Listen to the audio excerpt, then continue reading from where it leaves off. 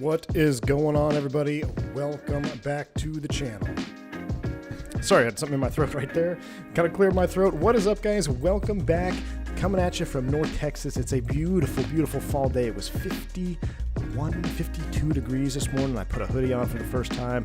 It's just great mood coming to the office. Can't wait to get this stream going for you here from the V1 HQ. Hope everybody's doing well on this marvelous Monday. We got a Cowboys win yesterday on Sunday. That's good. We had a Jets win on Sunday. We also had well, we had Tom Brady. He lost last night, that's all right. But I like to see that guy win now that he's in Tampa. Anyway, back to the show, guys. It is a very exciting day to be streaming. We are in the I scene, KLAX, which is one of my favorite airports to fly in and out of. There's a lot of good food. There's a lot of good options. They move traffic really well. In fact, one of my favorite trips as a real Airbus pilot was a 3-day, it was actually a 4-day trip that would go in and out of LA.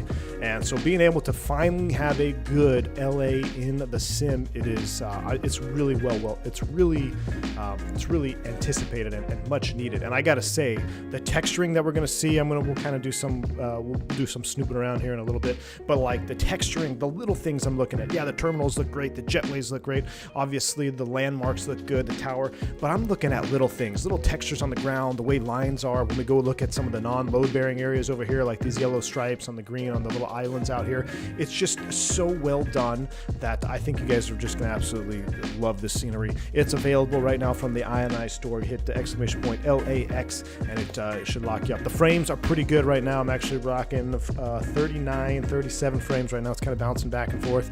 That's because we're also in the outside view. Sometimes I get this stutter. I know I'm trying to figure this out. So outside view, for some reason, when I click and drag, I get stutters, and I know it stutters on the stream for you guys, and I don't know why that is, but it's not happening on my computer. It's just coming through the OBS, so might have to deal with that a little bit later. But right now, frames are pretty good, especially with the Fenix. I am running pretty much max graphics. I've pretty much loaded everything all the way up to my 3090. It's working. I will tell you, my 3090 is working at 55% load right now, which is a little bit higher than normal. But that is, we've bumped the scenery up, and it's just, it's absolutely looking good. So what I'm planning on doing right here for this flight is we're going to do a Vegas turn. I wanted to go to Oakland, but we don't really have a good Oakland scenery, so we're going to do a Vegas turn. We're going to depart here real time. This is real time, real weather. We're going to fly out. We'll go to Vegas. We are going to do a giveaway, by the way. A couple of y'all were asking. I just don't put giveaway in the title because I don't just want people coming in for a giveaway, and that just seems kind of weird. So if you want this scenery and maybe you haven't picked it up yet, we are going to do a giveaway. I will be giving away a courtesy of iniBuilds. We'll be giving away one LAX to a lucky viewer of the video. So that'll be coming probably, I haven't decided if we're going to do it on the second leg yet or on the first leg, but that'll happen when it happens. Hopefully you guys can have one lucky winner for that. But am I using NVEC as the encoder? NVENC. Yes, Kyle, I am. I'm using NVENC. My CPU is pretty old. So it's an older i9. It's actually one of the original i9s. So I pretty much load up my GPU for streaming. But overall, the scenery it's run really smooth. I haven't had any issues, and I'm in the Fenix, which is a heavier airplane on frames. But hopefully, as we see the transitions and stuff here, it will look pretty smooth for you. Now, one thing I can't do right now, and I wanted to kind of go in drone cam and drive all the way around the airport. But when we do that in the Fenix, when you get a certain distance away, basically drops everything out. So what I'm going to do is on our return leg, it's going to be very exciting. We are going, as you look at these ground textures here, on the return leg, what we're going to do is we're going to come back in. We might take the Neo. We might take the fly-by-wire Neo coming back in, and we're going to do a sunset arrival. We'll speed up the time so you can see what it looks like at night with all the lights on and everything. It looks fantastic. I did a lap around the pattern and testing for a sunset, and it blew me away. So I hope you guys are ready for that. How about the Horned Frogs? Boomer who? Al W, what's up, man? They put the beat down on old OU for sure. I'd love seeing that as well. But Darren says, it could just get laggy on outside views for me. Yeah, I'm not sure what the outside view lag is all about. But right now, it's looking good. So what we'll do is we're going to start up. We'll taxi out. We are also using a beta version courtesy of Fenix. Amir sent me a little updated patch. It's not quite released yet, but it should fix some issues that you guys are having with flares and the energy management. And to quote Amir exactly, let me pull it. Oh, you know what? I closed it. But basically, it said it's changing the inertia on the flare phase of flight here. So it kind of really, let me see exactly what he said. Okay, bump to flap full lift, and it should feel more responsive in the flap full configuration. And then in the flare, it's a little bit more energetic as opposed to just throwing the elevator up into a bowl of porridge, courtesy of Amir, which I kind of got that feeling too. It felt kind of just mushy, right? Now it should feel much better. I didn't get to do a quick test in it just yet. I ran out of time, but we're going to experience that live here on the channel. I think it should be good. Now it is a closed testing version. So if we do encounter any bugs, just remember it's because I've opted in to do a little testing. But here we go. Let's get this airplane fired up. I'm super excited. We're also doing a V Spirit today. So we have, where'd all my sounds go? Oh, helps if I turn the sim sounds on. Sorry about that. We'll get the GPU on as well. Boot up the screens. Here we go. We got to turn up our brightness as usual here, which I still wish we didn't have to do that.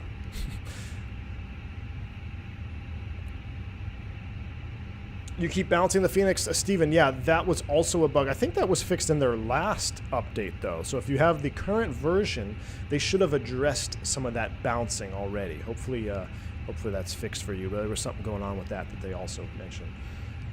Daniel says, I bought the Fenix because of your vids and you make amazing content. Thank you so much, man. I appreciate that. Glad you're enjoying the content.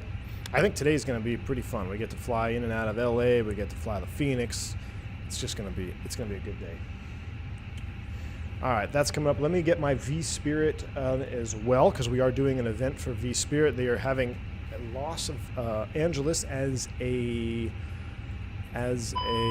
focus city. So tacos in LA, courtesy of V Spirit. I do have that up and running. We have our Spirit call sign of 562 today. So that's what we're rocking. Going to be doing the 562 from V Spirit. Let's come down here. Let's do a quick initialization, and we'll pull some ATIS out. Looks like tower's online, which is awesome. Fly to NIP. Let's go ahead and pull that. Is the A319 harder to land than the 20? No, the 19 is actually easier, I would say. Grand P, great point. Any failures today?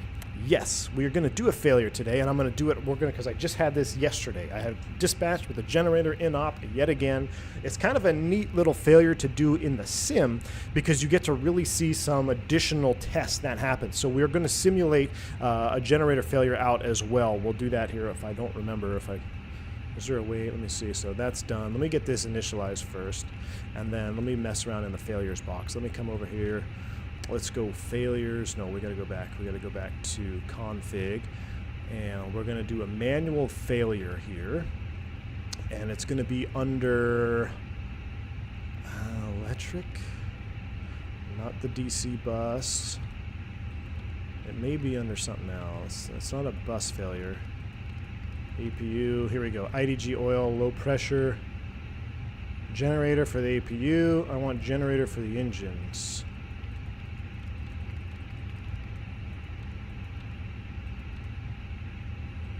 IDG low oil, could use that. Oh, here we go, generator, APU 1 and 2. So I had generator 1 in op. So we're gonna go over here, and that is immediately activated. So generator 1 is inoperative, and we'll come back to the overhead, and let me close you. And so generator 1 will be off. So this is how I received the aircraft when I got to the airplane. Was it yesterday? I don't even remember now, 2 days ago. So generator 1 is off. Let's continue with our overhead flow first. So cruise supply action, come on, ground control, it's coming on. We'll do a CVR test. Beautiful. Captain goes to the captain swish. Let's get our ADIRs aligned. We'll put this in status position 1. Time to go 8 minutes. That looks good. Strobe lights into auto. Nav position 1. Seatbelts off. No smoking auto. Arm the emergency exit lights. Cabin elevation is in, or cabin pressure is in auto. Generator 1 off flight. This is a non-normal. We've identified that. That's how it would look in the real airplane, and I wish I could put little orange stickers up here. It'd be cool if somebody make a mod where you could just put stickers on your cockpit, like little orange circles, say in-op. So that's in-op. Everything else looks good up top here. We'll do a quick fire test. You guys got to see the fire test in the shorts videos for all my members. I hope you guys enjoyed a couple little shorts videos over the last week of doing some real-world flying. Always like to take you guys with me. We got to do some tug communications as well. Got to see how we do it in real life. It looks a little bit dark in here. Let's go ahead and bump up the integral lighting. Awesome. That looks even better. All right, so that's pretty much set. And one other thing we should do is we're gonna do GSX, right? Because we're doing V Spirit. Let's do proper GSX. Let's go ahead and request catering. And we're going to use LSG Sky Chefs because I used to have LSG trucks when I was a kid. So that's the only catering truck that I know. And we're also going to start the boarding process because it takes quite a while. So we're going to go ahead and request boarding. Boarding requested. They're going to do their thing. I'm going to come over here. We'll pull our sim brief flight plan from the Fenix tablet. Don't give me the power of a sticker mod. I'll crash the game trying to put stickers on every square inch of the cockpit, Steven. Oh yeah, I'm sure there would be those out there just like you wanted to do that. We're going to be late according to this. I think I messed the time up. It is what it is. It's all right. We'll just Spirit is in a meltdown, I think, anyway. So it's just realistic. We'll be a little bit late. We're going to go weight and balance, and we're going to go. I'm just going to do real-time load on this as well, right? What the heck? We'll do, because we're not going to do fuel. So we'll go load aircraft. Pilot's boarding starting. Real-time load. Kind of time it up here with GSX. So that is good. They're doing their thing in the tablet. We have a generator in op. Oh, I left my APU. I left my laptop in the truck that has our procedures. I might have to run out and get that so I can share that with you guys. All right, current ATIS information is Alpha 3000. Let's finish up loading the box here. We're going to blame Phantom anyway, exactly. Don't forget to start Pegasus. Nope, Pegasus is up and running, and I can show you guys here. So again, this is part of vSpirit. This is our little Pegasus app for all of vSpirit operations. You can see we're operating Flight 562 LA to Vegas, which used to be a good show on cable television. Anybody remember that show, LA to Vegas? Captain Dave starting. Time. So that's up, and I'm getting all my information. This is our 8 cars here, so you can see we're departing from Stan 54 Bravo, but I'm getting all my flight plan data, just like you'd use SimBrief. It's all here handy dandy for me, so when I'm going around plugging things in and out, this is where I get my information from. Again, this is all part of the that Pegasus client or VAMSys. I don't know. I still don't know if it's Pegasus or VAMSys. Let's see if anybody else is flying vSpirit today. Ooh, look, we got a couple aircraft. We got this gentleman over here, Las Vegas to Miami, Miami to SKBQ, that's somewhere down south. Barranquilla maybe, Miami LaGuardia, Atlanta, Cleveland. It's always cool to see that. So this is what I've got up using for my all my data and stuff. So just share that with you guys. We're operating this flight as NKS 562, Alternate of Ontario. Cost index per our flight plan is 25. It says 310. I don't know if we'll get up there for that. Tropo is 52. 300. I'm going to put that in there. Beautiful. Passengers are starting the boarding procedure. Scott, you flew vSpirit yesterday? Excellent. Excellent. You can't get the OFB tab to work, Telly or Velociraptor? I'm not sure about that. I'm not sure why you have that issue. Let's see, Tower's online, so we're going to need to get a clearance from him. Let's do that before we float up the box here, just in case. So we'll put 2095 in here for Tower. He is up on 2095. We'll be waiting for him. And everything else outside is good. Look at that. We got catering trucks. We got an American Airlines air stair. Looks like there's a merger happening. Beautiful. Christy, take it easy, man. I'll see you in a little bit. I remember raging about the cabin inaccuracies in LA to Vegas. Annoyed the hell out of my friend. I watched it. Yeah, it was a good show, man. LA to Vegas. But there were definitely some inaccuracies, but it was a lot of fun. You're doing your first vSpirit flight today? Awesome, Jono. Good deal. All right, let's call up Tower. I need to bind a push-to-talk again because I had it for my Boeing. Okay, that goes. 2095 is on Tower. And just in case we get something funky, again, I always recommend this. If you're on VATSIM and you're going to call for a clearance delivery and you don't get a PDC, pull up your route.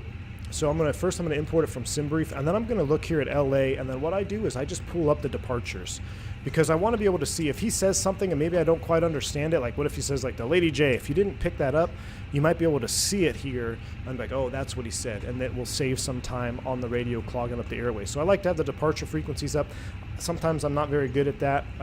Sometimes I miss that. But if you are new to VATSIM, I highly suggest familiarizing yourself with departure procedures before that. So GSX is bugging me for something. What do they want? Oh, probably to close the doors, right? catering vehicles. Everything is fine.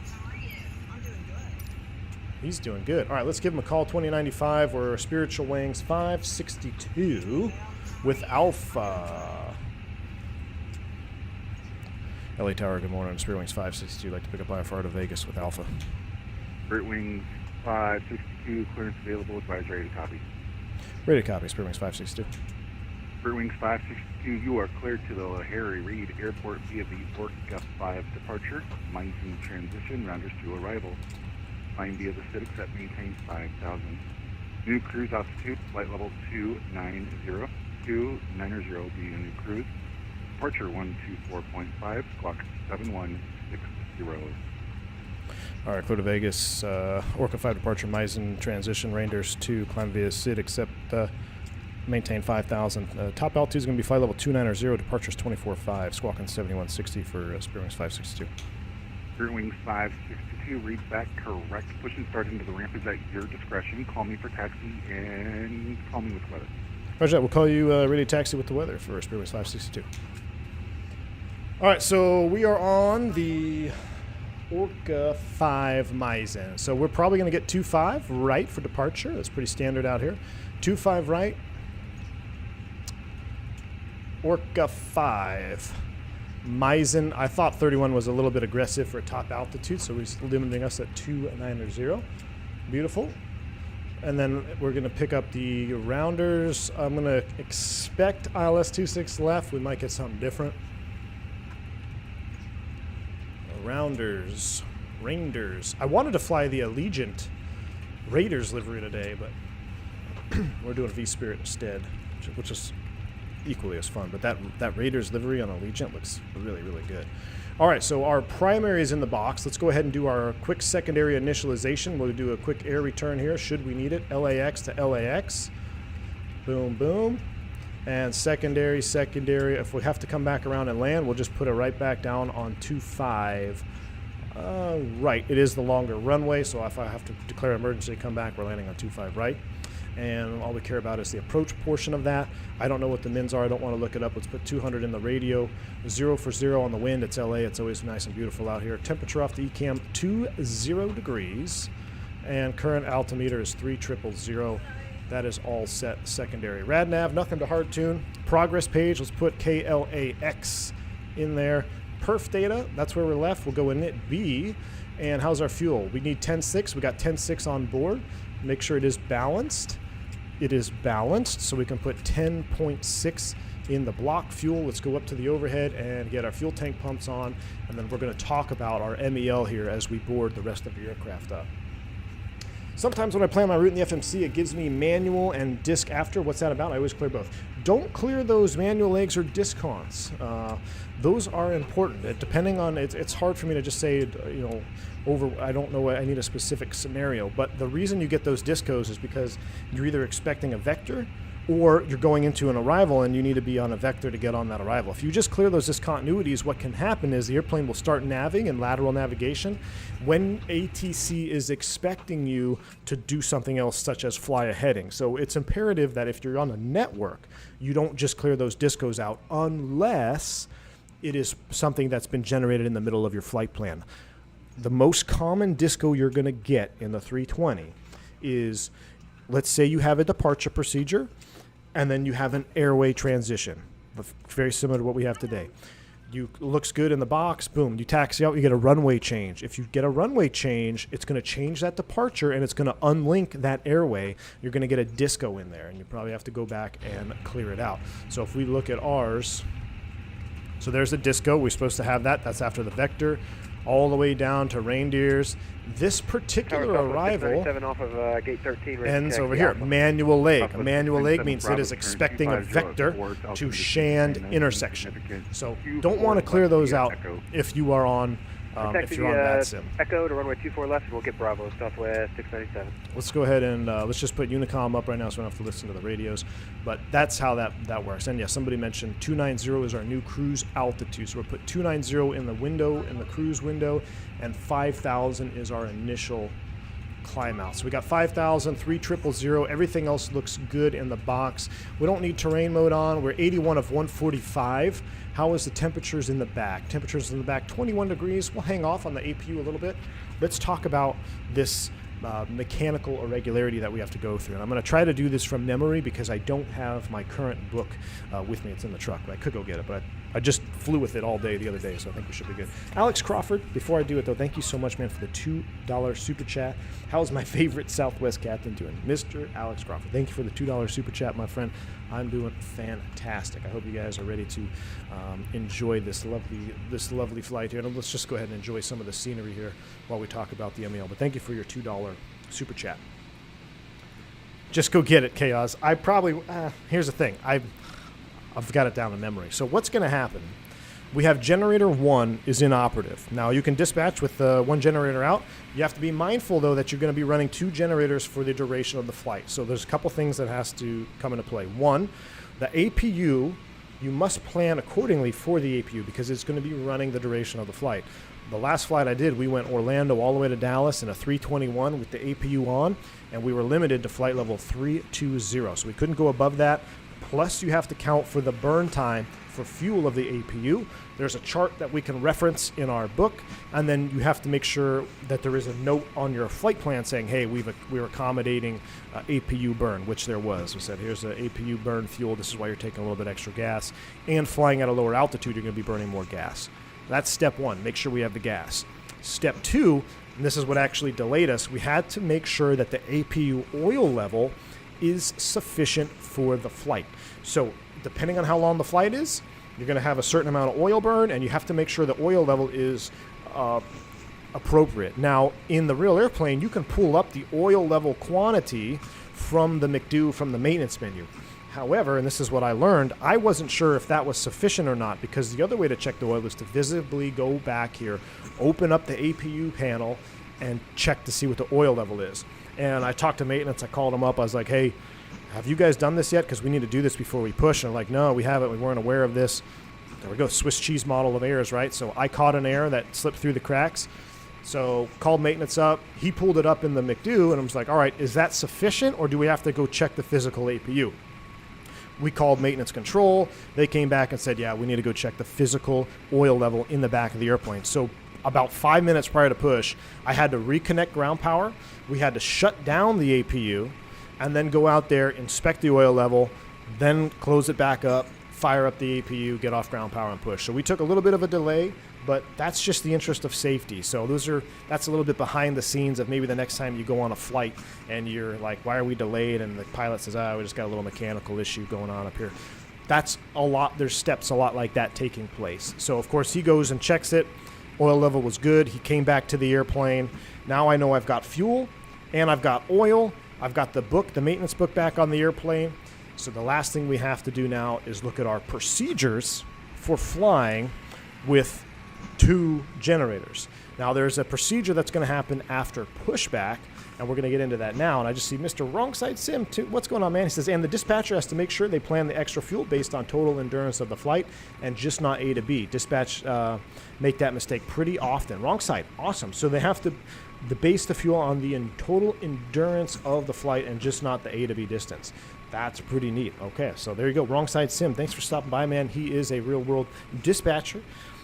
Dispatch manager, excuse me. He's top dog now, so he knows this stuff, and it's because of dispatchers like him we're able to run these airplanes in all phases, whether it's good weather, bad weather, or abnormal situations. But their roles are even more important as you start getting into these abnormals, because you could have all these little errors that slip through the cracks, and then you have to have someone stop it, and dispatch is our first line of defense.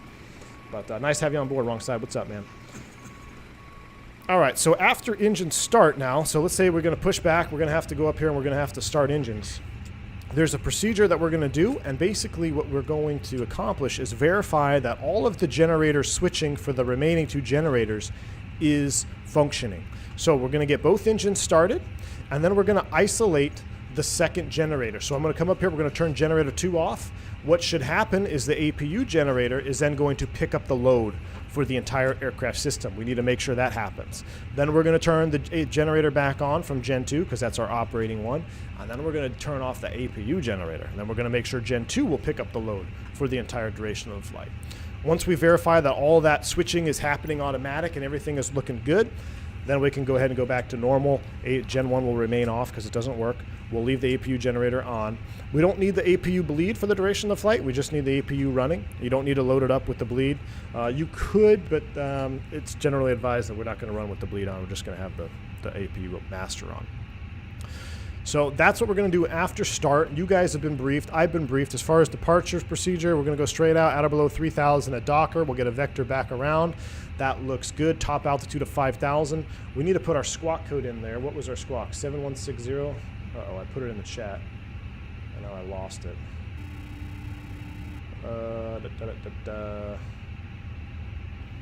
I got to scroll back in the chat now because I didn't write it down. 7160 was our squawk code. 7160 set. So that's good. Everything else is done. GSX boarding is pretty much done. We are still waiting for bags. We're at 67%. Let's see what kind of messages we got. Receive messages, load sheet, accept, takeoff fuel 10.3, beautiful. We're looking good. We have information alpha. Things are looking up. Let's go back over here. We'll just leave this on the AOC. Now we'll be proper. Flight plan page, perf page. Let's run some takeoff data. Mateo Chewy, what's going on, man? He says, I am parked a couple spots to your left, setting up for V-Spirit as well to Dallas. Have a great flight. Thanks for the content. Mr. Mateo Chewy. Well, thank you so much, man, for that £5 super chat. Really appreciate that, sir. That must be him right there. A proper Spirit 320 with IAE engines. Absolutely love that. Cannot wait to get IAEs over here on the Fenix 320. But thank you for your £5 dono, Mateo Chewy. Enjoy your flight as well. It's going to be an absolutely stunning departure out of here out of LA this morning. Christy's back. What's up, man? Jeff, what's going on, man? You like this livery? I do too, man. It's kind of the old forgotten Skittles livery here for Spiritual Wangs. All right, let's finish up some semantics. We're on the Orca 5. Let's just briefly look at it. I've flown it 100 times. But that breeds complacency, right? So we got to make sure we look at it. Basically a vector, Docker, boarding is complete. That's good. We're still waiting on bags. What we do need to have up is our taxi chart, our 10.9. We'll pin that, and then we'll go back and just run some takeoff perf stuff. So we are all done. Not quite done here yet. So we got to wait for this to finish. But let's look at our takeoff perf. I'm using AIG, Pascal. AIG. All right, we'll go ahead and sync the prelim. We're going off of 2.5 right, dry, LA optimum. Absolutely forcing Toga. And PAX on. And sync live weather. 250 F4 right down the pipe. We're looking at 24, 35, 35, flap 2. All right, so we'll keep that there and as an idea. Let's go back over here to the aircraft settings. Let's make sure we are configured. Airline modifiable. I don't want that. I don't want that. I want that. I don't want brake fans, and I don't want that. All right. Cabin. We don't need cabin lights on today. Controls are all good. They got rid of that tiller thing, and units are all properly set. Excellent. As far as the airframe, no DDRMI. We got an ISIS. Cool. All right. So all we are doing is waiting for bags to finish up loading. We could probably pull the chocks, and let's go ahead and fire up the APU. Kevin Thomas, what's going on, man? Welcome to the stream, dude. Welcome. We're just getting ready to fire up with a generator 1 inoperative on V-Spirit. So let's go ahead and fire up the APU. Let's take a listen outside. Gosh, I love this. The textures out here are just awesome for my and I. Absolutely awesome textures. I mean, look at just the little dirt from the top of the roof there. You see like these little drips. Just love the little details. Time to switch from X-Plane to Microsoft, Nick? What, because of the scenery? It's a good side. It's a good scenery, man. Sent you a DM on Discord Oh. for new hardware I mentioned the other day. Worth looking at. Bank angle check right back at you, Warring Side Sim. Dude, thank you so much for that. Appreciate you. Let me take a sneak peek. What do you got here? Oh.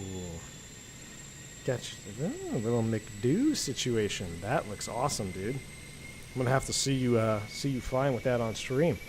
That looks awesome, man. Thank you for the $5, by the way. Bank angle check right back at you, bro. How expensive is the Fenix 320, and is it worth it if you want to get into VATSIM? Yes and yes, Ultimate Wrecker. You will not regret purchasing the Fenix A320, I promise you that. And it is absolutely worth it if you want to get on VATSIM, because on VATSIM, you want an airplane that can handle VNAV and LNAV, because you're going to be single pilot up there.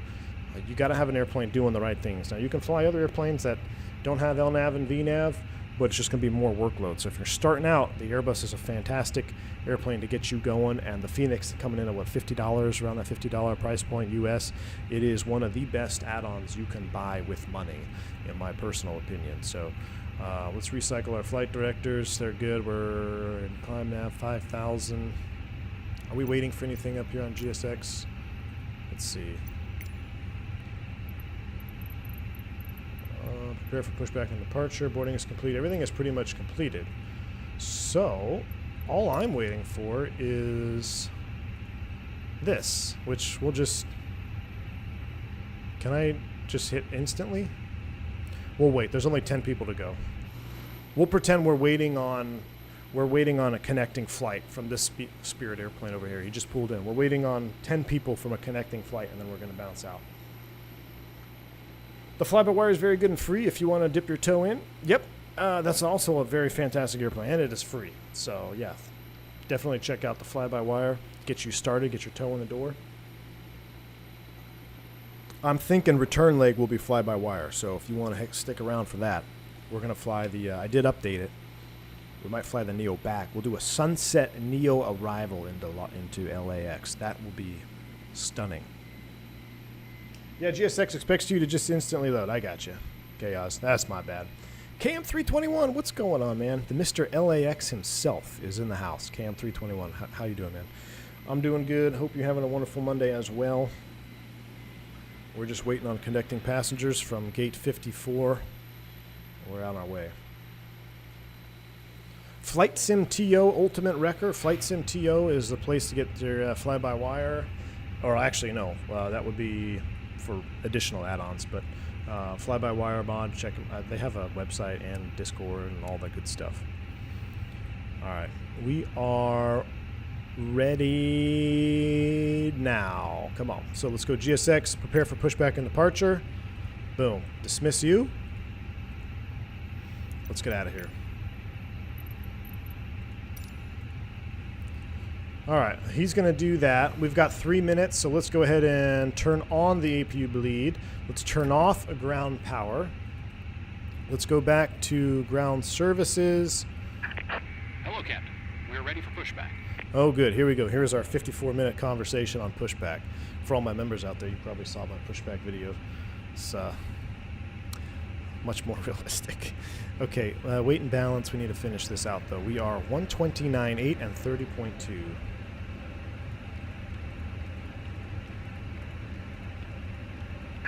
Departure check completed. Bypass pin inserted.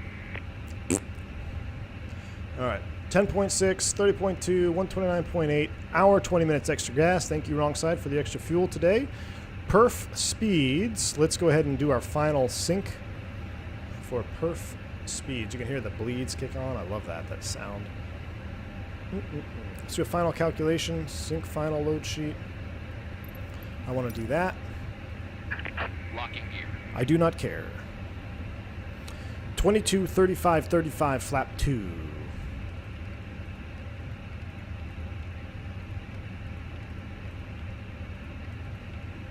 Flap 2, no flex. 5,000 is set.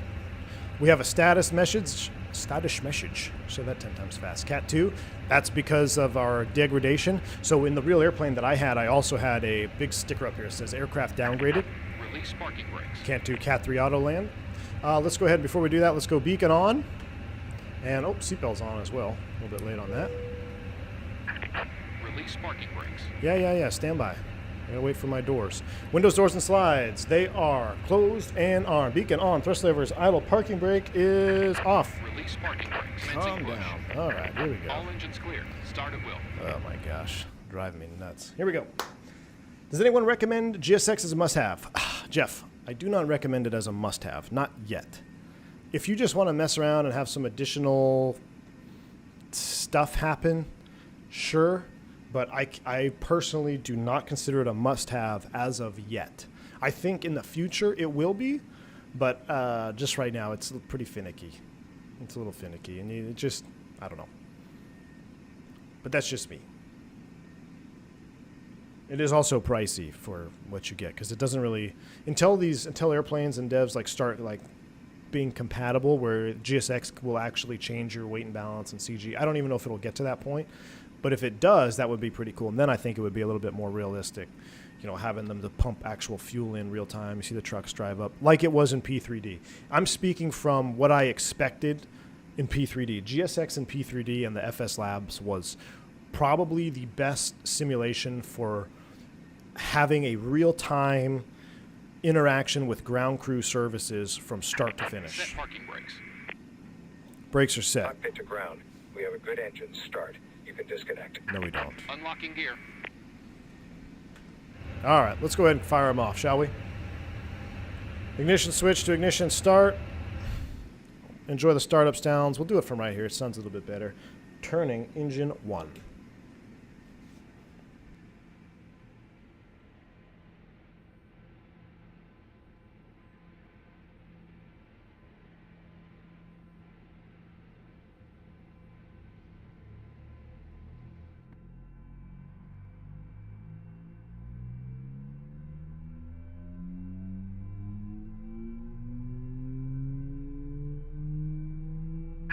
Tow truck disconnected. Bypass pin removed. Left is clear. Right is clear. Why don't you get off the headset and show me the pin?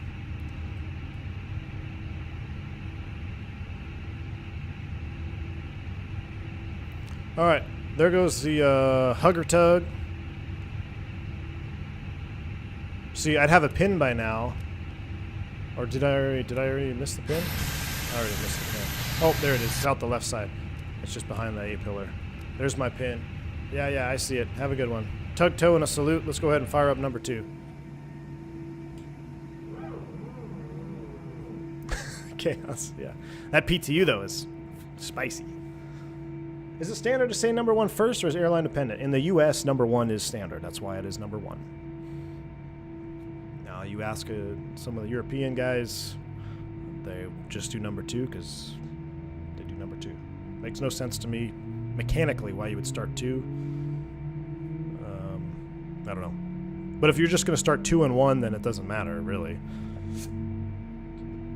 No single engine taxi points? Tyson, no, we cannot single engine taxi because of our MEL today. If we were to single engine taxi, we would not be able to complete our MEL, our generator test. So that's why we're going to fire up both engines today. We're not going to get all the max points on V-Spirit for single engine taxi because we do have to do a MEL test. All right, looks like we got 2 good engine starts. Let's go ahead and put tower back online. That's associated, I bet you anything, that is a generator. Alaska 1055, you see the company traffic. Electric Gen 1 off, just like the real airplane. That's associated, clear electric, status, clear status. All right, let's go ahead and reconfigure like normal. So we're gonna go back to normal here. We'll arm the speed brakes. We'll extend flaps 2 with these juicy animations.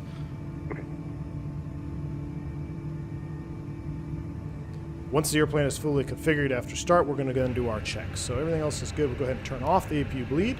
Now it is time we look at our MEL procedures. So first thing we're going to do is we're going to pull up the electrical page. You can see APU generator has picked up AC bus 1. Gen 2 has picked up AC bus 2. So let's isolate let's isolate generator 2 and make sure the APU picks up both. So generator 2, confirm, off. And look, APU generator has picked up both buses. All right, generator 2 back on. Now let's verify that the APU will pick up the load. That's associated. APU generator push button confirm. Off. 2562 fully ready. Now Gen 2 has picked up the load all the way to AC bus 1. So all of our, and we have a galley shed. So all of our auto switching is properly functioning. So let's go ahead and go back to normal configuration. That goes back to normal. We're going to leave the APU bleed off. APU stays on. Gen 1 is off. That is all good. Clear electric. And after start checklist, engine and ice, it's off. 1255 or 1225? 1225, sorry about Let's that. see what we have here. Go ahead, let's get 1225. The electric pump is off. Radar trims, start check is complete. There's our final. I'll try to get you airborne sooner if I can. All right. Roger, 1715, sorry, let's get 1225. Information Charlie is now current. Hit the B key. 3000 still. Hello, good day. United 2227 here. We're on a, looks like what's my final was 925. United 2227, what happened in Vegas clearly has brought you back to LA. Welcome back, sir. Wind 260 at 6. That's not true, man. What happens in Vegas? Good to land 25 left, Well. United 2227. Never mind. I'm not going to go down that rabbit hole. All right, we're spot 5. Actually, what is this? We're the Alaska Alley? Yeah, we're at Alaska Alley taxi. LA target afternoon, Spirit Wings 562. We're in the Alaska Alley. Ready taxi with Charlie. Spirit Wings 562, thanks for having Charlie on board. Taxi runway 25 right via Bravo. You're going to be behind the Alaska. 25 right via Bravo behind Alaska. Okay, for Spirit Wings 562. Delta 25. All right, brakes Contact released. SoCal departure 124.5 CS. Taxi light is on. Let's go.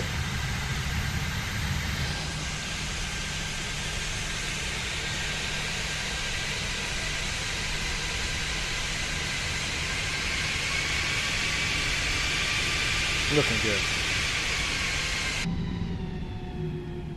If you have an APU failed during flight, do you have to land ASAP, or can you continue with only one generator? Marco Garati, you have a very good question, and I was constantly thinking about that on my flight back. So I was flying a pretty long, I say pretty long, but we were flying from Orlando all the way to Dallas with 2 gens, and you know, we had a land route, which you could either go across the Gulf, or you can go over land, kind of up through Tallahassee. Normally, I would ask for a shortcut over the Gulf, but because of the current situation, I was like, you know what? With 2 generators, if we have an APU auto shutdown or something, I want to just stick with being over land. So we're going to taxi into this tug for some reason. So let's just go ahead and look out this window. But it is situational, but you would not want to continue one generator. 2501 on the ramp. I don't want to say every time, but it's definitely situational. It is something that I was constantly thinking about on my flight back in with the 2 generators. I'm like, yeah, where would I go now? Let's say we have an or APU auto shutdown right now. Where am I going? Where's my next? Where am I going? I looked at my MSY. I was like, all right, we could go to MSY. Luckily, it never happened, but you would have to be a situational event for me to answer that. Traffic, then Bravo 225 full length. 2501. All right, we're behind Alaska, which is already down there. Look at this scenery, though. Freaking awesome. The ground textures are awesome. Traffic is on a 4-mile final for the South Complex, wind 260 at 6, runway 24 right, clear to land.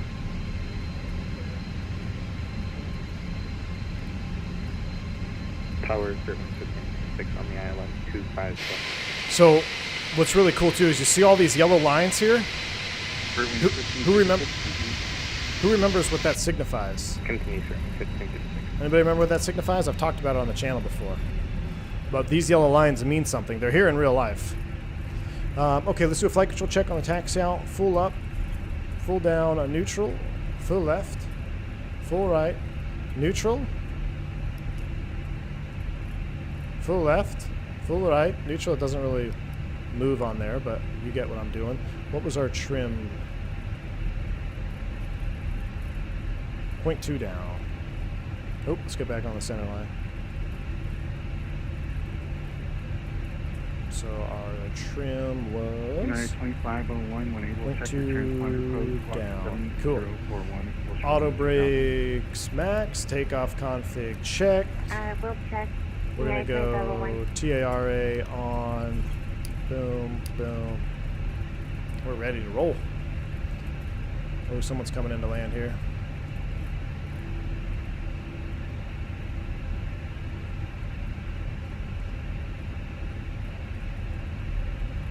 So these power lines are from my We Love VFR pack. Rolling out now. 25. So I should have removed those. 56, copy. Low visibility? Nope.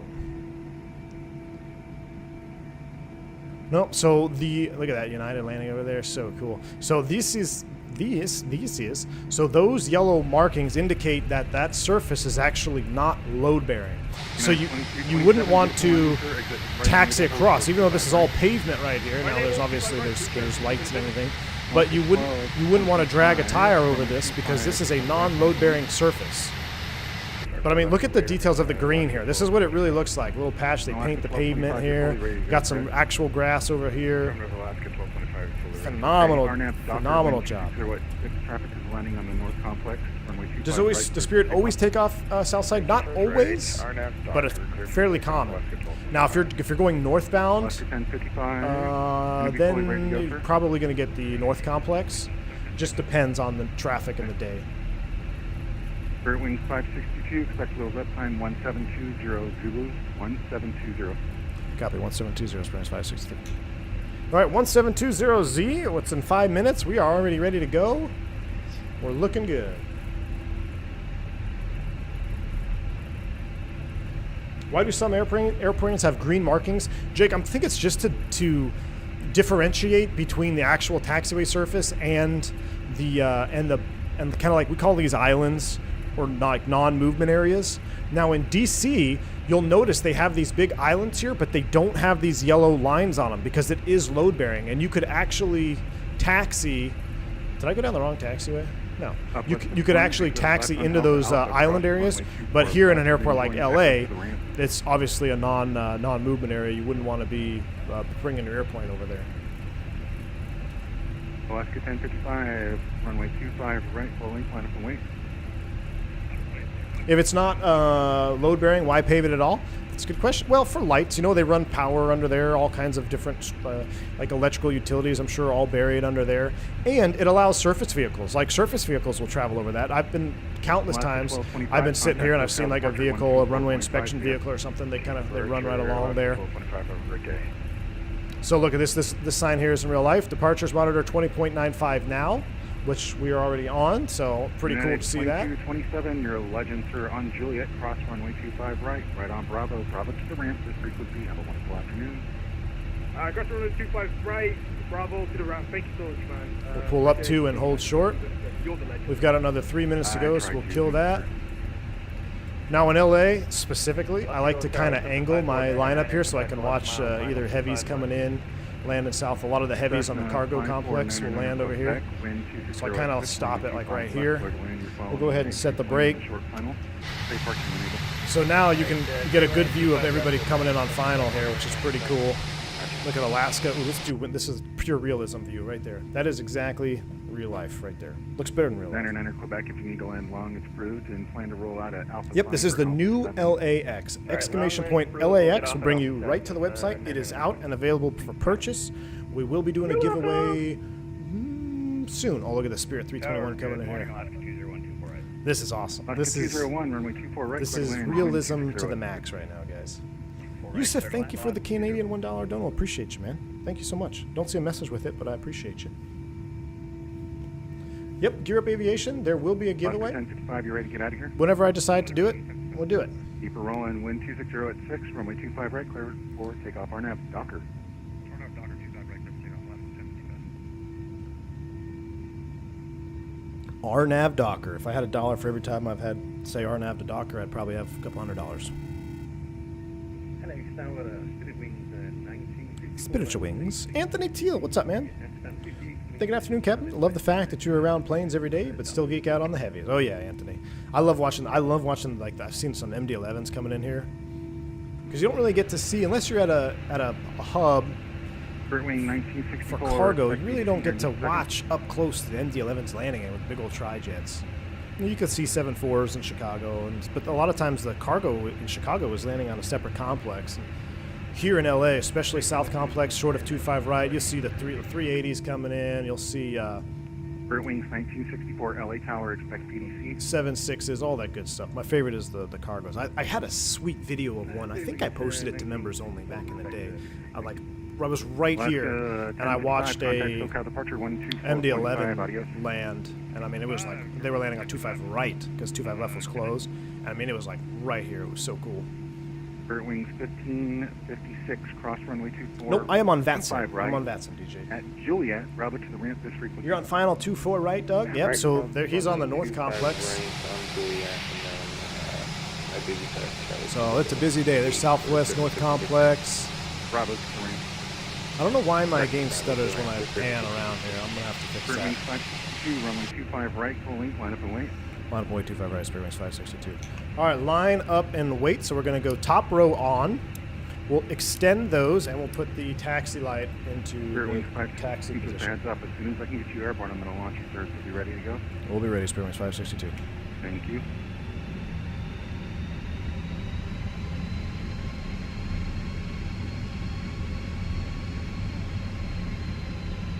Greetings from Germany. What's up, Scotty? Welcome.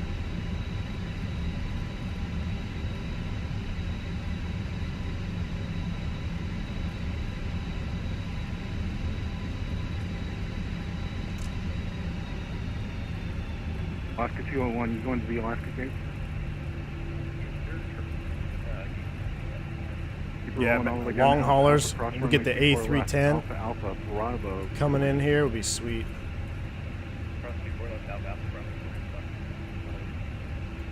There we go. Proper lineup right there. Do not need to call in at the checkpoint. Gosh, that runway looks so good, man. Look at just the wear marks. That looks so real. I cannot even tell you. Got the United Heavy over here, the hangar over here, freaking tower sticking up, prominent landmarks.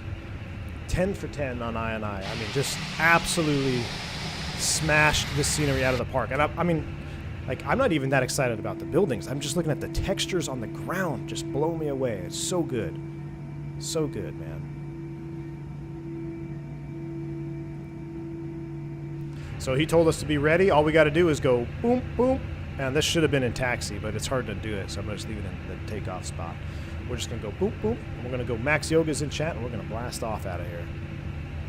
Let's just sit on this view, because this is real life view right here. What resolution? I'm running 1920 by 1080. Exclamation point LAX, Dennis, will bring you right to the page. I'll tell you, it's worth every penny. Before takeoff to line check, yeah, we would have done our lineup check. All checklists are complete at this point. And I'm holding the brakes. You'll notice I don't have my, oh, you can't see my parking brake cam, but my parking brake is down here. Huh, I gotta move that camera. Looks like I moved it. But you don't really want to set the parking brake if you can help it on the runway. Going for my type rating soon. Any tips for me? Man, just go in confident and prepared. And you got nothing to worry about, man. As long as you're prepared, then you should be confident, and then you're going to knock it out of the park, man. Type ratings are not a big deal, as long as you're prepared. If you're not prepared, then it's a whole different ballgame.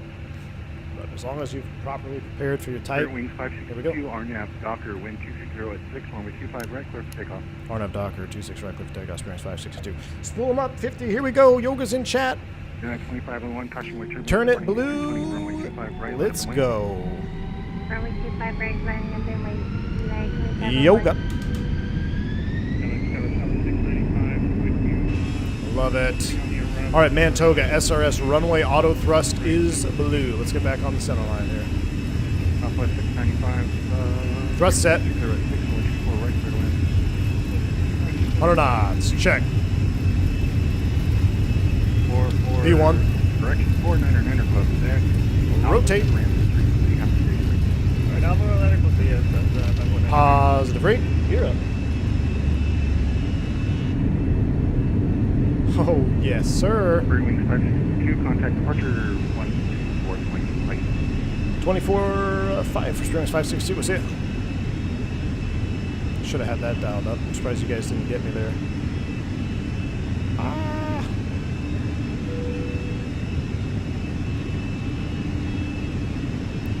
Departure, how you doing? Spirit Wings 562, 1.5, Carmen 5,000 on the Orchid. Compass 562, SoCal departure, rudder contact, flight maintain 13,000. Climb and maintain 13,000, Spirit Wings 562. All right, 13,000, climb and maintain. So we're going to dial it up to 13,000. Pull for open. There's VFE next, -10, flaps 1. Or I said that wrong. You don't really care about that. 702, ready contact. Goodbye, LA. Your flight heading. Watch your ears. We're going to look at a post. 220 vectors for traffic. Descend maintain 10,000. That's real life. Left 20 for traffic. Here comes a turn, though. We got to actually fly the airplane because we're on a network. So let's actually fly the airplane. Nice little turn. Look at that shot. LAX 10-4-10.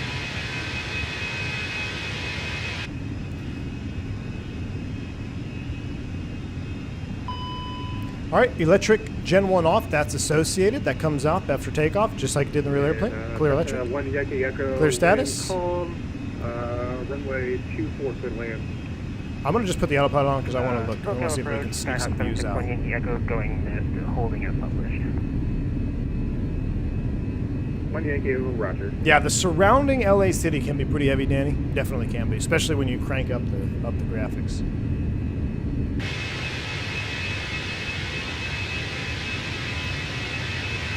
Absolute amazing. Even like 102, 170 knots, the greatest for 5 miles final. just wait till if you think this is good, just wait till we do our sunset. All right, there's SP. Let's go ahead and go flap 0. Yeah, Spirit Wings 562, left turn direct clipper and climb via the Orca 5 departure. Just realized a left turn direct clipper and climb via Orca 5, Spirit Wings 562. You didn't tell me which way to go, but we'll go ahead and start left.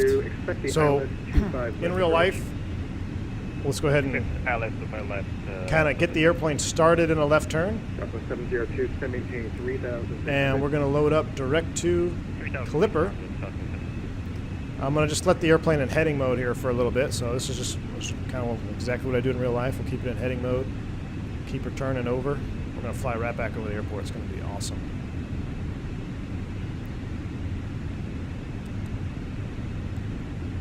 Southwest 1995, are you still on the arrival? So we're getting a climb via. Here, my flight computer messed up on me here, dude. Sorry about that. No problem. Sounds like pilot air to me. 170 knots, still 5 mile final. Contact LA Tower 120.5. 170 until 5 and contact tower Southwest 1654. All right, that looks good enough for me. Let's go ahead and no, keep turning. Keep turning, keep turning, keep turning. And that looks good. We'll go ahead and execute. Thrust climb, open climb, nav. We have a climb via, so now we're going to look at our chart. Our top altitude on the Orca 5, climb via, is 230. So I'm going to dial in flight level 230 in the FCU. And it's very important that you mash it. So now when you mash that button, we have alt is in the magenta, signifying that it will comply with the restrictions on the departure. 562, LA Center's offline, radar service terminated, change approved. Over to Unicom, have going Spirit Wings 562. All right, there's 10,000 feet over to Unicom. Let's go 22.8. But that is a crucial. That is a crucial part of clearances there, and I'm going to read. It's so crucial we're even going to talk about it one more time. So on the departure, he said turn left, direct to Clipper, climb via Orca. So to climb via, if I were to just, I was in open climb, if I were to just put 230 up here, I would have climbed through the altitude restrictions. If you mash the button, you can see we have a little dot right here. That means we're in a managed mode, a managed vertical mode, also verified by the FMA. We're thrust climb, alt is in magenta, and we're obviously navving. Now 19 is magenta, 23 set. So the proper call, depending on the airline, at least for us, is 230 set, 19 magenta, meaning the airplane is predicting that we're going to have an alt constraint at 19,000 feet, but our top altitude that we are cleared to is 230.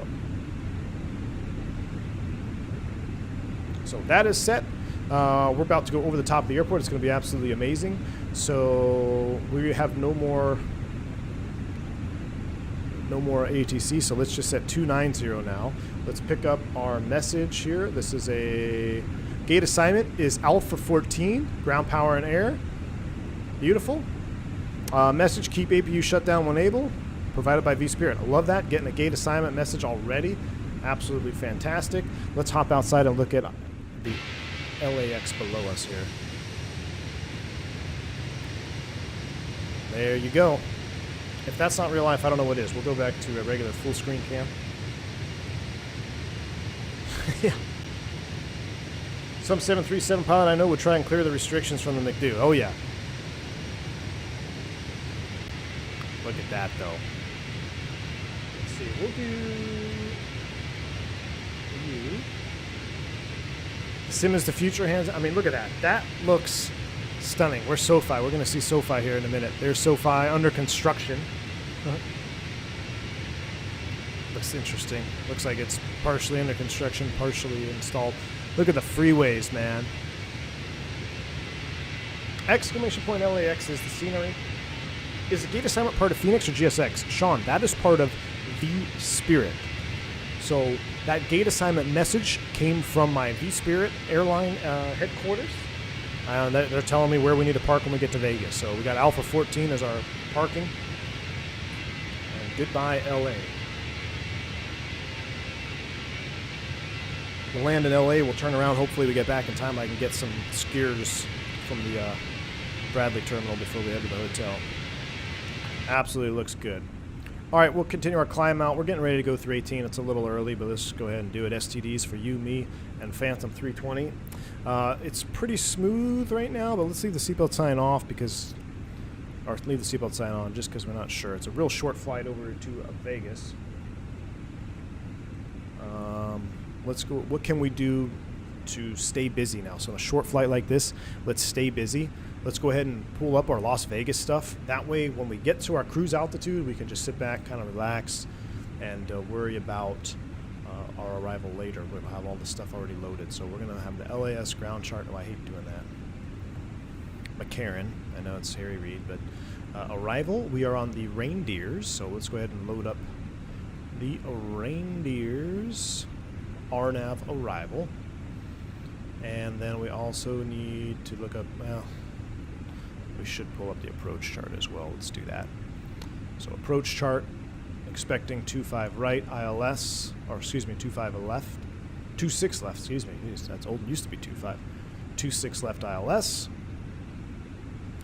And let's just put it in the DA is 2269. So I'm staying ahead of the airplane, right? Staying ahead of the airplane, 2269 is going to go into our Barrow ref. We'll get the winds and weather here in a little bit. Is Vegas Tower online? Let's take a look. They are not, so that's fine. We'll go return, ATC. We'll do a weather request for Las Vegas. We'll send that out. We're staying busy. We're staying ahead. Let's go to XP72's view, GoPro view. Man alive, that looks good. Which do you like better, fly-by-wire, EFB, or Fenix one? They're both pretty comparable, honestly. They're both pretty darn. They both do the same thing, and I think the fly-by-wire is actually. I haven't flown it in a long time, so we'll see. Ask me that question on leg 2 when I actually get to see the most updated EFB.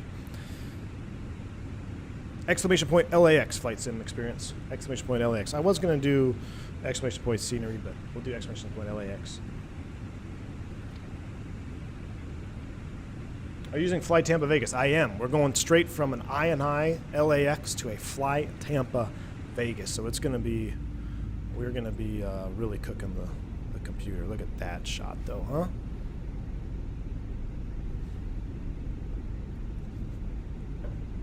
Don't forget to smash down that like button, guys. Got 400 people watching, and we're pretty light on the likes today. Only 185. You guys must not be interested in any giveaways. So part of the requirement to win the giveaway is to be a subscriber and to also hit the like button. I think we'll do the giveaway. We'll do the giveaway on leg 2, probably. Probably leg 2. But I will actually start prepping that now with my little random selector. Kyle Ferris, that's exciting, man. You're going to enjoy it, especially if you're coming from maybe a controller or something else. Having an actual side stick is going to be a big difference for you, man. Look how short that is from climb to top of descent. So let's talk about this real quick. So I mentioned I've got a beta version of the Fenix, which is a slight tweak to the landing performance and the drag and flaps 2-3 configuration. So we're going to be monitoring that on this landing. I'm going to see how it feels. Probably should have done a test landing before doing it live on stream, but hey, ran out of time. So I was going to take it up in the pattern, then I just ran out of time. My Microsoft took forever to load. So we're going to experience that for the first one here. Maybe if we balk it, we'll just do a go around. We'll come back, get another landing practice in there to see how it feels. But hopefully it feels even crisper than the previous version. Your city's looking good in the sim. Excellent, Callie Banks. Excellent, man. I mean, look, I love coming over the mountains here. It's just so awesome. So awesome. The views are stunning. One of my favorite trips, I talked about this a little bit, was when I was a very senior FO, and basically I could just handpick whatever trips I wanted to fly. One of my favorite 4 days that I would pick, look at the little bit of fog and mist down here in the valleys. It was one leg to LA, and then the next day you would do LA to Cabo, I believe, and back. And then you had a nice overnight again in LA. Then on day 3, you went up to Oakland and back. So a short trip, short out and back. But you got to fly over the mountains. It's beautiful. It's West Coast weather. Get back into LA. A little bit shorter overnight, but then the next morning you were up early, one leg LA to Dallas, and it just was awesome, man. You got to stay in the nice cool weather of the West Coast, not have to worry about all these crazy thunderstorms and all that nonsense. But that was like my go-to trip. I did that trip, I don't know, probably over 100 times. That was one of my favorite pairings. I don't think the pairings change month to month typically, especially now with the way things are bid out. But back in the old school way of bidding, when you bid for a specific month of flying as opposed to trips, line bidding versus PBS bidding. That was the one I loved. Vegas currently uncontrolled, figure 8 circuits off 2619. Hey Lauren, I'll tell you what, if it is uncontrolled, what we'll do is we'll do a touch and go. We'll just do a touch and go bulk landing for practice purposes, and then we'll come back around and do a full stop, just so we can get a feel for the new landing mode of the Fenix. So make sure you're sticking around for that. But if tower pops online, then we'll just do a full stop. Did you ever have to divert because of an aggressive passenger? I wouldn't say divert. I've had to return to the gate. I've also had to kick a passenger off, a couple passengers off at the gate. Mostly that, I think I had kicked maybe one passenger off in my career, and then COVID hit, and then I ended up kicking like 3 off at the gate. Like the whole COVID thing, just people went crazy, man. The whole mask ordeal, and just, it was wild, man. It was a wild time to be in aviation as either a pilot or cabin crew member during the whole COVID scenario, because people changed. And it was not for the better. Are you pretty high up on seniority now? Shaq, I'm pretty decent. I'm above that 50% cut, which is really good. I'm actually getting close in on. I'm in the 30s of like company wide. So right now it's pretty good. I still can't. I'm not super senior, but there's also your relative seniority in your base. So. As luck would have it, the base that I am in is probably one of the most senior bases that we have. So if I were to go to any other base, I'd even have more seniority. But people like living in the old DFW. Las Vegas is nice, except when you deadhead there only to fly. Oh my gosh, Christy, you reminded me. So I had this one trip. It's a smooth flight. We'll go ahead and kill the seatbelt sign off here. Let's go ahead and enjoy some more views here. I had one trip piss me off so bad. Christy just reminded me. So what was it? I had 2 days left. I was a reserve captain, so I was on call, and I only had 2 days left, and there was nothing actually no, I only had 1 day left of reserve. So I thought, okay, I'm going to be off duty. Typically, if you haven't been called and you're on your very last day of reserve, it has to be a pretty niche window flight for them to get you and you can legally go out and come back, especially since my on-call time was 3 a.m. So my on-call time was 3 a.m. If you wake up at 8 or 9 o'clock in the morning and they haven't called you yet, you're pretty much done, because there's just not enough time in the day to legally get you out and back, because your duty starts at 3 a.m. Well, this one day I was all souped up. I think I had some plans. I think we were going to do something, maybe even a stream. I can't remember. And I get a call at 3 a.m. sharp. And I had to deadhead at a 6. It was we have a 3-hour call out. So they called me at 3. I have a 6 a.m. departure. So as close as they could possibly do it, the departure was actually 6:0600 to Deadhead all the way to LAX. And this was, I think it was kind of in the winter time too. So the jet stream was still really strong. So it's like a 3.5 hour, close to 4-hour flight when you go westbound in the wintertime even to LA. So I had a deadhead for, let's just say, 3.5 hours to LA. Then I sat in LA airport for airport appreciation time for 3 hours and 58 minutes. At a 4-hour, more than 4 hours, contractually, where I work, the company would have to provide you with a day hotel. So basically, if you have to sit at an airport for 5-6 hours, we'll provide you a day hotel. You can go to the day room and you can stay at home. You don't have to sit around walking around the airport. Well, I was at 3 hours and 58 minutes. So deadhead for 3.5 hours.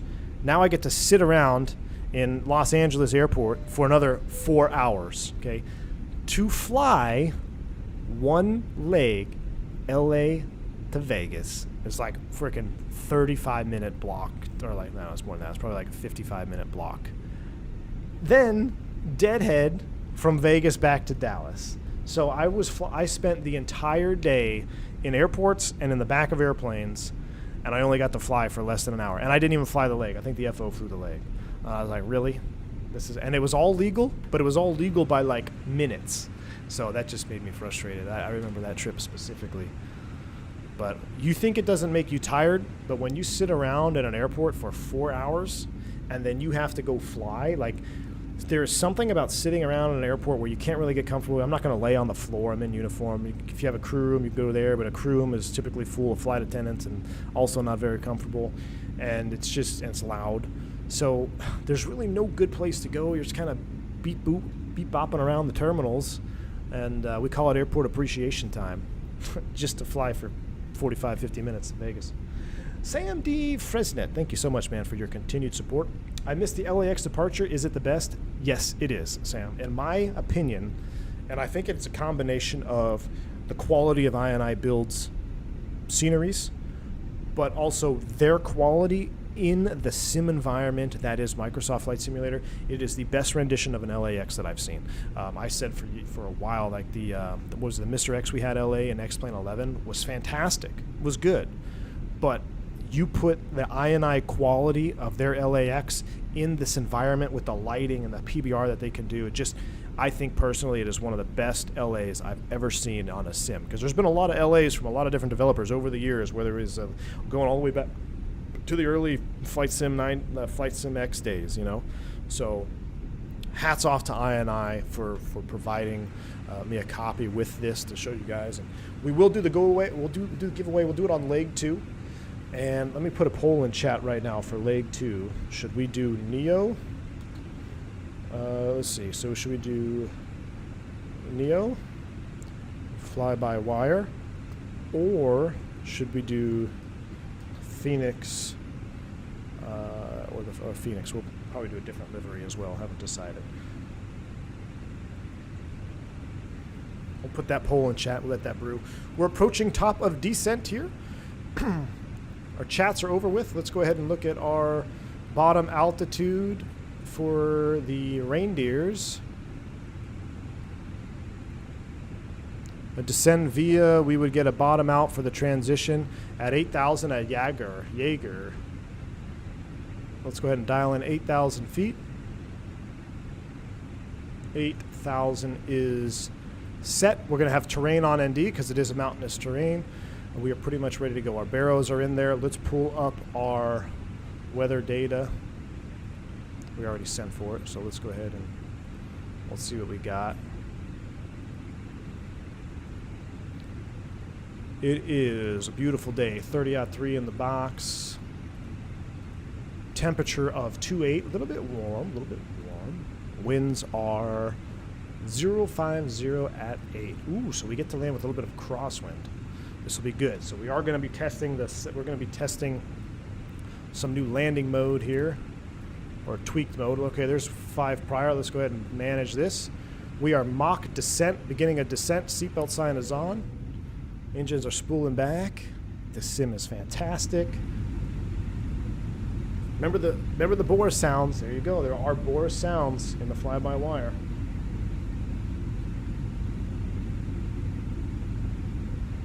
A Yeller Neo?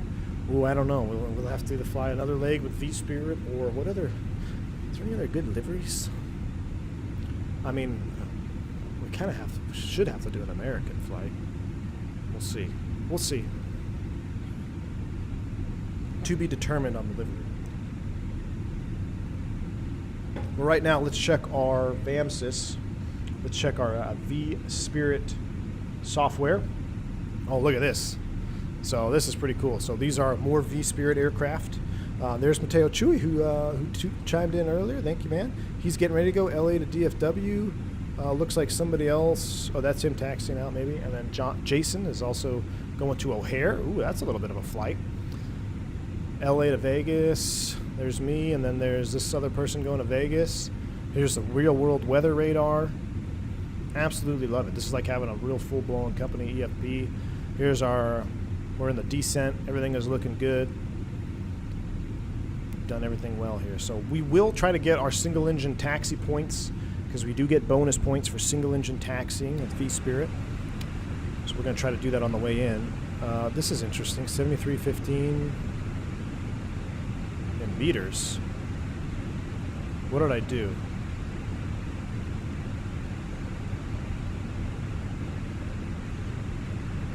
Is there like a hidden click spot for meters or something?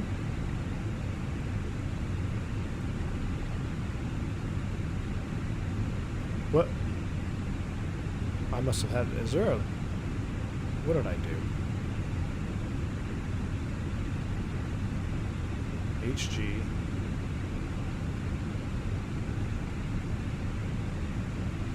Jeremy says Boris and I are both musicians and pianists, and so I think it makes us pay attention to the sounds and hear things better in the aviation world. I would have totally agree with you, Jeremy. The sounds that you guys come up with, it's absolutely phenomenal. Like, it's your attention to detail is second to none. Under the dot from the altitude window. Oh, metric altitude, duh. Fake pilots in chat. Fake pilots in chat. The amount of times we've had to use that button in real life is probably 0. God, look at these views, though. Coming into the desert is also spicy. Real time, real weather. We'll do a sunset flight before I'll go back to Vegas. Or, excuse me, LA. Fake pilot, yeah, jeez. You wouldn't think I'm typed on this airplane, would you? Classic American confused by the metric system. Exactly, Stephen. Exactly. We just like to be more precise, that's all. There's the juice, Fubar. The deserts out here are just... This is really good. Like the lighting. I know you can get crisper ortho and when you do your own ortho, but like at this altitude right now, combined with this lighting, it doesn't look too washed out. It doesn't look too contrasty. This looks really good. I mean, if you've flown out here in the western deserts of the U.S., you know exactly. I mean, look at that airport down there. That looks straight real. One thing with X-Plane 12 and X-Plane 11, and even back in the FSX, the P3D days, airports would stand out way too much. I think finally we're starting to get away from that with Microsoft. You start to see things that they're not as pronounced. Because in real life, anybody that's flight, even if you're a private pilot or a student pilot, you know airports are not nearly as visible as they are in the sims. Especially X-Plane 12, especially FSX, especially P3D. But finally getting some, I think it has to do with the way things are lit up in the sim and all that. The lighting is a big part of that. All right, we'll get our LS push buttons on as well. Everything looks good. Outer tank fuel transferred. They've transferred. The valves have gone down. That looks beautiful. APU is still burning. Let's make sure let's check our fuel imbalance. Okay, so we're only about 100 pounds out of balance right now. That's totally fine. That's fine. We don't have to worry about that. Something to keep an eye on when you're running the APU the whole flight for this particular MEL. But we're looking good, man. Russia is using feet also since 2017. North Korea and China only do meters. Interesting. You never get tired of the desert arrival in the Vegas, Lauren? I hear you. Look, I mean, gosh, look at this. Like this little bit of, this is so real. And there's that RSV on the window. That's what I had last week. So stay away from all that RSV, all that stuff hanging out on the window. It used to be COVID. We've since cleaned the COVID, and now it's just RSV floating around. With ortho X-Plane 12 airports blend in, Casper, you're right. With proper orthos, they do look much better. But what really still pops out, I think, is the lighting. Like, as soon as the lights come on, the airport lights come on, it's like, whoa, there's the airport. I think that's a sim thing. Even Microsoft still has that too. Like, at night, the airports are just like, oh, there's the airport 400 miles away. They're not that visible in real life. In fact, if my members, I showed you one of my first shorts videos I did on the trip this last week. I showed you kind of night view. And of course, it's not awesome. They're not awesome at night, but you can kind of see how everything blends in more. Here is another. We're at the bottom of the descent window again. I think Fenix is actively working on this. I showed you also over the week, my trips. I kind of showed you where the econ descent window, where the airplane was. Right now we got a 23 knot crosswind, so I really wouldn't expect to see it here at the bottom. I would probably expect it to either be on speed, maybe a little bit above or a little bit below. But to ride the bottom of the window like this, still think there's some tweaking to go on there. But at least it's staying within limits, and it is following the VNAV path. So I'm being nitpicky. I'm being really nitpicky. Like, I know Flightbox the Sim does a really good job when he's flying the 7.3. He's like, yeah, they do a good job, but this is a nitpicky thing. Kind of the same thing here. This is a nitpicky deal. Typically wouldn't be on the bottom of the window. Now, I've seen it on the bottom of the window, but very rare. Very rare. Fenix seems pretty consistent on the bottom window. On what time do you like to fly the most in real life? That's a tough question. You know, I love pushing back for a sunset departure if I know I'm not doing a red eye. Like, if I'm just doing a short flight, maybe 2 hours or something like that, I really enjoy that, like a sunset push. Nobody loves getting up early in the morning, but I find myself like at a real early departure, like a 6 a.m. The smell of coffee, everybody's got coffee, is prevalent. I love the smell of coffee. I love coffee. I got my pumpkin spice latte. It is pumpkin spice latte season. PSLs are flowing in full force, by the way. I've had, I don't know, probably 6 so far. They're amazing. Love them. But I don't like getting up, and I don't like showering at that early, and just getting in the van. It's still dark and cold, especially wintertime. But when I get to the cockpit and I get the air on, it's nice and warm, the coffee is going, the flight attendants start brewing coffee for everybody. There's something pretty cool about that feeling too, you know. So it's kind of a toss-up, early versus late. I love early mornings when it's go-home day, go-home leg, because, hey, early morning, typically the weather's not kicking off yet. You know, you're not going to have too many delays, you know, normal operation anyway. You can just fire up and go home. It's always nice to get home early too. But there is something cool about sunset departures. Frou-frou coffees for the win. Exactly, Chris. Well, you guys kept giving me frou-frou coffee money, so I kept buying them. I've since transferred away from my refreshers because the temperature has gone down a little bit. So now I got the pumpkin spice latte. I just got to make sure I put that little hot coffee thing around the PSL markings on the cup so nobody judges me. But other than that, it's good. All right, so here's a speed restriction, 250. Let's see if she'll do it. Let's go spoy brakes out. We'll help it out a little bit here. Let's get flight recorder ready to go.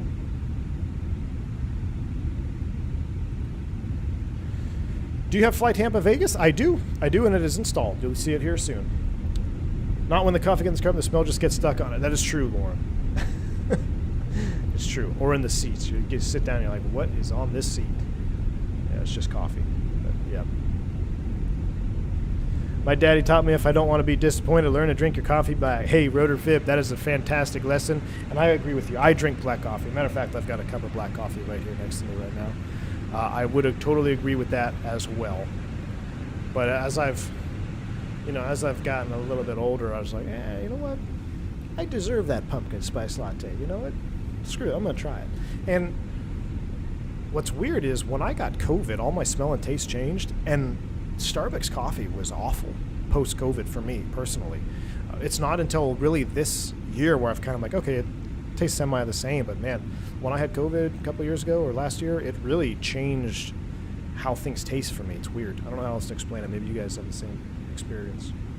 How was flying into Florida after the hurricane? USA Flyer 94. It was, believe it or not, it was actually pretty good. Everything was pretty smooth, except, like clockwork, last day, go home leg, plane swap.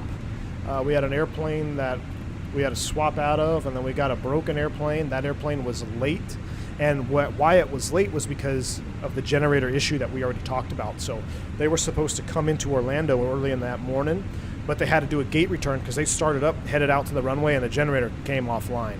So they had to go back to the gate, get maintenance on board, defer the generator, do all of that stuff, and that's why that airplane was late. So then when I finally got into that airplane, I again had to do all the same procedures, all the checks, but we ended up being only a few minutes behind schedule, all said and done, because dispatcher was nice, give us extra gas as well, so we cranked it up to 99 and just ripped it all the way home at 8:0. But it was relatively smooth. I did see some damaged areas even up in Orlando. Orlando wasn't too bad, but flying in and looking down towards Fort Myers, which is completely destroyed, at least the beach area, it's pretty sad. I mean, the hurricane did some serious damage out there, and you know, our thoughts and prayers are with everybody dealing with that. I have family in Naples, so just south of Fort Myers.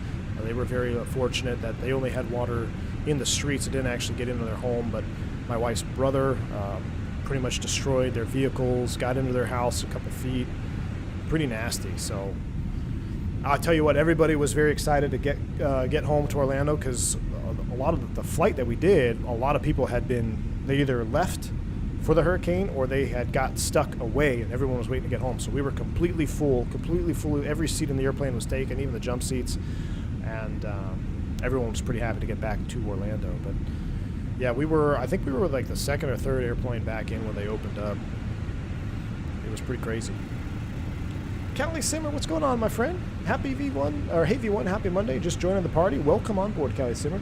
I missed the departure out of my home airport. Are we flying back? Oh, you bet, Callie Simmer. We are headed back, and according to the poll, it appears we will be flying the fly-by-wire Neo back to the INI LAX, and we're going to do a sunset flight as well. So you may have missed the departure, my friend, but you're going to see an arrival at sunset, and I just tell you right off the bat, the INI LAX is hands down my favorite LA scenery that I've ever used third party.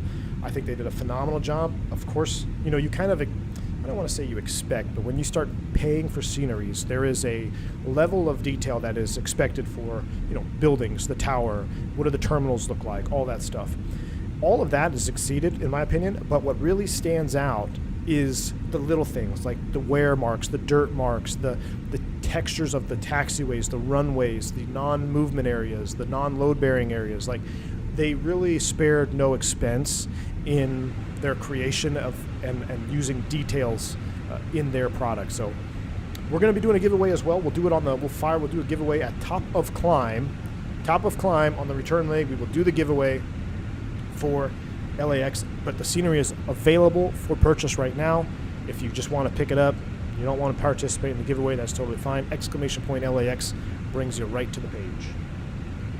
And iniBuilds is in the chat. Hello again, good to see you, iniBuilds. Heard you passing Captain Canada on a stream into LAX. Oh, I passed. Oh, that's awesome. That's awesome. Yeah, we departed out. I guess he's flying in. INI, what are your opinions on the departure? Hopefully you just caught what I said there, but absolutely stunning job. The details, I am most impressed with things that I think people wouldn't find impressive, just like the textures of the runways, the way the lights are on the taxiway, like where you have the 3D or the lights above ground, the lights in the taxiways, the dirt on the buildings. I mean, it is a really, really good job, and it's my favorite LAX that I've flown with third party, and I've been simming since FS98, really. So I cannot wait to fly in and out of there more. Heck, I'm even thinking of doing another stream tomorrow. Maybe we'll do some West Coast ops again, continue going in and out of there. But you guys absolutely killed it. And iniBuild says, we received feedback from in real life LAX staff throughout the whole development process, and top of their list on feedback was the ground dirt. Well, I gotta commend you guys for listening to the feedback, because I think personally you've nailed it. I think you've done a really good job, and at night it just looks amazing. So on our return leg on this stream, we're actually going to do a sunset arrival on the way back. We're going to speed up the sim time a little bit, and we'll show everybody at night what it looks like. But I'm fired up about it. Absolutely love it. It's definitely going to be a staple for me flying in and out of there. I was telling them earlier, I was telling Chad earlier, one of my favorite trips was a 4-day in and out of LAX. And when I was a senior FO, that was my trip. That was my line I billed for, in and out of LA for 4 days. Absolutely loved it. So I'm pretty familiar with the area and what the airport looks like and airport appreciation time. So also when we get back into LA on the second leg, guys, we'll pull out the drone cam as well. And we'll kind of fly around the airport in the drone cam, really look into it. I just didn't want to do it with the Fenix because when you get away from the Fenix, it kind of drops everything out. Like you're no longer there. But absolutely, INI, you're welcome. I'll be passing all of this on to our scenery team. Excellent, INI. Thank you so much again for including me on the pre-release copy. And again, you guys blew it out of the park. So awesome work. All right, we're getting ready to go through 10,000 feet. Our lights are on. We have a 210 restriction here, so let's go ahead and just dial up 210. Excuse me. We'll do 210 here. I'm going to pull for selected speed. Let's activate and confirm the approach phase. That is done. We've got 2269 in the barrow, 210 on the speed. Let's get our tiller cam online. I keep calling it tiller cam, but the Throttletek cam. We're slowing down, coming through 10, and now we're going to pay attention to the landing. So we're going to see how some Fenix has been tweaking it. I am running a closed patch version, not available to the public yet, of them working on the landing characteristics of this airplane. So we're going to see how it feels. 210 at or above 9. We're right at green dot. Let's go ahead and fire out those slats. So flaps 1, we're only going to get slats only. Let's go ahead and go flaps 1.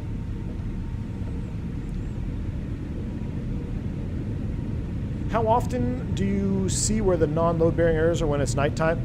Jeremy, at night you really can't see them, so that's why you got to pay special attention to the lighting of the airport. So I keep bringing up DC, and if you look at DCA, they have those same islands that we saw in LAX, and they're completely paved over, but they're all load bearing. So there's no yellow stripes on them, and the lights are all in the ground. So even though you have blue taxiway lights, you can taxi across them. And matter of fact, it used to be standard practice back in the day. You'd cut across the island to go into the gate. I don't know if they still do that now, but you know, when you look at your charts, you really got to pay attention to what is where you're supposed to be putting the airplane. But at night, it's a little bit harder. You might see a little bit of it with the glow, but from the omnidirectional taxiway edge lights. How'd you like that? FRAM, omnidirectional taxi edge lights, or blue. But it's good stuff. It's good stuff. Charlotte would be cool as a ramper there out now. That's awesome, Shaq. That's right. Yeah, it would be cool to get a Charlotte too. We're working on further optimized build for Xbox. There you go. So all you Xbox users out there, I have an optimized build for you as well. All right, there is 9,000 feet. Got an out constraint star here. We should probably make some radio calls. Vegas traffic, Spirit Wings 562. We're on an extended downwind for 26 left out of 9,000 Vegas.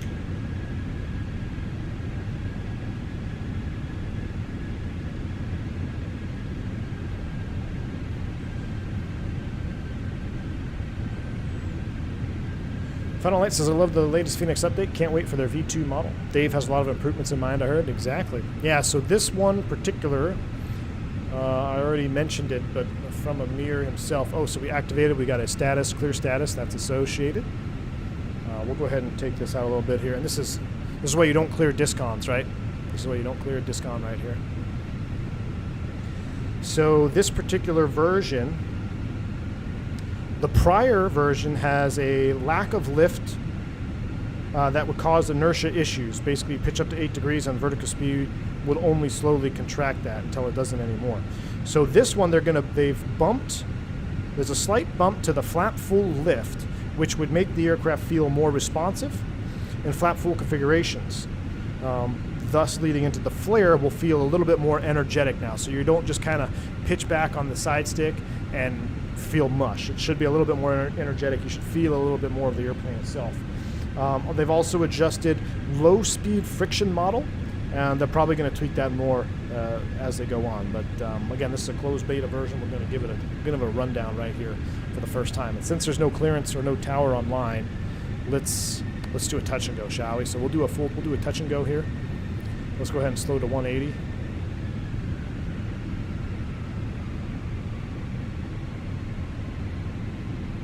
We'll slow to 180 knots. And then we're going to descend to 6,000. So we'll go open descent, thrust idle. We're going to need some spool brake help there. Isn't there a transition via Bourbon for the ILS? There is, but you got to be careful that you don't sync it up, because unless ATC gives it to you, we actually get a memo that says make sure you discode the transition, because the box will load it all synced up. But the ATC is expecting you on a heading out here. And at least that's how we're doing it in real life right now. I probably should have loaded the Bourbon transition up anyway and then discode it, but this is fine. We don't have anybody online. 1,000 feet to go. We're descending to 6,000. Let's go ahead and select heading. Let's start our dog leg. Spiritual Wings 562, fly heading 040.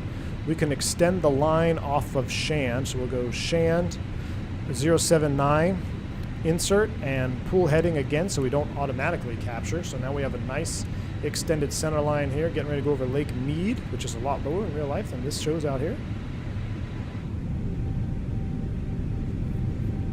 Ooh, is V-Spirit going to like a touch and go? That's a good point. Hey, in real life, there's no harm to going around, so I hope, I wouldn't imagine V-Spirit would punish me for a go around here. This is for testing purposes. Oh, still got that speed brake out. All right, we're 180 flaps 2. Let's go ahead and start turning over. All right, Spirit Wings 562, turn left, heading 320, maintain 5,000 till established, make it 330, and cleared ILS approach 26 left. Make it 320, a little bit more. 320, okay, so we've got glide slope, blue cap 3 dual, autopilot 1 plus 2, flaps config 2, we're 180 knots. We're getting ready to pick up the approach here. Matter of fact, why don't we hand fly it? Let's just hand fly the whole thing. So I'm going to go ahead and start the recording. Let's go autopilot off. I'm going to leave the auto thrust on so we minimize any of my inputs. I can really focus on the flight model. So we're glide slope star, loc star. Growing altitude is 5,000. That's fine. We're just going to hand fly the approach with the auto thrust. We'll see how she behaves. We should have a little bit of a tailwind coming out of the turn here. Glide slope. We are 180. We're looking good. Touchdown zone is about 2,100. Always feel high and fast on this approach, even in real life. You always feel high and fast.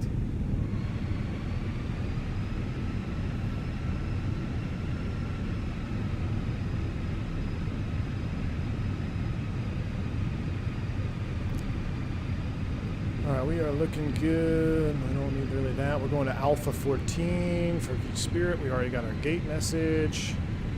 Let's go ahead and get our lights on. Las Vegas traffic, Spirit Wings 562 on final 26 left, Vegas. Yeah, 6 knot tailwind.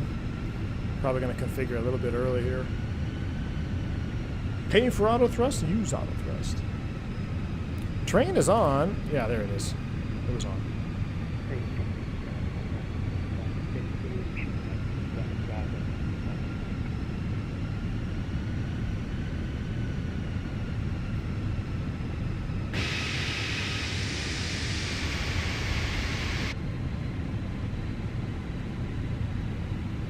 Whenever I try autopilot, I have to clear the red ECAM. What are you doing wrong? You're not disconnecting it properly.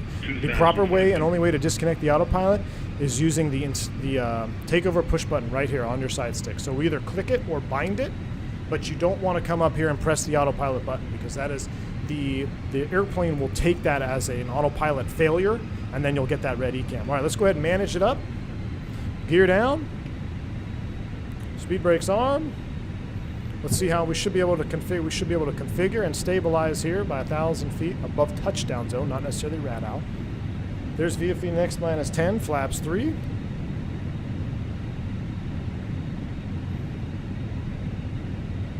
Feels pretty good.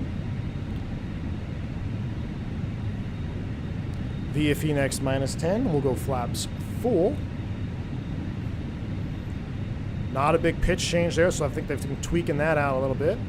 That felt pretty good. We're going flaps full. We're down to land, clear to land. 10 knot tailwind, jeez.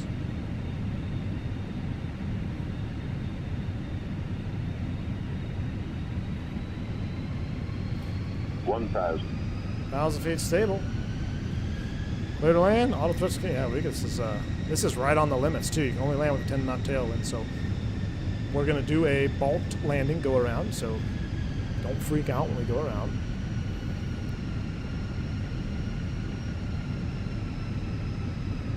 That way we get 2 landings on this one here.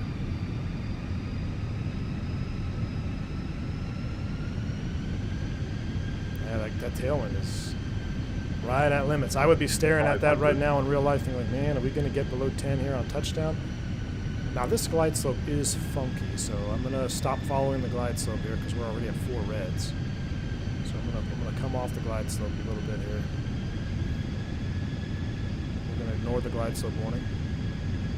I think that's a flight tamper bug. 100 above. Yeah, see, look how low we are. Jeez, we're way low. 100. Minimum. 50, 40, 30, 20. Retard. 10, 5.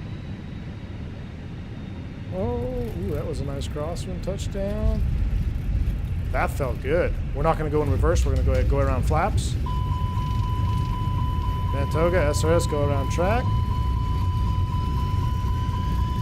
We'll ignore the ECAM. Go around flaps, so we're up 1 step. Positive rate, gear up. We're on the go. Vegas traffic, Spearwings 562, go around 26 left. That felt pretty good. Let's go ahead and fly the departure, so we'll manage nav. Toga SRS nav.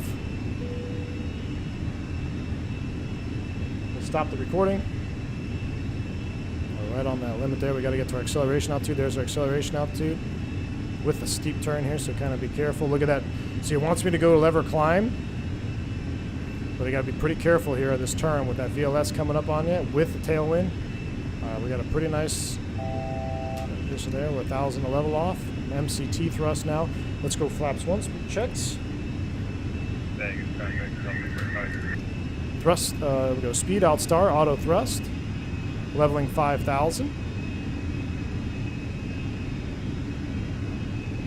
Not bad at all. Hey, I gotta say, that felt really good. I was a little off on the crosswind there, but I was really focusing on that flare. The flare felt very good. What was the touchdown rate? That felt really good. There is speed out. There's our speed. Flaps 0 after takeoff checklist. And we're on the go. Come back around. We'll do a full stop. But that did feel more responsive there on final. So I like that. We got a master electric Gen 1, confirm, clear electric, that's associated. All right, let's go ahead and reset. I see traffic off our nose there. All right, so we're gonna come right back here. We're gonna perf, activate, confirm. We're gonna select speed. We'll stay at 210 for now. And how are we looking? We're not gonna go all the way out to Boulder, but we'll just fly a heading. So we'll select 085. Let's go ahead and extend the runway centerline again off of Shand, 079, insert. Pull for heading. Vegas traffic, Spearwings 562, 5,000 feet, down 1 for 26 left. We got following traffic in front of us there, being Shand. All right, so let's go ahead and extend flaps 1. That felt pretty good. So this time, I'm going to focus on trying to actually land on centerline. Sorry about that. Nice little gust, though. I mean, the gusts feel good. Gusts feel good in this sim. I really enjoy it. Clear status associated. We'll go ahead and clear status. I'm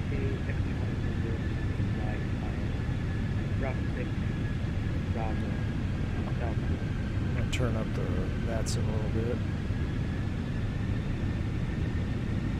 Lawrence says, in Spirit Wings 562, follow company bus, clear visual 26 left. Clear to visual 26 left. We'll follow him. Let's go ahead and dial it back to 180 so we're not eating him up.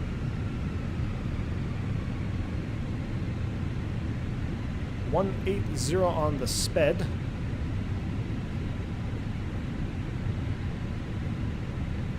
Should be out here off the nose.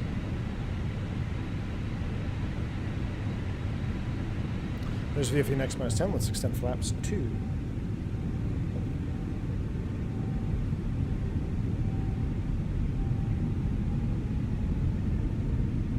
If there's that much tailwind, went the landing runways, switch around. GNR, they'd probably be in the process of switching runways.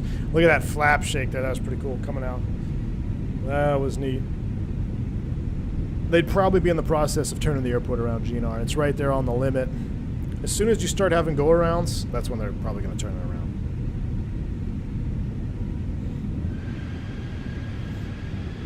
Let's come back a little bit more.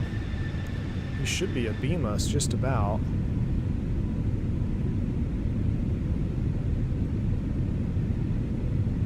Oh, there he is.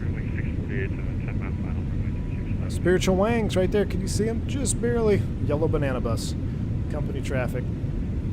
God, it's amazing. Yeah, GNR, it's right there on the limit. I mean, I've seen them. I mean, it's weird. Sometimes you'll have days where you're flying down and you've got 15 knots, 18 knots right on the tail. You come through 100 feet, it switches to a headwind. Those are the ones that get spicy. All right, 060, we're going to basically follow that traffic.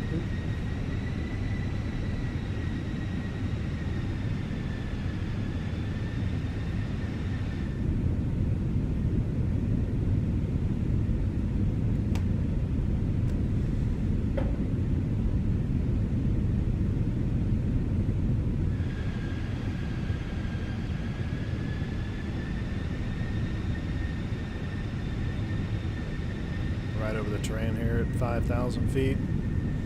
Our shadow down there, that's pretty cool.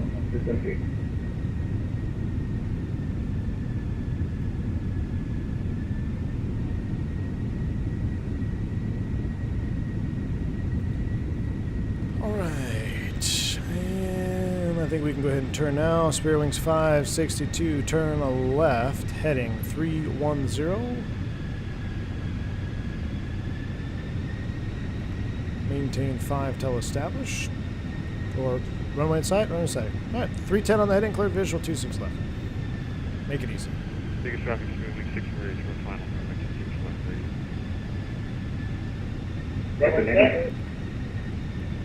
Glide slope blue, Loke star. It's already captured it. Make sure she turns the right way now here. Airbus smart capture. Vegas traffic, experience 562, turn on final, 26 left, Vegas. You had to go around Tampa, ended up at Sarasota, Scott? Ooh. Nope, Frep, I'm still using the AIG. Old school AIG traffic.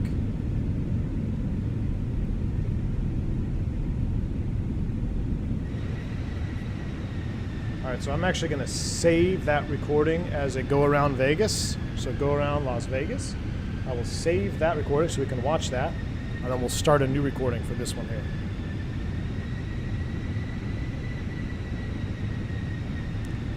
All right, Loke Star glide slope is blue, and we are on final now, 12 miles out. Vegas traffic, Spirit Wings 562, 12 mile final, 26 left, Vegas. Loke. Glide slope star, going out to 5,000 is set. Oh, we're doing this one for real.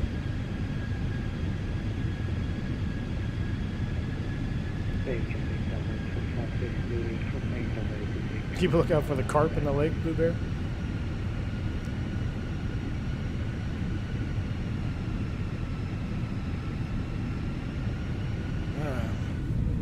Gosh, these sounds are so good. Like this, with this, like the 3D sound cone, when you sit right abeam the engine, it just sounds so good. 562, what's your position at this time, sir? Experience 562, we're on a 9 mile final, just, we're basically Shannon inbound for 26 left. Appreciate it. Vegas traffic, 640 is clear, 6 left, crossing at 26 right. What pedals? I use the MFG crosswinds. MFG crosswinds. If you had to go around again, I would shoot to one left. Yeah, we would definitely go to one left there. I mean, we're within limits, but this is one of those landings where you're going to have a little bit higher flare, and it's going to be a little bit trickier to butter. A straight 9-knot tailwind. All right, let's go ahead and start configuring a little bit earlier. We'll go manage speed, gear down. Let's take a look. Oh, smash the like button for external gear drops. Do you guys like external gear drops? Something about it just looks so cool. Good animations there. Doors closing properly. Love it. VFE next -10, flaps 3. I'll tell you what, we'll do a little real life scenario here. If I had a 10-knot tailwind, I'm going to bump my VAP. Give me an extra 3 knots. Let's go 138 here. Just to get me up off that VLS. VFE next -10, flaps full. Spoilers arm, should have done that. Down to land, clear to land. Recording is on. And let's do it. Autopilot's off. Do a full stop on this one. I'll try to actually land on the center line this time.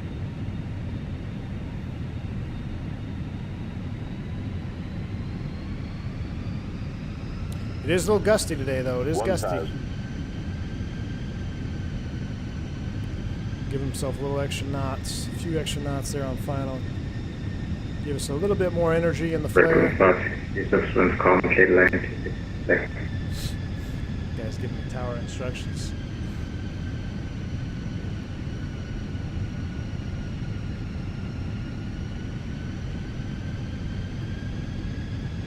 We're looking good on the slope. Pitch and power looks pretty good, around that 55-54% mark. On slope, fully configured. Oh, we're going to break away from the glide slope now because of last time. So here we go. We're going to get rid of the glide slope. Let's go ahead and turn the LS off. Let's go ahead and turn the flight director off. Let's give me the bird. Bird's in chat because we don't want to follow that slope into the ground. I don't know why it does that. There we go. There's one white. 100 above. 100. 2 whites, 2 reds. 50, 40, 30, 20, retard. 10. Oh, we floated that one out. Jeez. 5. Damn, that's a phone number. That's a phone number. That's all right. Our first one was in the touchdown zone.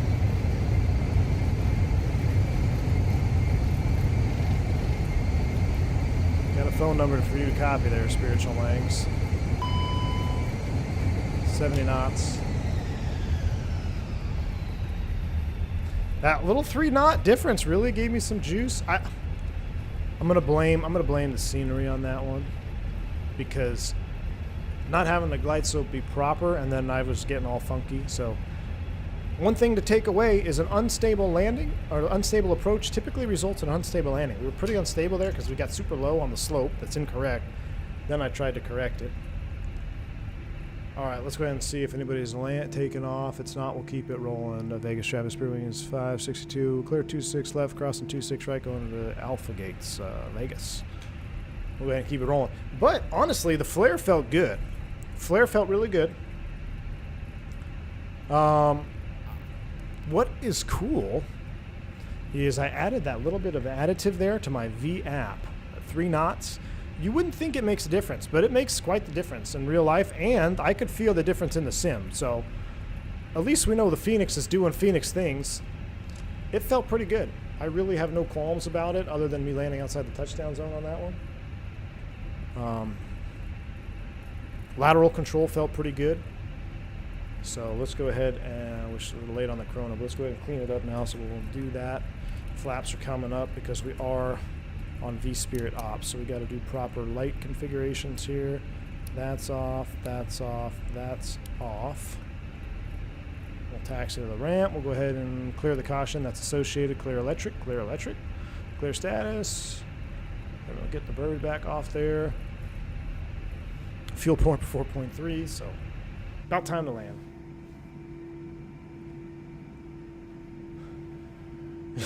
Christy, you got the number for me already? You're always ready. You just want to give me a number, man. You're always ready to violate me.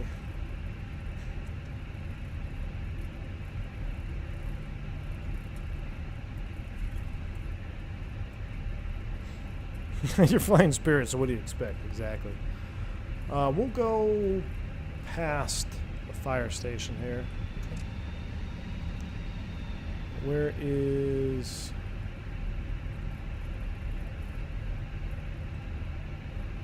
Parking gates.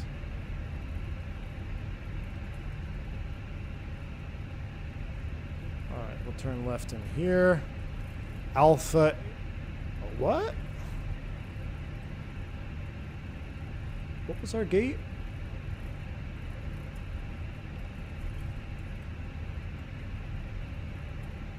Maybe it was Alpha 4. It was A14. Was it A14? Let's double check. Let's come over here, check our company ops. AOC received. Nope, nope, nope. A14. There we go. I don't see any 18. Looks like he might be parking at 14. So 14 is going to be right on the tip there. 12, 11, 14. Actually, it looks open. Right next to the South African 319. Spicy. Nick, you're with the fire department? That's one of the fire stations you oversee? Awesome, man. Well, thank you for your service as a firefighter, man. All right, we'll take it into the ramp. We'll go ahead and clear that. Let's go ahead and secure engine 2. It's been 3 minutes. Yellow electric pump is on. 2 is coming down. You can hear the generator trip offline. Somebody's at 14, so we're going to take 12.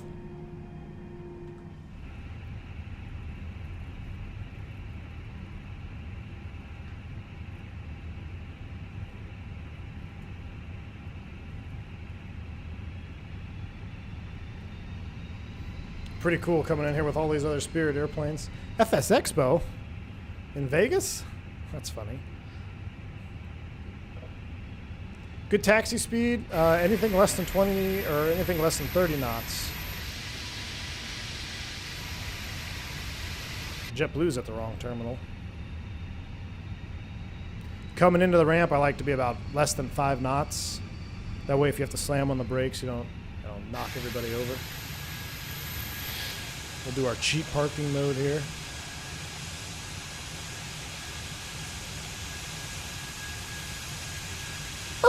Ooh, that was a good one. Right on the money. Brakes are set. Engine 2 is offline. Seatbelt signs can come off. APU is available. Engine 1 secure.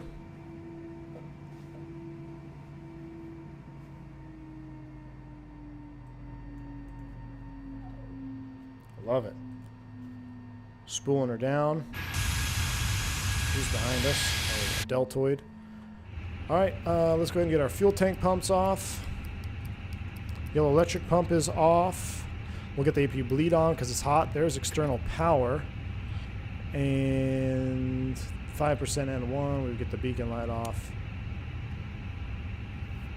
And we'll end our flight in V-Spirit.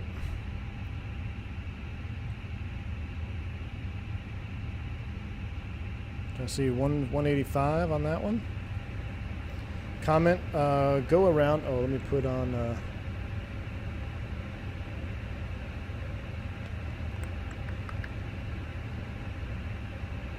go back to live cam here so you can see what I'm doing. So we'll do a go around for tailwind exceeding limits.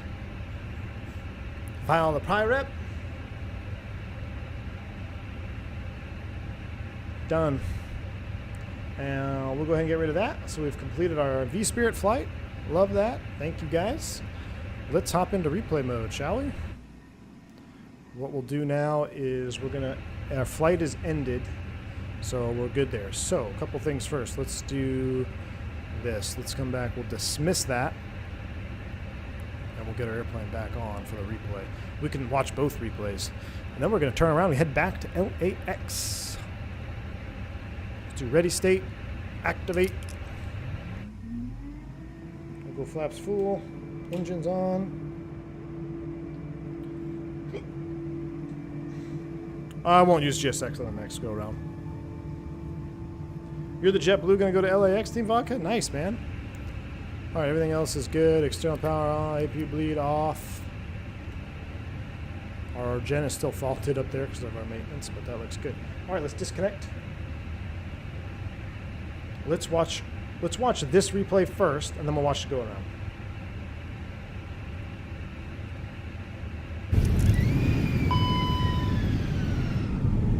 Watch this one first, and then we'll do the go around.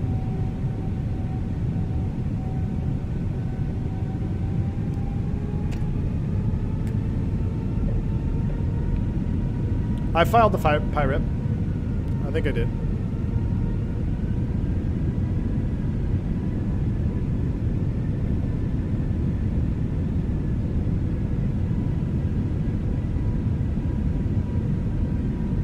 We'll see how much of a violation we had here. This glide slope definitely threw me off. Like, look, if I would have kept flying it, can I turn it on? It doesn't show it here. But I mean, we would have been right here. Like, we would have been in the buildings if I followed that glide slope. So then I went and disconnected it, and I tried to climb on the slope. You never want to try to climb on final. Overall, kind of a piss poor approach there. Caused us to be long.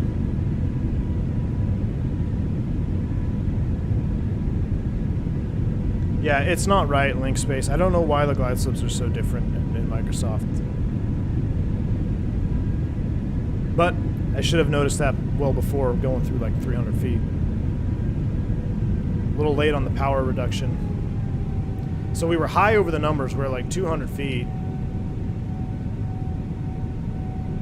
Ooh, there's the last mark, and we missed it. Oh, that was a butter and a half, though. Right on center line. Couldn't have been more on center line than that. Let's go back a little bit before. So let's watch this from the outside here. So you could see, I mean, we were like 200 feet, 100-something feet over the numbers.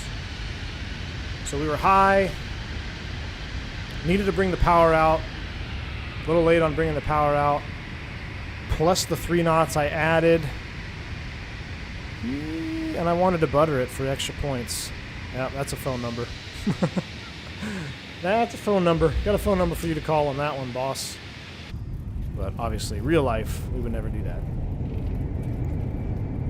A nice touchdown, roll out. It felt good. I gotta say, it felt good.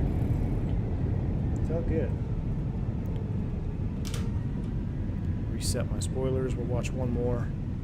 Watch one from like right here. Can't wait till we get IEs, because I think there's actually more flap deflection at flap full on the IEs. Right? Isn't it like 40 at flap full on the IE, and the CFM was like 30-something degrees? I could be totally blowing smoke, but I thought the IE had a slightly more flap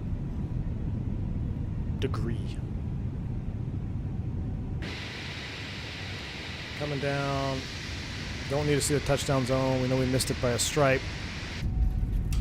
Boom. Love the spoiler animation. That spoiler animation, 10 for 10. 10 for freaking 10 on the spoiler animation.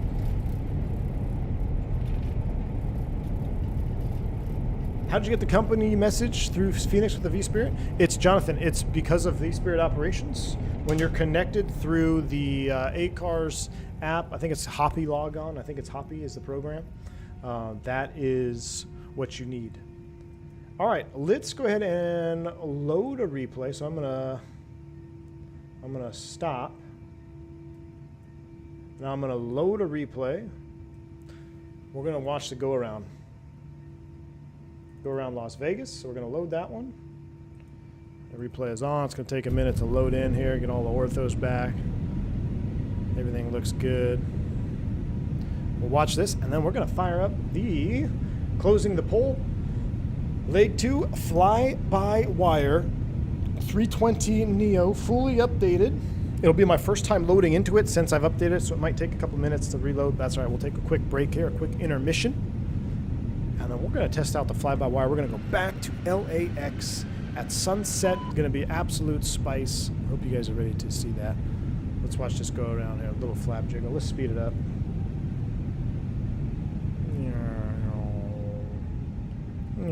Let it let the sim catch up. Resume. There we go. Flap buffeting. Gotta love it. Yep, experimental version. Is there any other version? Paul Shoesmith, you were getting the butter, man. Nice. 40 versus 35. That's what I thought. 98.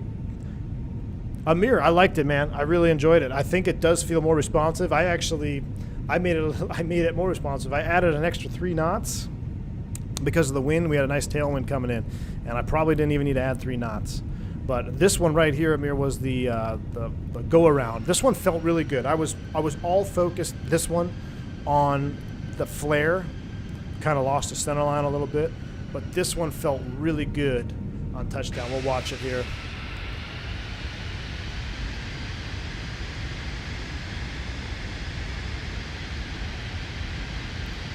So even though we were really off the center line here, this one was straight up focusing on the flare and the energy. It felt good, arrested the descent rate, put that upwind main down. Oh, you see the half spoiler? Did you guys see that? Did you guys see that half spoiler? Awesome. I got a little squirrely there trying to get back on the center line. But, oh, let's watch the go around. This was the go around. Then we did a go around. That's my animations getting stuck. And the go around.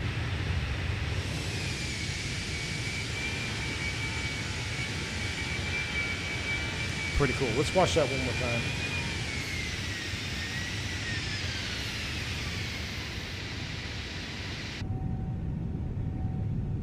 So let's see if we can watch.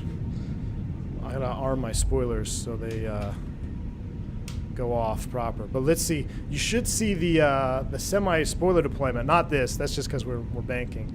But here we go. Watch this. Here's our phase lift dumping right here. Watch this.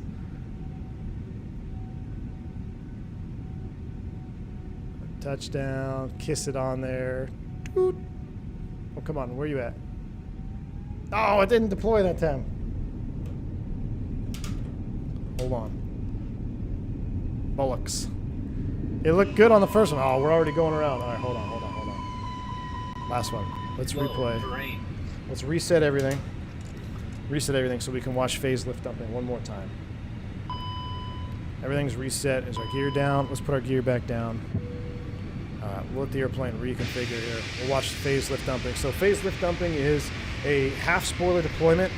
Typically you see it, well, really you really only see it in a crosswind landing because when you touch down with one main landing gear opposed to both at the same time, Airbus has engineered the PLD, or phase lift dumping, to help ease you bring that wing down instead of just going straight up full spoiler and having you drop the wing. It kind of comes up halfway, and that helps you get that upwing down, and really makes landing in crosswinds pretty enjoyable experience.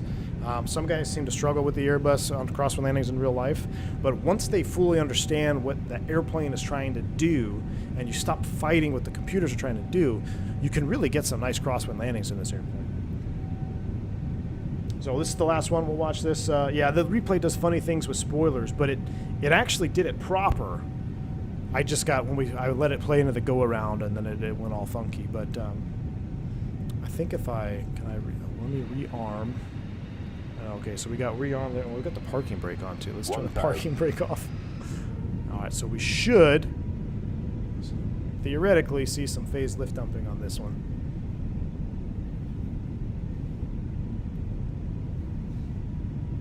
And then we're going to fire up the 320 Neo and head back to Los Angeles.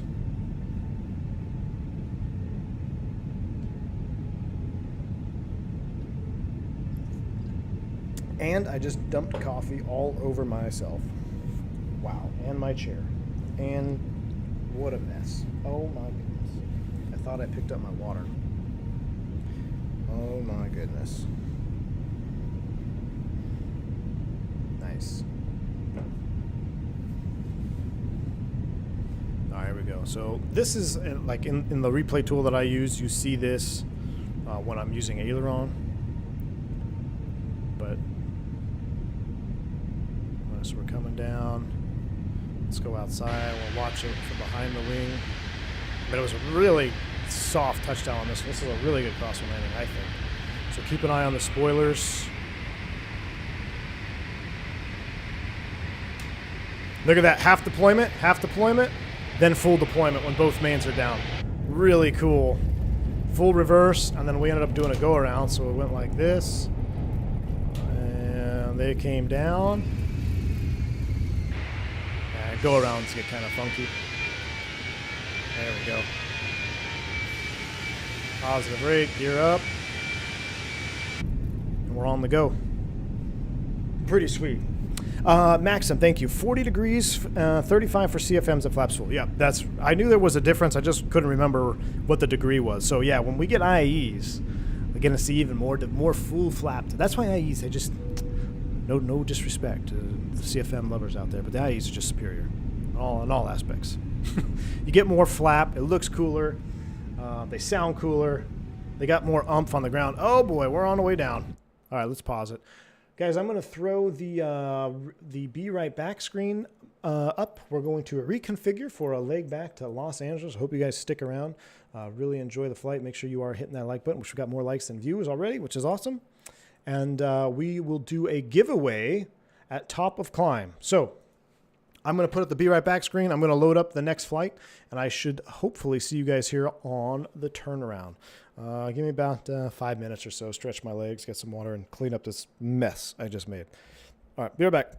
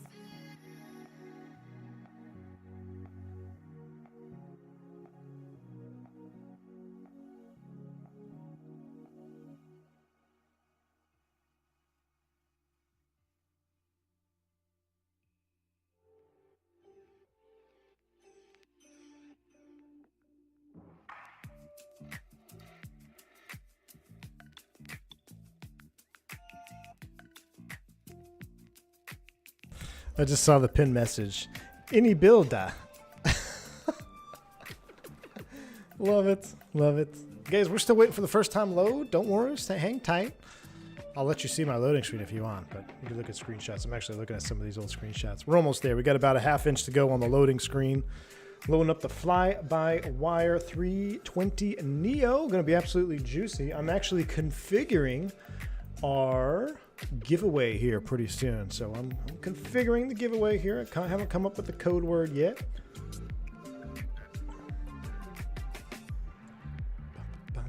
Keyword is going to be... well, how about I could make it something simple to make sense, like !LAX, or let's do this.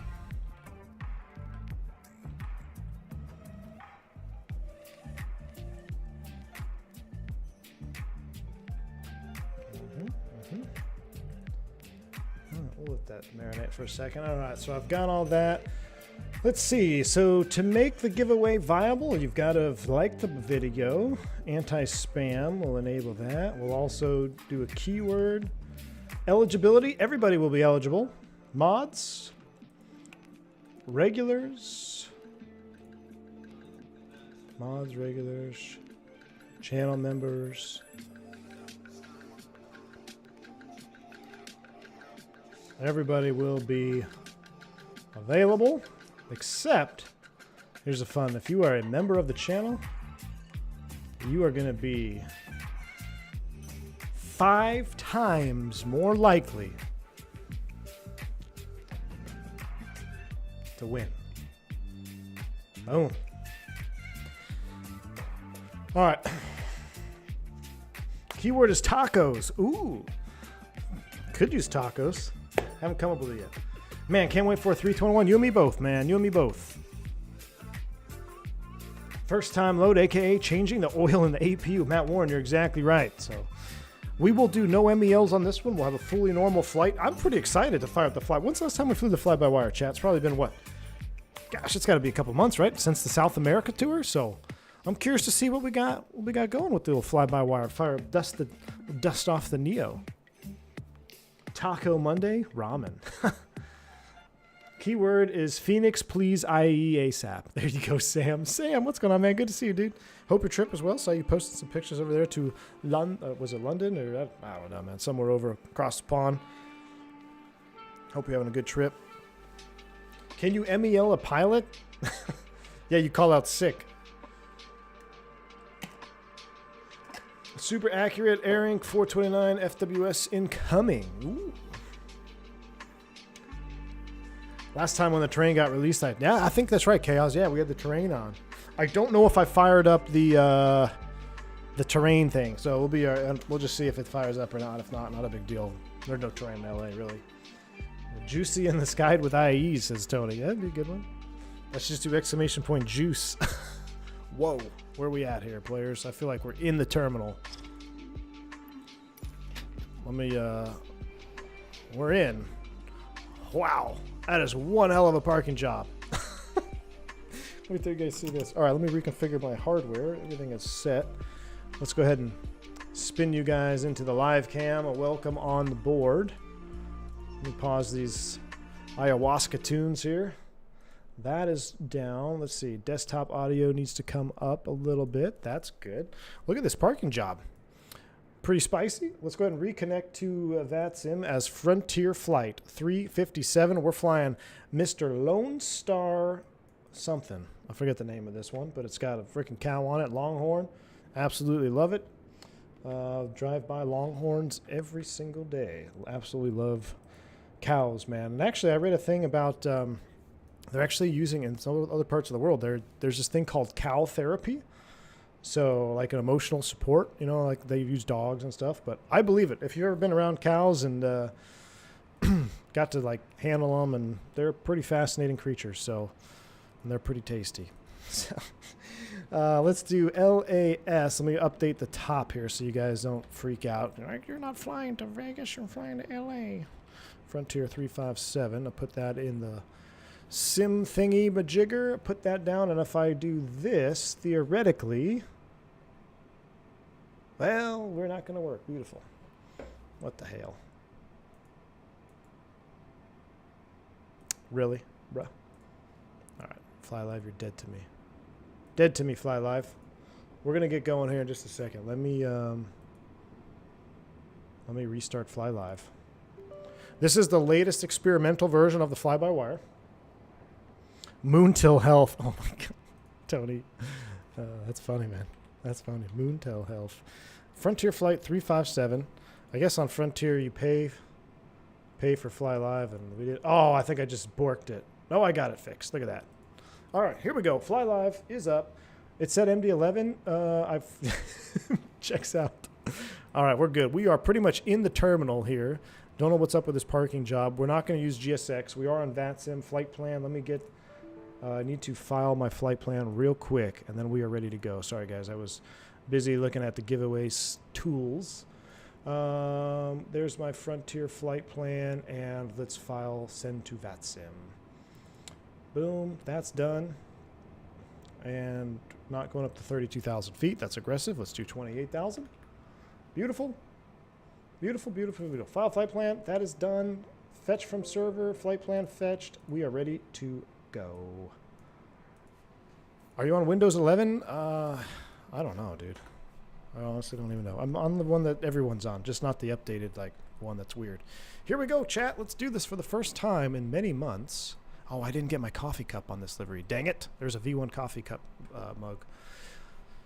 Here we go. Let's fire it up. I'm excited. Let's hear some sounds. Make sure my sim sounds are up. Beautiful already. Oh, we're doing this again? We got to brighten up these screens too? Fly-by-wire. What the hell? Come on, Chaos. I expected better of you, man. I got to brighten up all my NDs again? Just kidding. I mean, it is kind of annoying, but... Boris Micro Sounds, exactly. Yeah, the sound set on this airplane. I'm excited.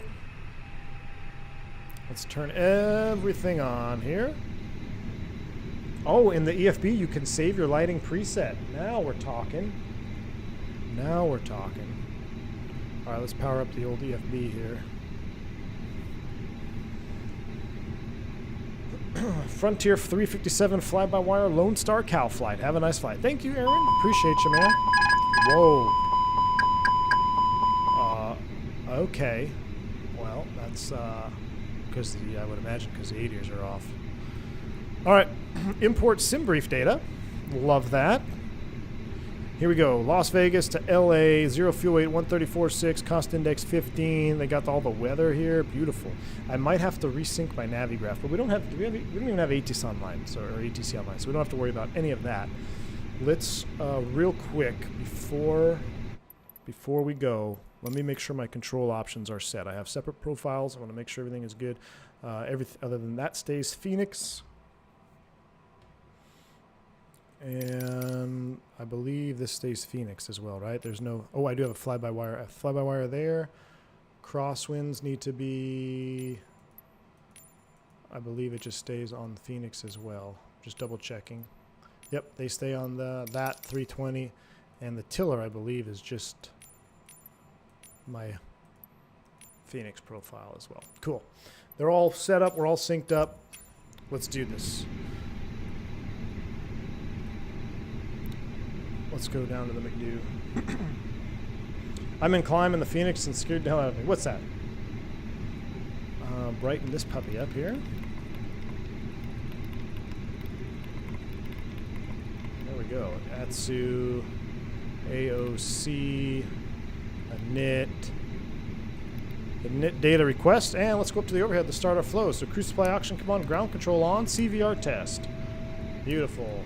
1, 2, and 3. That is coming online. We got the new ADRs panel up here.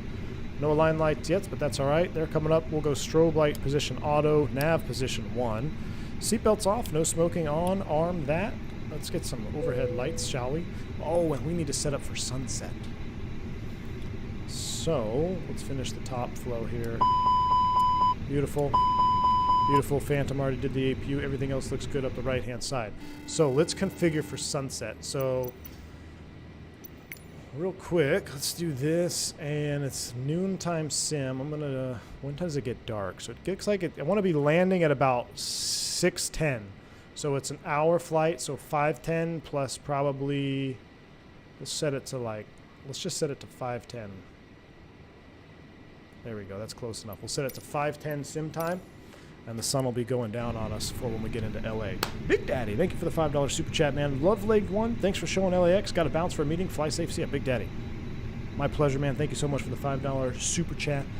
Have fun. Thank you for stopping by. I'm glad you enjoyed the LAX scenery, bud. Thank you. All right, that has been initialized. 44 minutes en route. Let's go ahead and pull from here. Insert uplink in progress. Frontier Flight 357 pulls everything from SimBrief. Fantastical. We got to do this manually. Departure. We're going to blast off of 26 right, and our flight plan has the Radiator 2 departure. Radiator 2 selected, and we're going to the. We don't have the transition on there. Level, silver.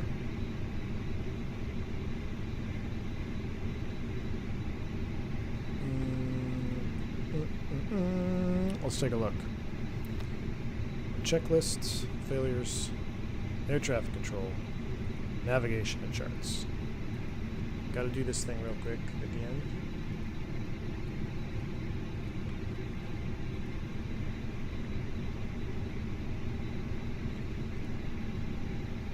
And the code, let me do this.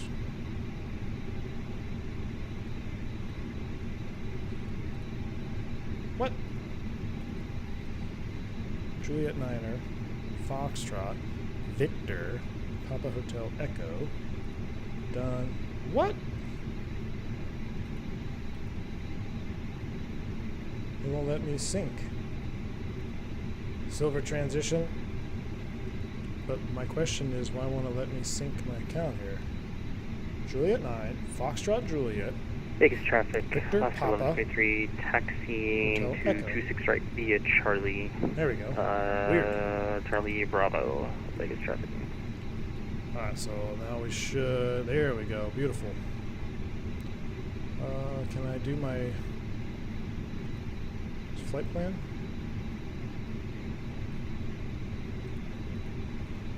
There we go.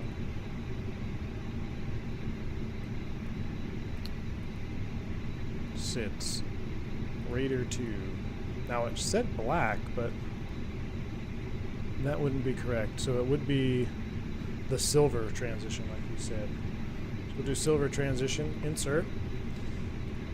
That looks good. But it shouldn't go black. It shouldn't go silver. No, that's not right.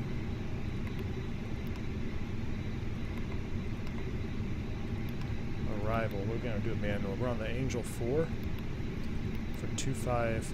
Let's land. Should we land near 25 right, or should we land North Complex? We'll go over the in and out. Let's go over the in and out. So we'll land 24 right.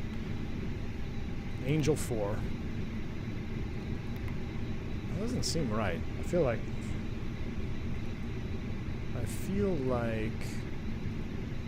SimBrief is messing with me here. Angel 4 from Shatner.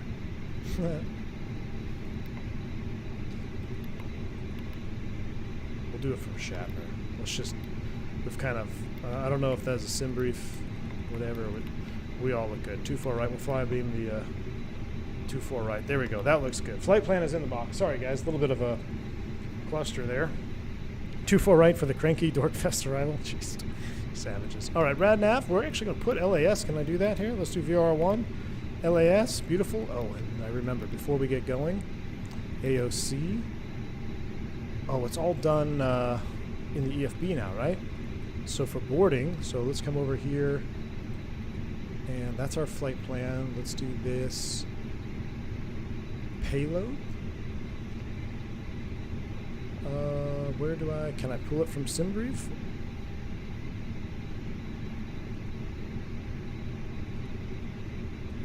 Oh, that's a cool pushback. Nope.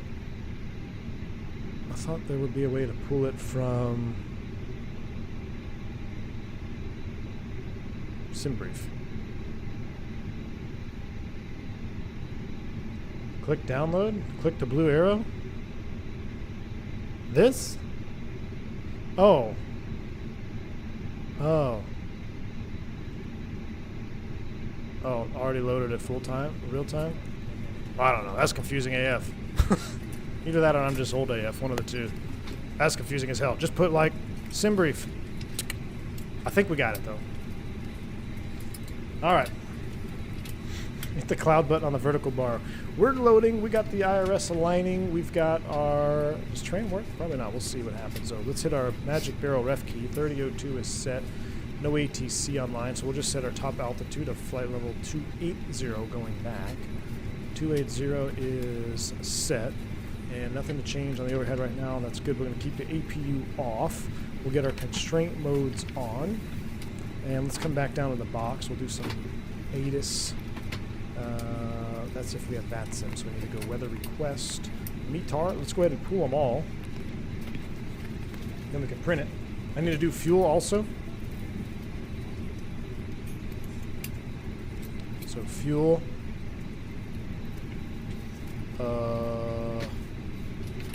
I have 13.8 in the tanks, and I don't even know how much it's supposed to take. Center's on? Cool deal. Well, we got our flight plan filed. Let me go over here. I think our fuel is already on board, though. Gate fuel. Oh, yeah, we have more fuel than we need. 9.1.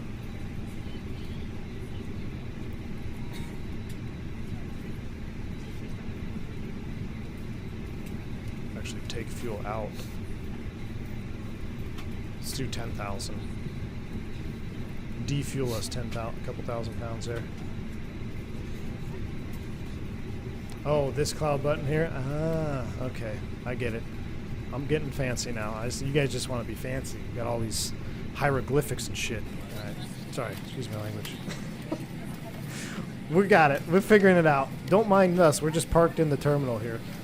But we're getting it out of here. We're going to... We've got the fuel. Nice touch of the ripped off tin op stickers on the terrain buttons. Yeah, I like those, man. The on the terrain when they pulled the sticker off because it said in op. That's pretty cool. We're good there. IRS is aligned. Curiosity. Terrain on ND. Here's the thing. I don't think I loaded. So to do terrain mode, you have to start the program that runs terrain, and I didn't start that for that flight. But that's okay. We're going to be landing in non-terrain, so we'll be fine. Messages received. One of my favorite parts, though. METAR. Let's go ahead and print. Love it.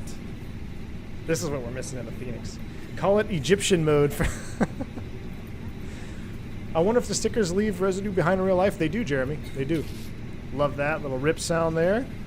All right, so METAR Vegas 050 at 7, 10 miles. Let's do our init B.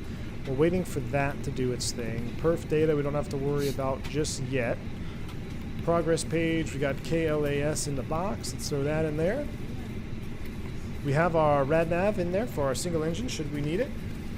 We can leave this on the init B page.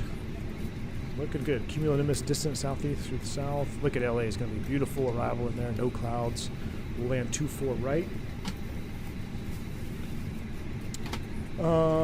Joey Bagpipe. I did not know. I think I noticed that actually when we came in. Well, yeah, I might have to do some tweaking with that. Let's see what else we can do here. Let's play around in the EFB. So I assume the door is open. It's closed. There we go. Now we can actually, instead of wishing our way into the airplane, we can actually walk into the airplane. Beautiful. Jeremy, back to your question though. The stickers sometimes they do, and the ones that leave the most residue are the aircraft downgrade stickers because they're actually pretty big. They're probably about maybe 3 inches by 3 inches or whatever. And the big yellow or green sticker, those tend to leave some residue. But if maintenance, normally when they do clean the plane or whatever, they might come in there and clean that off. Even if no one cleaned it, pilots get so bored anyway that up in cruise they would start picking at this right here, and it wouldn't last more than probably 1 day on the line with that. All right, so we got a jet bridge. We got our door forward is loading. Everything looks good there. Performance calculation. This is for landing, right? So we don't have to worry about that just yet. Nav and charts. We know where we're going. That's LAX. Let's do our departure 10-9 page here. Jetways sound like European train doors closing chime. Alright, so we're gonna long taxi. Actually, you know what? Why don't we launch off one right?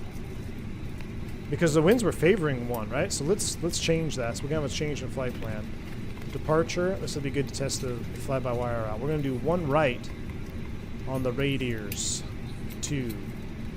Level or silver? Shoot. I forgot what we decided on. Radier 2 RNAV departure. Off of 1, we're going out to silver transition. Actually,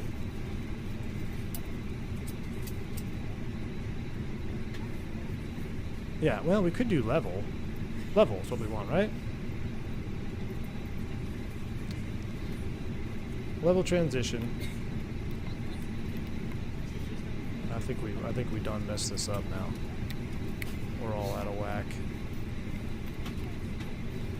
Alright, so there's ones. Yeah, level takes us way out here. Can I change the arrival? Angel 4 off of. Whoa, big lag when I do that. I've been noticing that. 2 star Angel 4.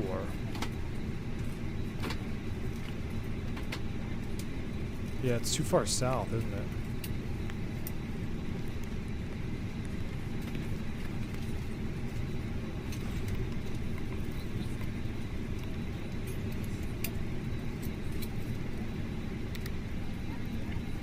Technical difficulties.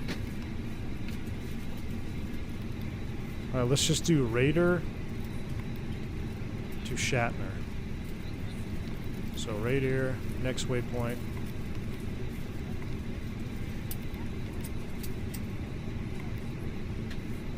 Did I misspell it?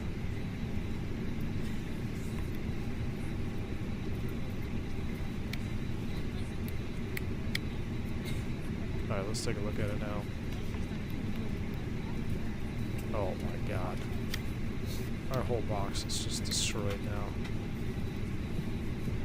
It doesn't have Raider black in the transition. I was looking for that. We're probably going to crash the sim just doing this. Oh, now it does. Black. Insert. Watch the sim crash.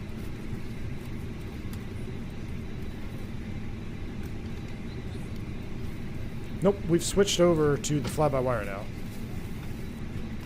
And I think it may have froze.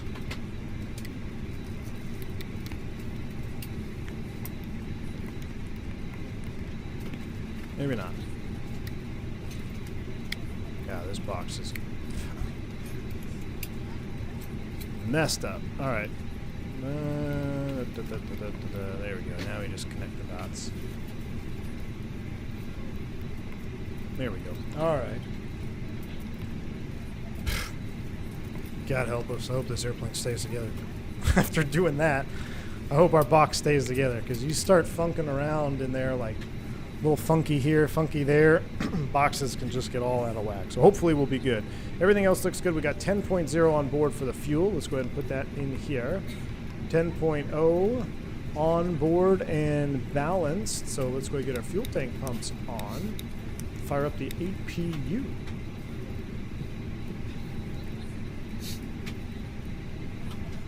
That off the screen. And let's take a listen.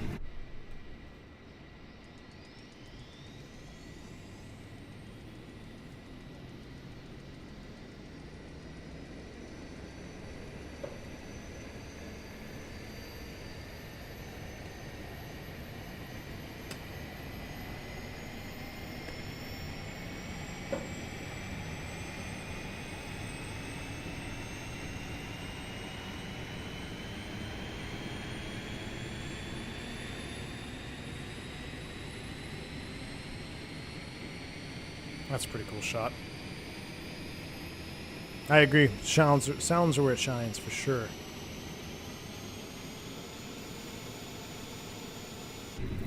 Alright, we got a good start on the APU. We'll start the chrono. Let's go back to our payload. How we doing? We have 116 on. Real time, we're looking good. So they're boarding, they're doing their thing. Everything else is done. We have 280 for the top altitude. Let's turn up this brightness a little bit here. There we go. Now we can see what we're doing. Hey.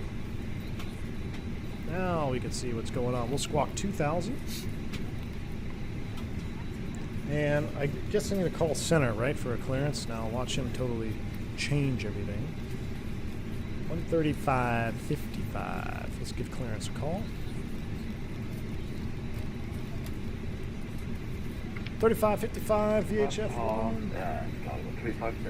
Jamie, what's up, man? Welcome. Negative crosshogs at flight level 250. Get rid of the chocks. 250.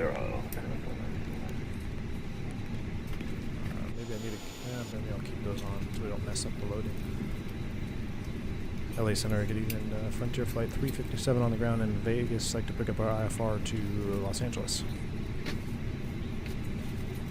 Frontier Flight 357, Los Angeles Center. Cleared to the Los Angeles Airport. Radar to departure. Black transition. Then as filed. Climb via the SID. Squawk 7101. All right, clear to LAX via the radar to departure 230 or radar 3 departure 230 black as filed. SID is as filed. Climb via SID. Squawk 7101 for Frontier Flight 357. Frontier Flight 357. Read back correct. I put 230. LA Center United. Radar 2 black transition as filed. Climb via the SID. Southwest 21. Recycle your transponder. Squawk 7227. Look at my shorthand. I messed up my shorthand because I fat fingered it.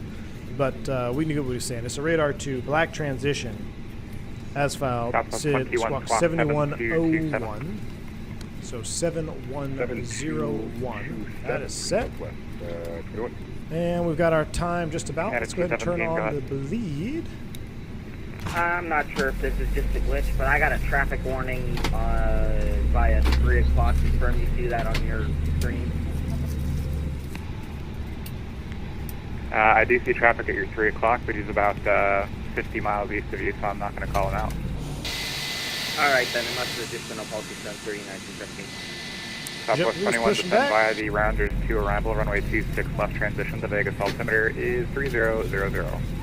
Descend by the Rounders 2, the 26 left transition, 3000, Southwest 21, take. All right. Just waiting on the payload to finish up. 149 of 160.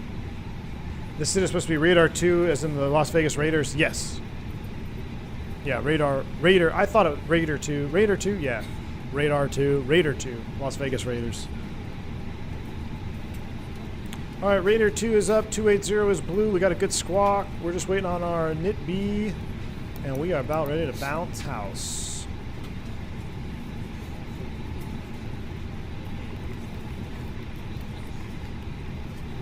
Now, do we have to call? I guess we would call for takeoff clearance? Or would we just call them airborne? Las Vegas Raiders sound wrong. I hear you, man. I know. Oakland Raiders.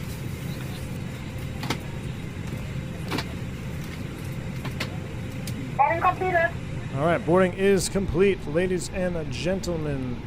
That is good. So we're done here. Let's go to 3194, cross services. runway 26 right at cross runway 26 right at Alpha 6 and Golf or Bravo to your gate. Right, cross 26 right at Alpha 6, 3194. Flight attendants, arm doors, and cross check. Southwest 962. I was cleared to our... Boom, zero fuel weight, 130.5, 23.4. Unfortunately, we're probably going to have you at 250 because of the cross restriction AD you had at full. So we're just wrapping up some paperwork up front here and waiting to receive final numbers from the ground crew, then we'll be on our way. Flight attendants will be coming through the cabin shortly with a very important safety briefing. We do ask that you give them your full, undivided attention as they review the safety operations of this Airbus aircraft. We do appreciate your business having to board this flight. If there's anything we do to make your flight any more enjoyable, please don't hesitate to ask. Welcome aboard. There we go. All right, windows door on the slides, closing arm, beacon on, thrust levers idle, parking brake is on for now. For V-speeds. For V-speeds.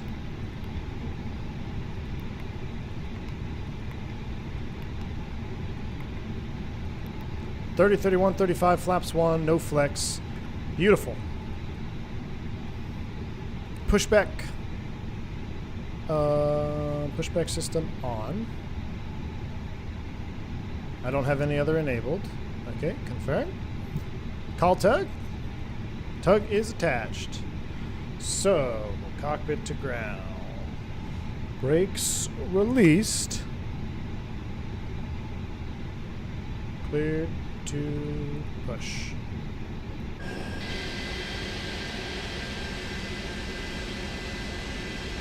Hey. Pilot Inception. Logic Green, what's up, man? Thank you for the $2 super chat. Appreciate you, man. What version of the fly-by-wire? This is the latest and greatest experimental, my friend. Latest and greatest experimental version.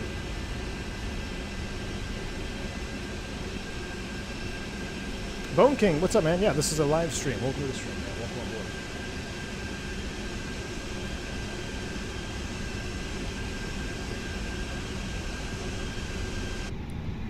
Push back nice and slow here. Maybe a little Last bit. 11 2, we're back in the flight deck. Nope. Ah, it's opposite. So right for... Alaska 1123, Roger, descend via the Angel 4 arrival. Cool deal. Look at that. Okay, when the time comes, That's pretty via sweet. the Angel 4 arrival, Alaska 1123. The Ontario altimeter 299. Okay, we've got the altimeter for Ontario, Alaska 1123, thank you. That looks so badass, though. Even though it's like a little hugger tug, but... Longhorn steer. It's not pushed into the terminal. No, let's just stop here. Alaska 20 runway 1 enter left, taxi via Golf Delta. You can follow it JetBlue. Continue straight back. Golf 1. Golf Delta, 1 enter left, Delta. That's good enough for me. We can make that turn out. We're going to stop. Brake set. Clear or disconnect. Waiting for tug pin. Got the nose wheel steering disconnected still up front there. Let's go ahead and start engine number 1. Now, this is the moment we've all been waiting for. Turning 1.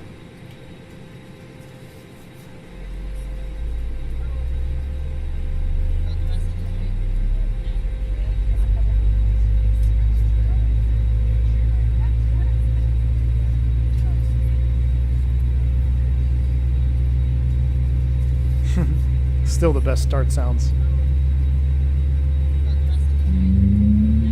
That's awesome.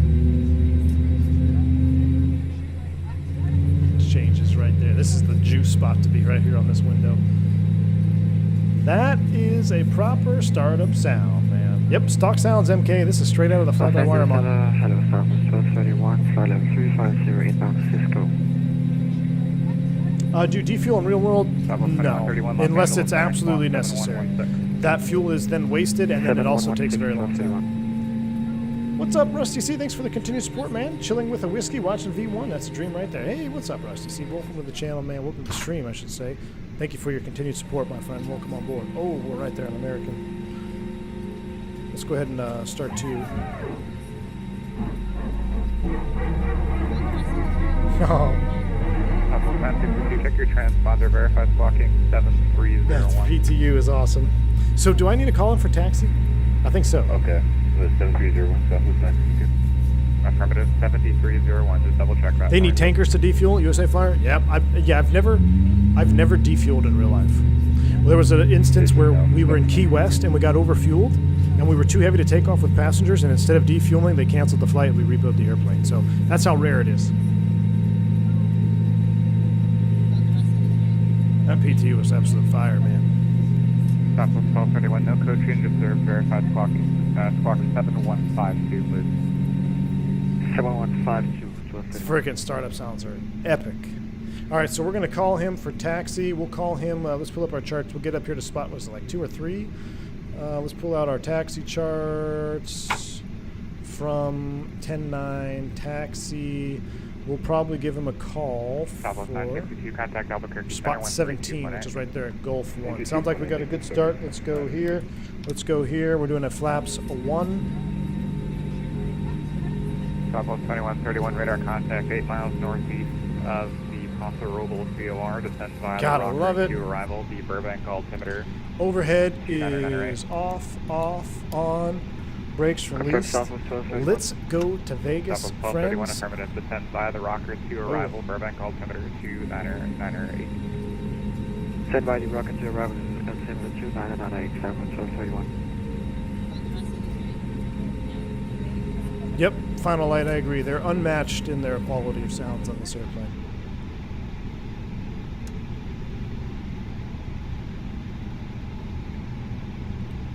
All right, we'll pull up here and hold short, and we'll give them a call. Was it fuel for years? Any fuel that came out of a plane was considered contaminated, as you would not believe what lives, grows in fuel tanks. Oh, Crimson Ghost. I believe it, man. I believe it. Southwest 522. Southwest 522, runway 26 right, taxi via Charlie Bravo. Charlie Bravo, 26 right, Southwest 522. All right, brakes are set. Taxi light off. We want to request 1 right, but we'll see what he gives us. LA Center, Frontier Flight 357, spot 17 with the weather in Vegas. Ready taxi, requesting 1 right for departure. Frontier Flight 357, Vegas, Frontier Flight 357, squawk normal.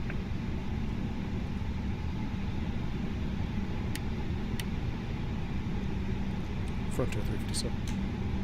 And Frontier Flight 357 is 19er left, okay? That's what I'm using right now. Yeah, we can flip it around for 19er left. Frontier Flight 357, runway 19er left, taxi via Golf Delta. Golf Delta, 19er left, Frontier Flight 357. All right, Golf Delta, we've all messed that up. 191, Departure, here we go again with the box. 191, squawk normal. 19er left. Radiator 2. What was our transition? Why doesn't it have black in there? There it is. I had to redo it. That's what it is. It just didn't show it initially. Alright, perf. We're going to have a disco in there. JetBlue 879, short of 19 left, ready to go in Vegas. JetBlue 879. Alright, 130, flaps 1, everything else looks good. We got a disco, we'll deal with it later. Takeoff 19 Brakes released. Taxi light on, let's roll. Golf Delta to 19er left. 3037, descent via the Angel 4 arrival, the Ontario altimeter is 299er. So Golf Delta, we're going to make a right turn out here, and a right turn on Delta. J-Dub, what's up, man? Thanks for the $10 super chat, my friend. Thank you. He says, do you prefer fly-by-wire, Phoenix, or both? Both, man. They're just different airplanes. They're completely different. Fly-by-wire is a mod in Neo, and it's a mod from the default Zobo 320 Neo, so it has its own benefits and limitations. The Phoenix is, of course, an old CEO classic. So they're just different airplanes. But thank you for your support, man. I do enjoy them both, and the sounds are pretty much unmatched. I really don't think you can have an unmatched. Let me turn that on. There's nothing that really matches the fly-by-wire in their sounds. Standard JetBlue with 1816 with you, leaving 11,000. JetBlue 1816, Los Angeles Center, what altitude are you climbing? There goes that JetBlue. B330. Oh, that's cool. Oh, that's what you were assigned by SOCOM. What were you doing by SOCOM? Come on, brakes. Stupid Microsoft bug. That's a cool departure right there. I believe 330. That's a cool departure. JetBlue 1816. Roger, Clement, maintain flight level 230. Hard to beat free. There you go. You're absolutely right, Brian. All right, we're on Delta. We will do our checks here and get out of here. 5001, runway 19 left, line up and away. Do get that stutter, though. 19 left, line away, left. I remember getting that a while ago. All right, flight controls, full up, full down, neutral. 745 LA, Clement, full maintain left, flight level 360. full right, neutral, rudder, full left, full right. Still, TOLUS X-Plane 12 is the only airplane ever to simulate that correctly. Everything else looks good. We do a forward call up here. Walker 1812, contact Oakland Center 132.2. And we'll do the rest of our flow. 32.2. Right. JetBlue 879, radar contact. Climb and maintain, level 340, stay passing altitude. Altitude passing 4900, climb maintain, flight level 340, JetBlue 879. Southwest 21 to Vegas, altimeter 3000, expect the visual approach, runway 26 left. The ILS also available if you want it. 300, and we'll see whatever you do. Well, the instrument procedure is definitely easier, so after Bourbon, quit ILS, runway 26 left approach. Good for 26 left approach. So you got the Bourbon transition there, synced up. So we were talking about that on the way in. You get the Bourbon transition. He cleared him for the ILS, so now he can fly the arrival right into the ILS. But that's why you got to be careful when you have the if you have those, if you put a disco in there, or if you have a disco and you clear it out, it'll nav up when you're not supposed to. So until you get the clearance, you got to make sure your discos are appropriate in your box. But that's what he just that's what he just got that aircraft at Southwest coming in. Good afternoon. At flight level at 13,000 inbound flipper. Southwest 2136, LA Center, climb and maintain, flight level 290. Flight level 290, Southwest 2136. Why wait until after push to start engines? Just because it sounds cool. I want to, because we don't have a pushback thing that like lets you just sit there and it'll do everything for you, like X-Plane 12. Because I want to be uninterrupted in the pushback so I can listen to the startups. But no, absolutely, we start them up. We start them up in pushback all the time. But I just want it for cinematic purposes. Alright, so we'll hold short 19 left. He's out of here. We're down there. Oh my gosh, hold up. Our box does not reflect 19 left. Our SID does not reflect 19 left. Shoot. Set the brake. What's going on here?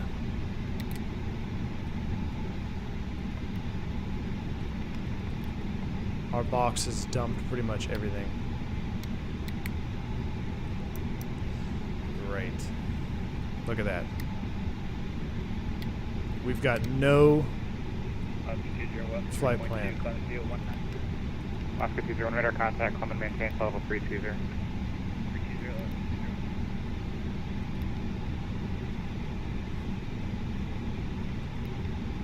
I'm just gonna do silver just to get us going. Flexjet 562, reset your transponder, squawk 7237. Yep. We are dead in the water, folks. We got no flight plan at all. Tricycling flight director. LA Center, Flexjet 652 is passing 10,000 via the Ocean 1. Flexjet 652, LA Center, reset your transponder, squawk 7241. 7241, Flexjet 652. Frontier Flight 357, runway 19 left, clear for takeoff. And Frontier Flight 357, we got an issue. Can we taxi across and hold short and work something out? Sure, Frontier Flight 357, cross runway 19 left, hold short 19 right. Go across 19 left, hold short 19 right. We'll call you back when ready, Frontier Flight 357. No problem. LA Center, American 2248, coming to 2000, coming to the... That's why I hate messing around with all the box stuff. American 2248, Los Angeles Center, climb and maintain, flight level 350. Flight level 35, American 2248. Now we could turn around and blast off 100 left, but... VFR. Hello, Center. Hello, KLAX Pilot 72. That's on my way to Catalina Island. Now, question cycle. Brakes are set. Lights are off. He's got one on our right.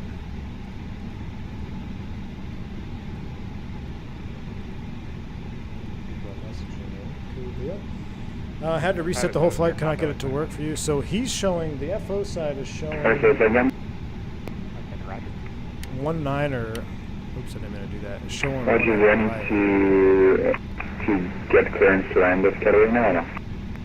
There's no power at the field, so whenever you want to go over to the advisory frequency, let me know.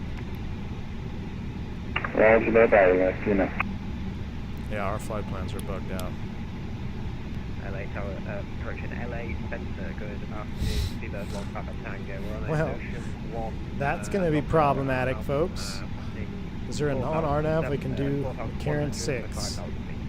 Buford 1 Papa Tango, Los Angeles Center, radar contact, climb and maintain, flight level 370.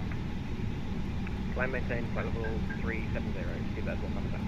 Boulder City, November 16-7. 587 here, Pop. I'm a little busy for a VFR request right now, sorry. So your radar service terminated, Squawk VFR, frequency change approved. There is no traffic observed between you and the Catalina Airport. Roger, I'm on when we go to advisory to November 213 outbound.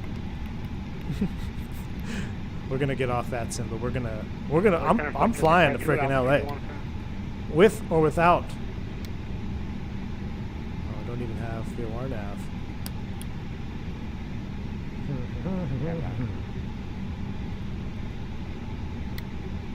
All right. We're gonna disconnect.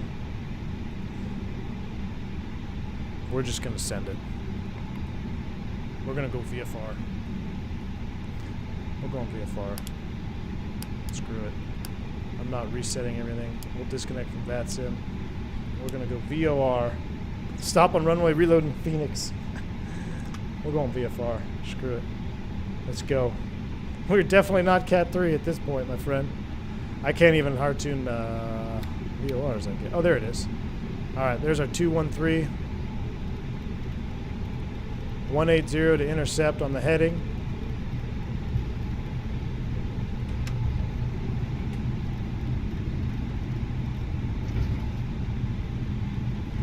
We're going to intercept the 213 radial outbound. We'll just set a speed of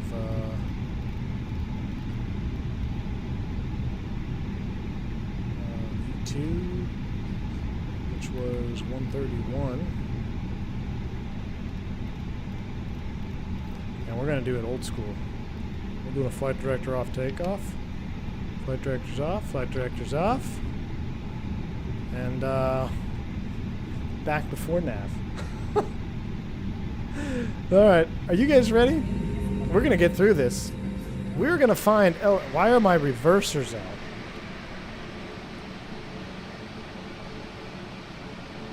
That was weird. We're gonna get to LA. You sure you want to do this? Occasional fly-by-wire stutter is bothering me. We're gonna see how far we can go. Let's spool it up 50.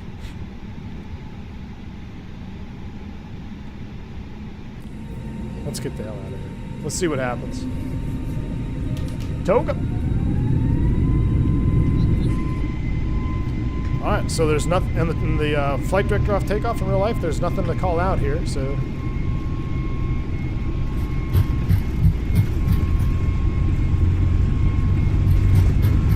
Tape seems pretty low. 100 knots, check. Seems kind of like jittery. V1. Rotate.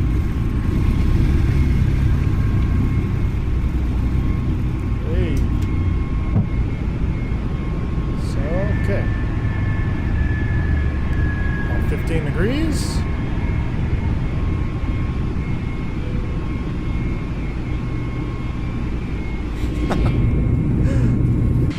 Flying VFR with no LNAV or VNAV to LAX.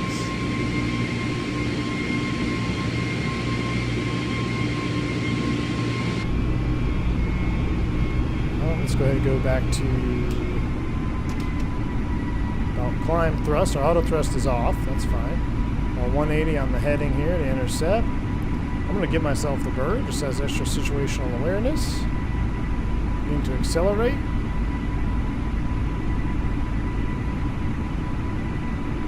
Yeah, the Raider Stadium looks good, man. There's SB, we'll go flap 0.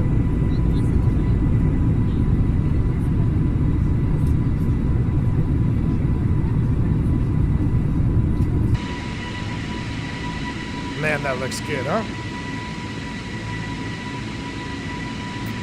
I can't wait till we see LA. Well, it's alright, we're gonna get there. So, we could still use the autopilot, though. So let's build our automation. First things first, let's get our flight directors on. Now let's go ahead and go back to regular mode. We're going to pull for open climb and we're going to set speed of 250 knots.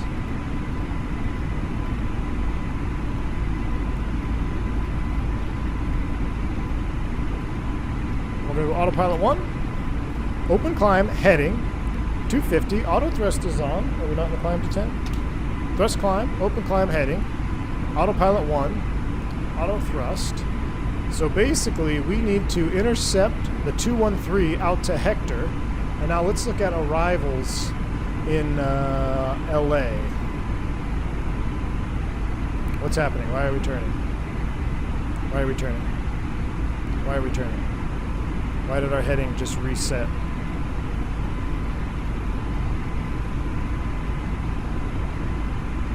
.160 on the heading to intercept, that's fine.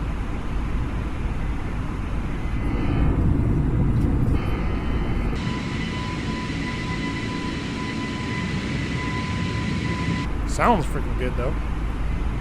Disarm the spoilers. Alright, so if we look at stars, Angel 4 is RNAV, Bassett 5 is a non-RNAV. What can we do? Ooh, this might work, folks.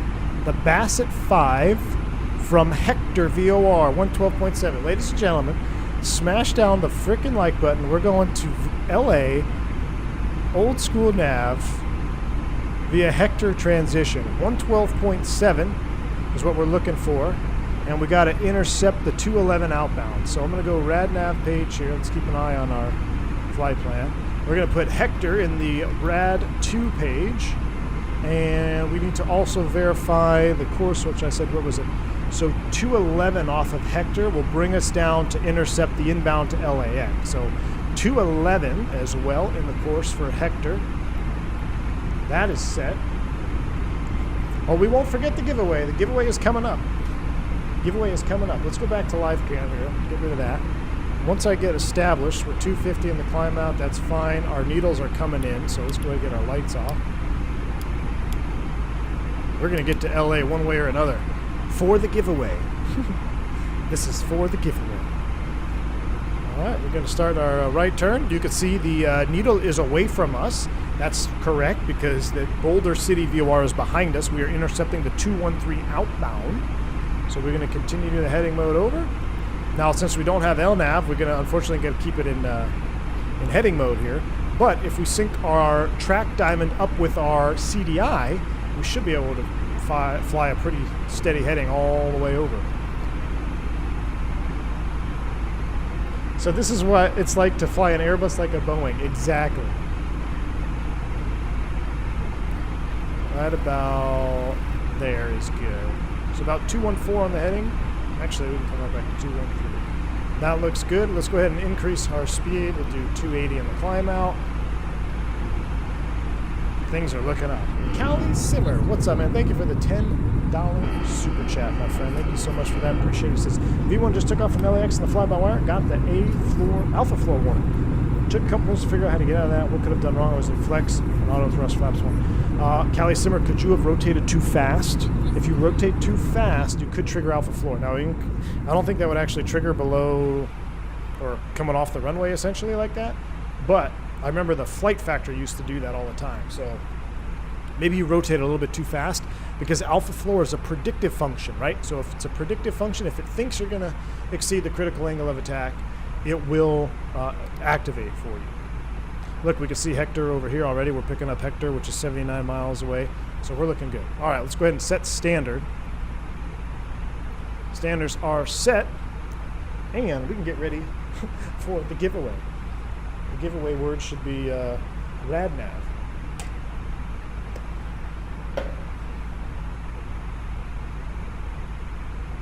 All right, here we go. Everything looks good. We're out of 18,000. I'm going to put you guys on a wing view, and I'm going to get the giveaway going right now. Oh, hello. Thank you. Oh, a refresher, a pink one. Delicious. All right. The giveaway word, my friends, is going to be iniBuilds. Exclamation point.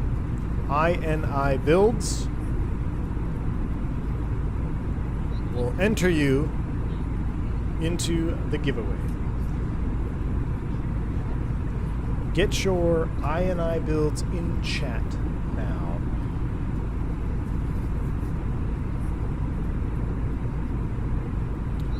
Alright, get those eligible users in there.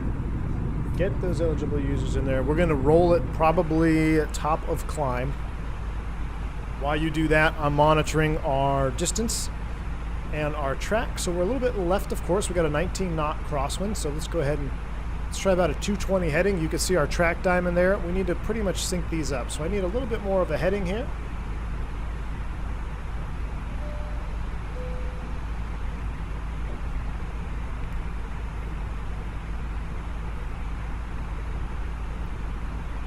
Well, we are tracking RadNav all the way to Los Angeles. I should get back on that soon. Since there's no controllers over here, is that kind of funky? Because if a controller comes on, I could just say, hey, I've lost all navigation capabilities. What is the prize? The prize is a fantastic INI scene, a Microsoft scenery for Los Angeles International Airport. We're flying into it right now. We should hopefully be landing there at sunset. So you guys will see it. What landing we do? We will do 100% visual, Ellis, on YouTube. 100% visual landing. So we're going to fly the VORs down there and then take it in. ZLA is still on? Oh, okay. So then I won't jump on. Or should I? I don't know. Is that? I don't know what the procedure is on that.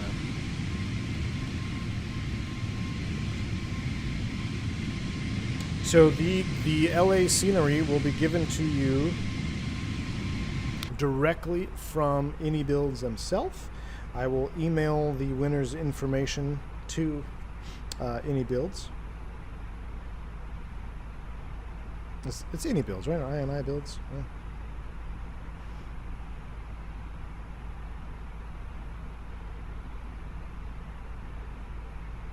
All right, so I'm looking at the eligible user list. Remember, you not only have to press or type ! iniBuilds, you must also be a subscriber of the channel, or else you won't be entered either. So, subscribers only. Members get a little extra boost, and we'll run it at top of climb. So you got a couple thousand more feet to go, a couple more thousand feet to go. Everybody is eligible. Mods, members, viewers, potlickers. All right, coming up a little bit more to the left here. So we're about halfway across. So what I'm going to do now is I'm going to transition to the Hector VOR. So I'm going to now put HEC in nav 1, and I want to follow the 211 course to the station. And now you can see we got 211.2. We're 51 miles from Hector VOR, 1,000 feet to level off, and a little bit more right. So right about 221-ish, it seems to be about the proper heading. I wish I wasn't such a coward when it comes to getting on Vanson, Crimson Ghost.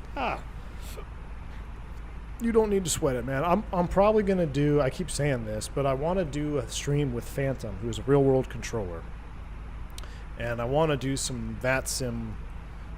I just want to do some basic VATSIM stuff with you guys on a stream for those that are trying to get into VATSIM. Maybe you're a little bit hesitant to get into VATSIM. There's speed out. We're getting ready to level. But it's just a matter of getting our schedules lined up and all that.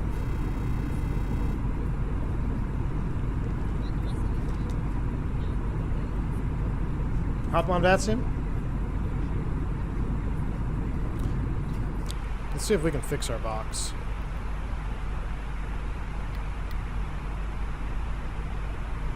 All right, so we got a P-pause line. That's good. So, what if I just did this? What if I went here, new destination, KLAX,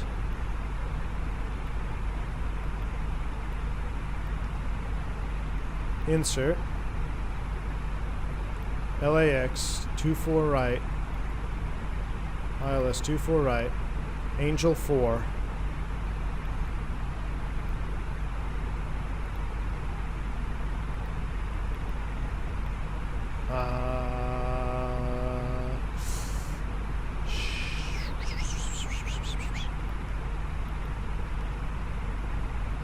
Angel 4. Let's go back.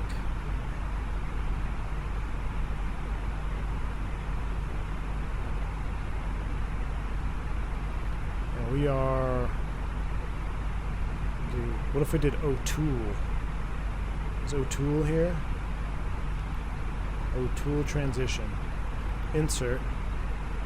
Direct to O'Toole. Insert. Ladies and gentlemen, speed out nav. We're back on it. Connecting back to VATSIM. Connected. Seatbelt sign is off. We've got it. All right, we're coming in on the O2 transition. 280 is set. 2136, you can expect that. All right. Now I need to probably call one of these center guys.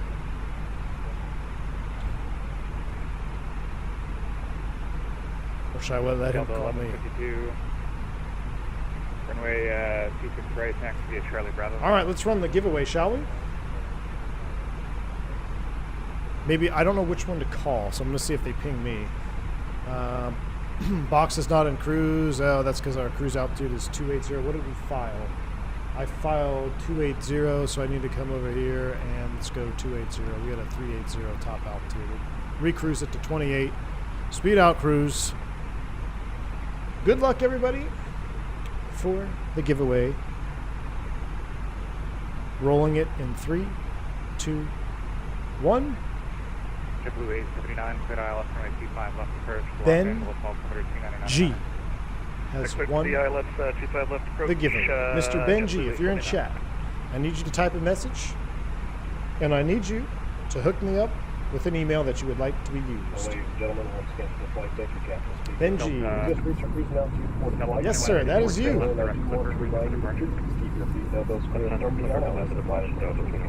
Congratulations, Ben G. Also, one more reminder to hook me up with a hit me up with an email, my friend. Or Ben, if you're in the Discord, are you in the Discord? If you're in the Discord, DM me. 1231 Vegas. You can either DM me on the Discord, or you can put your email out. If you don't want your email out there, it's fine. You can just DM me in the Discord. Now the question is, do you want it, Benji? Do you want it? I know you're here. Do you want it? Do you have LAX? Do you want the giveaway? It's going to be about another 5 or 10 minutes. Okay, if you need it, we can pop up my or cancel it there. As it is right now, I can't accommodate. I just can't accommodate another vehicle traffic. So if you need to get out, you can fly live, or otherwise it's still going to be about 5 or 10 minutes. Benji, I need more info from you, buddy. Oh, yes, sir. Got Discord. I got it after walk one. Benji, excellent, man. Take your time. Congratulations. You have won an INI scenery of KLAX. Hit me up whenever you get a chance in Discord, my friend, and I will pass your information along, and you'll be good to go. So congratulations again to you, Benji. Hope you enjoy the scenery. Absolutely awesome. All right, I'm going to call... Yeah, I didn't think you could connect to that sim in mid-flight, so I'll just disconnect. Because I know all the VATSIM trolls or not trolls, but like I don't want to be a VATSIM troll, so we'll just disconnect. We had a real legit issue there, so it's fine. I was keeping it in 280 just because it's such a short flight, and there's 280 over here at B-call.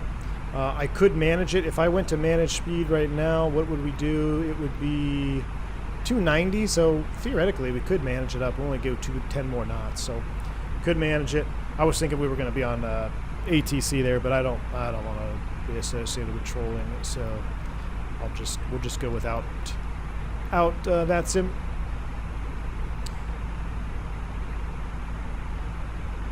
And let's get our weather data in there. So let's go ATSU weather request. Is there a cap on this route, Lauren? I wasn't sure if it was capped off or what. We don't need LAS and we don't need Ontario. Let's just get LAX. Let's get the latest and greatest.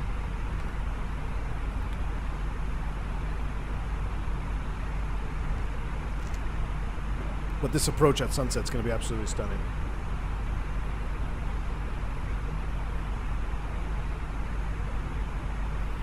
All right, so there is a B-call intersection, and if we look, the bottom is a Boyle at 14,000.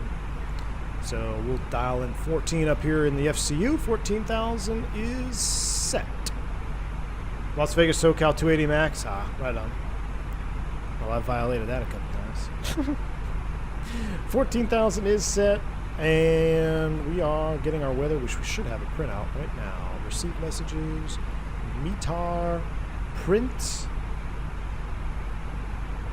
Matthew, we switched. We did one leg in the Phoenix, and we're doing one leg in the fly-by-wire. Unfortunately, we had a glitch on the ground that had to cause us to disconnect from VATSIM, and then I connected in flight, but Ellis on YouTube is going to report me, so we disconnected again. So we got 270 at 10.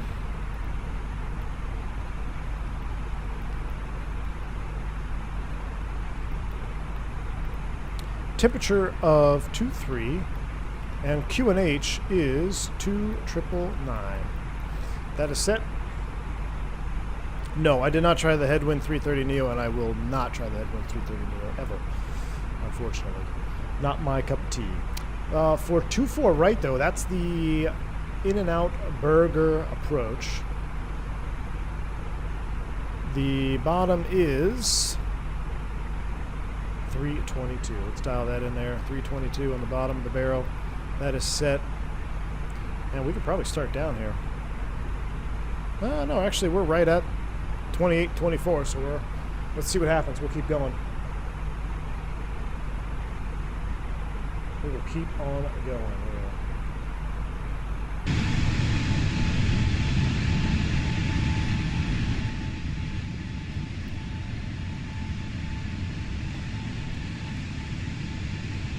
Yeah, I saw that. Trans level.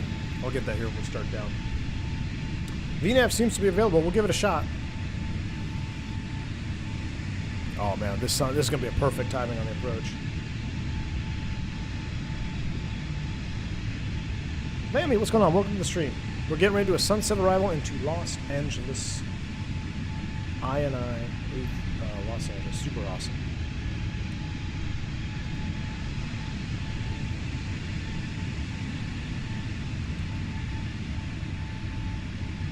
Have I interest in 787 or Salty 747? Negative. Unfortunately, I'm not gonna.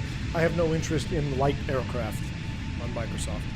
Not to say that I'll never fly one, but I consider it a light version. I'm just not interested in that.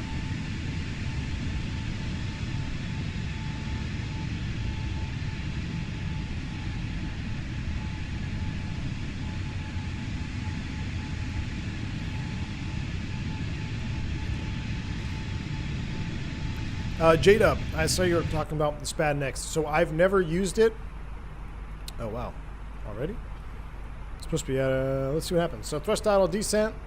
We're coming on down. But SPAD Next, J-Dub, for the thrust levers on the Boeing is absolutely, it's a super easy thing to do. I did it myself. I will make a video. When I do my review video, I will put a tutorial out there. But what Velociraptor was telling you, that's exactly. It's a control stand event that you need to program in SPAD Next. It seems like it's going to be confusing, but once you do it, you're like, oh, that's pretty simple. The only two bindings you really need to do. From the flight deck, ladies and gentlemen, as you may have noticed, we have begun our initial descent down to our destination. Now would be a good time to wrap up. Aerosoft 330? Yeah, I'll probably try it out. As we prepare for our approach. If you are up, once you return to your seat, we ask that you remain seated until the aircraft arrives safely at the gate. Flight attendants, please prepare the cabin for arrival.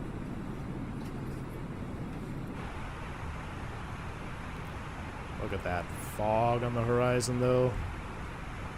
Gosh. That is awesome. Yeah, too bad we're not on VATSIM. We could have been there right as the flight deck to SIB was taking off. That would have been spicy.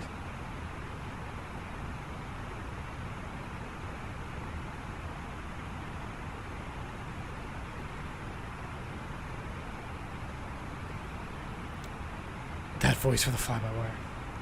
Jason Barzy, I have to say thank you for really teaching me more than I know. Hey, Jason, I appreciate you, man.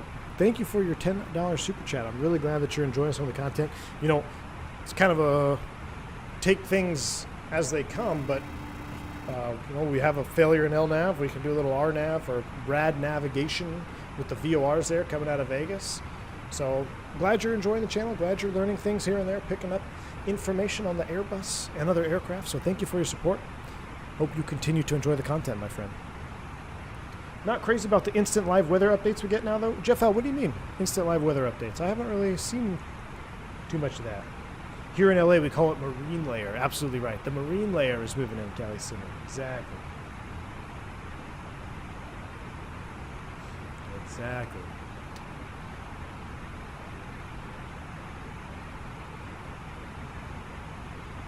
The clouds change suddenly? Really? I'll have to keep an eye open for that. We're a little bit high on path. Let's help it out here. So after Circus, we'll just go, let's come here. What do we got? Arrival. Approach via Circus. Insert. Should clean it up. Okay, now we just did a 180. Full heading. My goodness. Direct to Cayman. Arcane. Let's do that. Now we're back in nav. And remanage it on the descent. Thrust out of descent nav. Whew. Dodged a bullet there. Yeah, I think the clouds in Sim Update 10 are really nice, man. Look at that. Just look at that. Look at that. Still an hour left for TOD? No, we are on the way down, man. Do you think to have the real-life feeling of flying an airplane, someone should still go to X-Plane and fly TOLUS or Microsoft with the Fenix? It depends, man. It really all depends. Like, if you've got all the gear and you want to fly, hand fly, then, you know, fly in X-Plane. But, I mean, the Fenix 320 and even the fly-by-wire, they still feel pretty good in the sim. So, you wouldn't know the difference. If you want to get the feeling of flying the real airplane, then there's really nothing out there that's going to do it for you except flying an actual airplane. But we can get as close as we possibly can. I think the environment in Microsoft is very, very important in that immersion factor. So being able to have the environment that Microsoft gives us with an active environment, clouds, rain, things like that, that X-Plane just always fell short on. I don't know. It's pretty hard to beat. Yeah, just like Just Jace is saying, you need to have immersion with everything else. LA is 2999 on the meter, so we'll go ahead and push you. 2999 is set. Now we're high on path. Well, maybe not. My PFD is super jittery though. Yeah, as a non-pilot, you would know the difference. Chaos is right.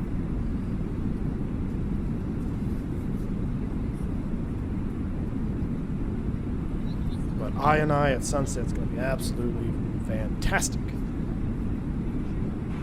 Look at that sunset on the horizon. This approach in real life is it's actually pretty challenging as you get close to the ground and flare because you are staring, if you time it right, you are literally staring into the sun on short final. So we're pretty much there. Looks like we're catching up to the VNAV.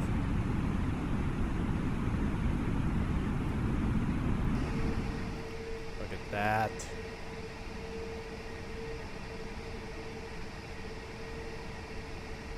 Interesting in the DCS C-130J? Absolutely, Thomas Ray. It's on my radar. Be the first, pick that up day one, man. That's going to be a day one pickup for me, my friend. Now, I should... we're a little bit early, I think, on this approach. Yeah, I need to fast forward it just a tad.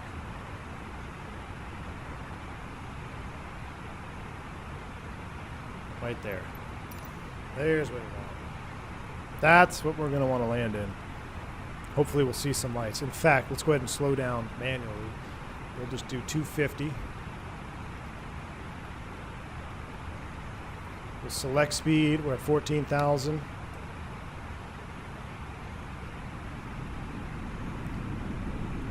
Let's get our LS push buttons on.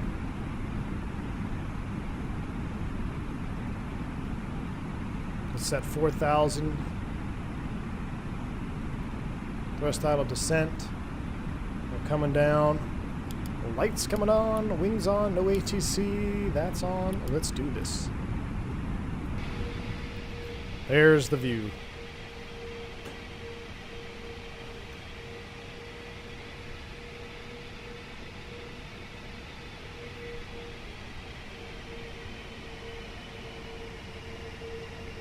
I'm the lead 3D artist for ASC. I got word you were interested from a few streams ago. I do lurk in here a lot since I enjoy the streams. Wow. Thomas Ray, well, thank you so much for lurking around, man. Yeah, that's exciting. That's awesome. Well, thank you for hanging out with us in chat. Definitely very, very interested, Thomas Ray. That's I'm very excited for that. Yeah, shoot me a DM, man. If you're on Discord, hit me up on DM, and we'll chat. Thank you. All right, so there's 250 thrust idle. We're coming down to Skull. I would, in real life here, we would be able to go like this. Let me do this. Let me do perf, activate, confirm. Still don't have my loc and slope needles yet. So we are for a little bit too far out to capture it. Let's just keep coming down. My PFD is pretty jittery for some reason.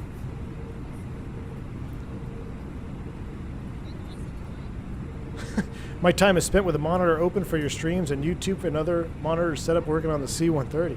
Wow, that's awesome, man. I'm flattered. Thank you, Thomas. Appreciate that, man. Flattered.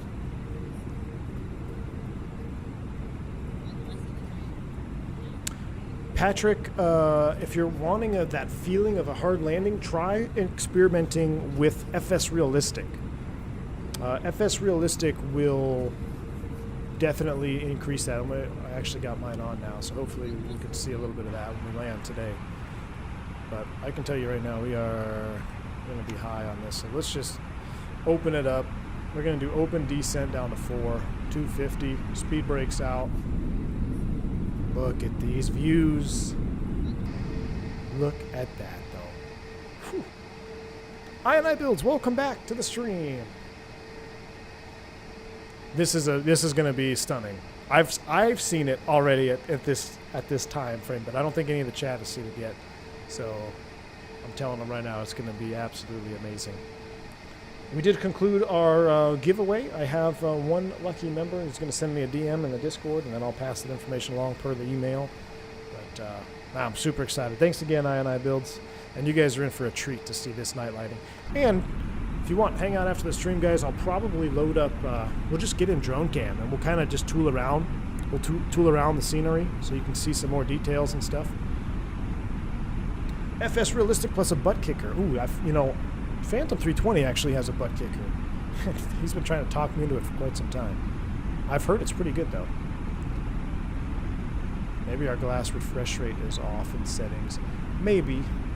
Sim options. Nope, we don't want to do that. Oh, presets. Ah, so there's a lot of stuff here.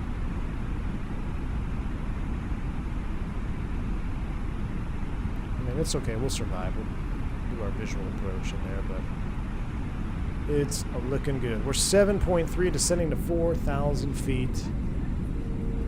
Oh, Microsoft settings? No, it's not low in there. I've got that cranked all the way up.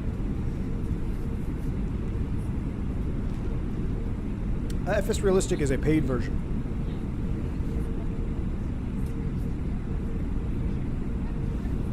I mean, this is pretty nice, though. Just that sound. Right, and the spoid breaks down as you do in LA all the time. The sun is disappearing right. Oh, this is going to be... I almost want to start the recording right now and just have a super long replay.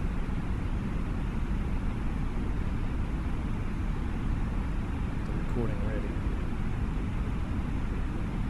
Yep, the scenery is out already. Exclamation point.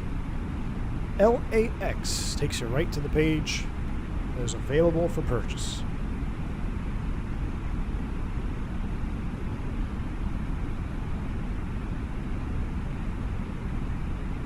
Turn down the brightness a little bit. Get all settled in. We are watching a sunset in LA. 5 for 4. I'm going to come right back to 180 as well.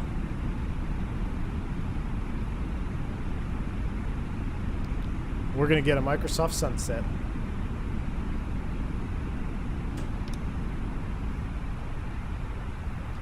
We're going to get a Microsoft sunset. This is sweet.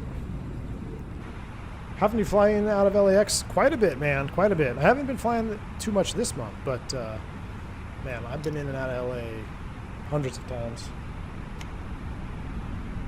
Let's go ahead and continue to slow down. Okay, there we go. Now we've got our diamond, so we'll go ahead and activate the approach. Glide slope blue, Loke star. There's VFE next -1, flaps 1. Stow the speed brakes. Slats are popping out. Microsoft Sunset Simulator. Exactly, AA Ron.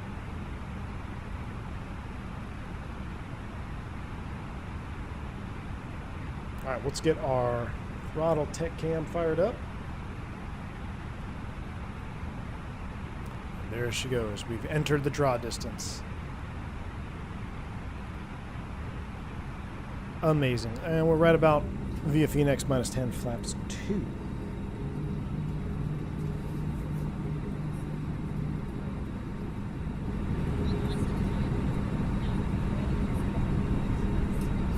The flap sounds are awesome.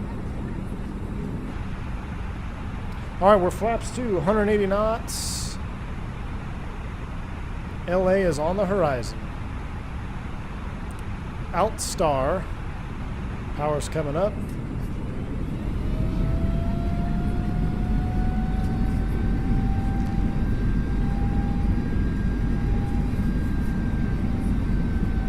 Maintain 254, clear to land 24 right, exactly.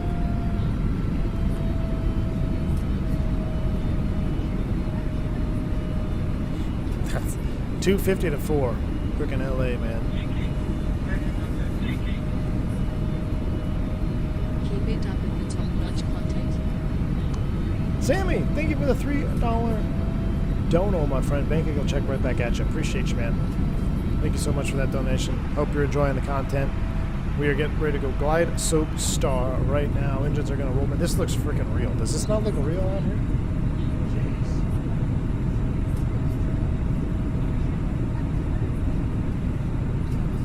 Man, I wish that King Air mod was out. We could go do some LA. Well, maybe we could fire up the Caravan. Oh, I'd have to get my throttle out. Or not my throttle, my yoke out. Do some VFR ops. Maybe members only VFR ops in LA post stream. Let's see.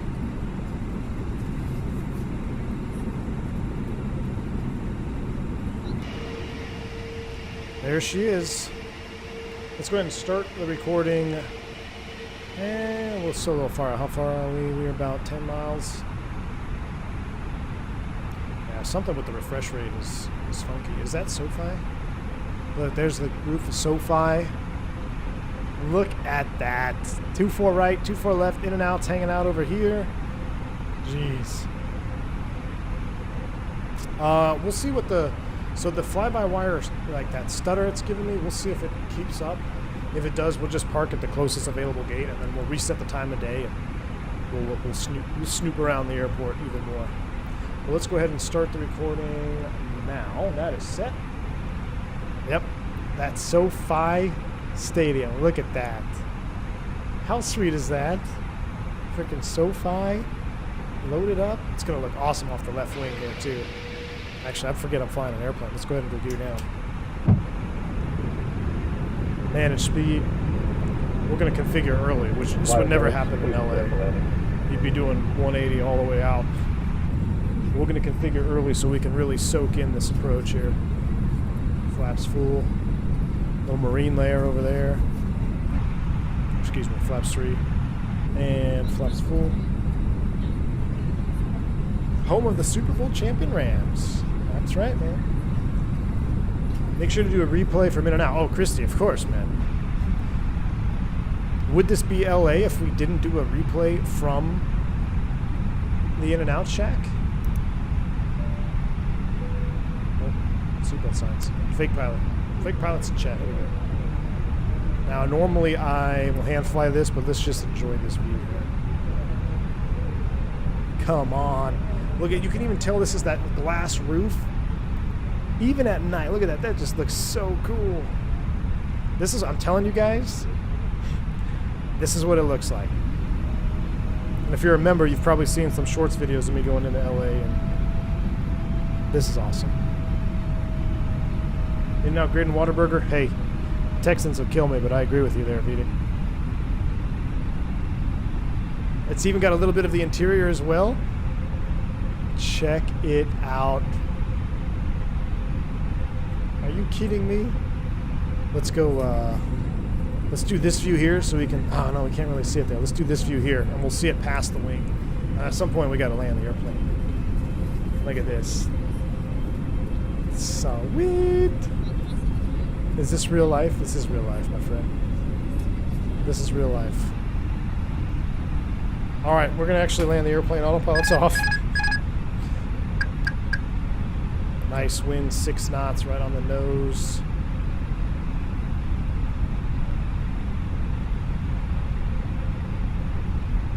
Getting that stutter. That's the fly-by-wire. Yeah, probably not going to run the latest experimental anymore.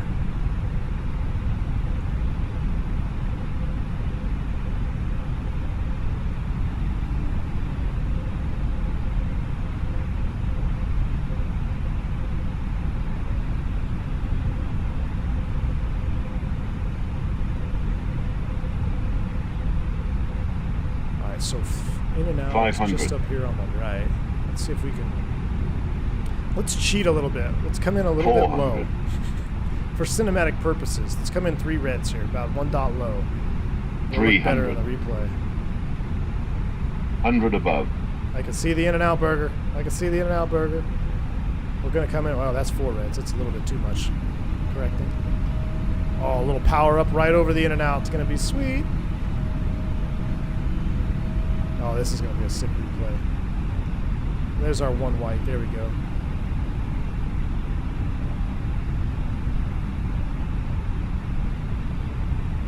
$40, 30, 20. Retard. Retard. 10, 5.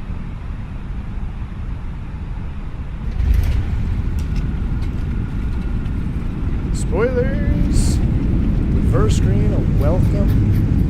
City of Angels, my friends.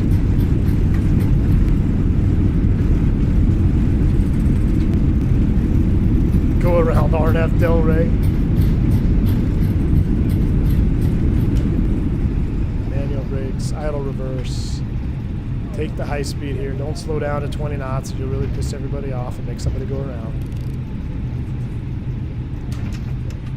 Stow it.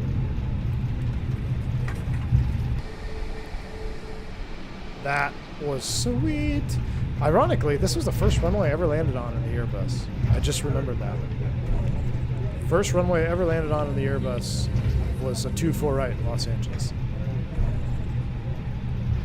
It's crazy. All right, we're gonna go ahead and cross the left side. We'll taxi to the gates. We'll keep the airplane configured right now until we cross over.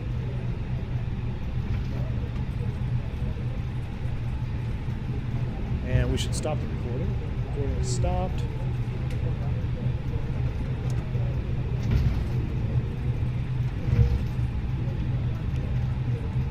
To see those 380s coming in real life is unreal. Oh yeah, Cali Simmer for sure. Where does Frontier park? I think we could park over here, right? Let's go for a taxi. It seems to be pretty smooth, so let's go for a little taxi. We'll clean it up.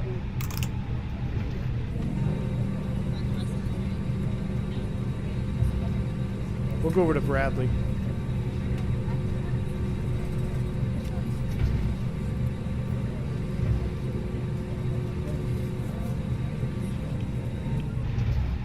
Let's get back on the center line. And let's go ahead and get rid of you, get rid of you, turn you to light. There we go.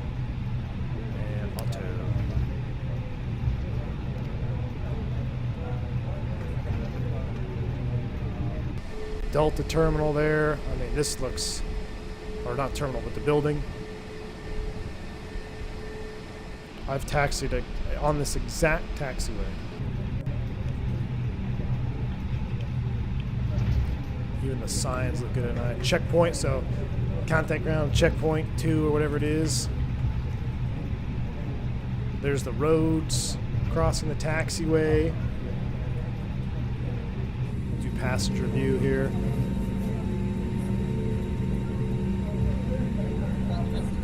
You're going to In-N-Out and it's on the list link, so it has to be, man. Look at that. Look at the cars in the parking lot. The lighting is freaking awesome. It's not too dark. It's not too bright. It looks just right. I'm a poet and didn't even know it. All right, so this is Alpha 4, or Alpha Alpha. We're double Alpha Charlie, and we got to go all the way down.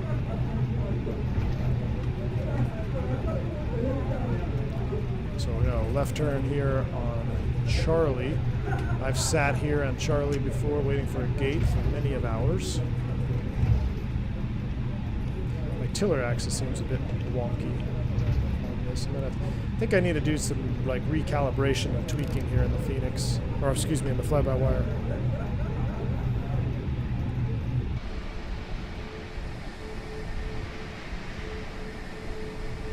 Got the unknighted hangar.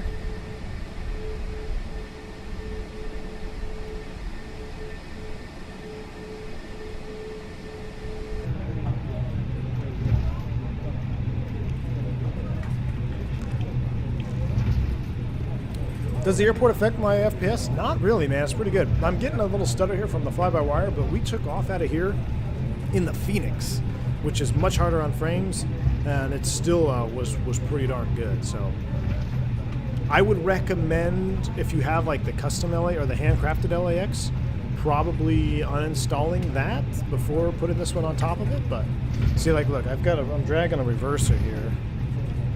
Got some calibration. Yeah, see, it keeps popping that reverser. Oh, you can't see it because you don't have the tiller cam on, but it kept popping a reverser here. It looks like a recalibration is needed.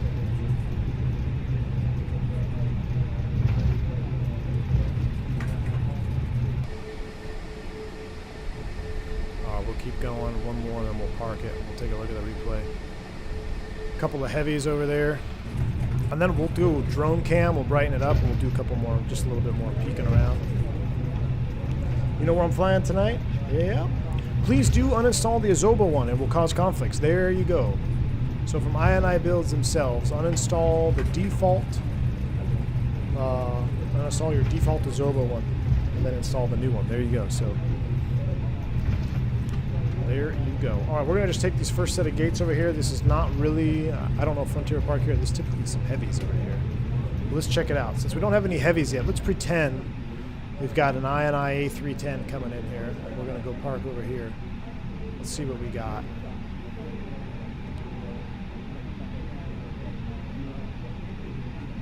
We'll park right over here to the right, pretending we're going to A310.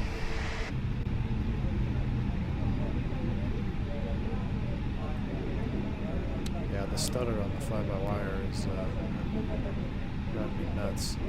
Going to 47 Bravo. Look at, you can see right in the frickin' terminal. How cool is that? How cool is that?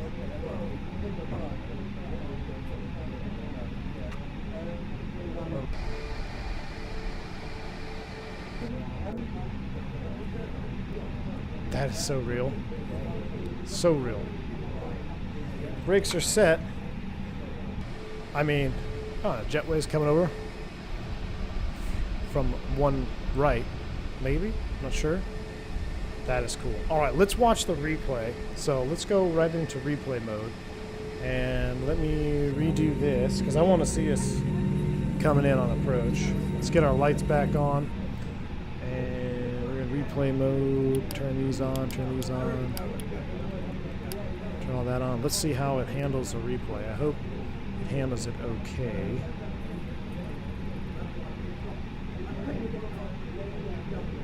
Let's go right into replay now. Let it it load for a second.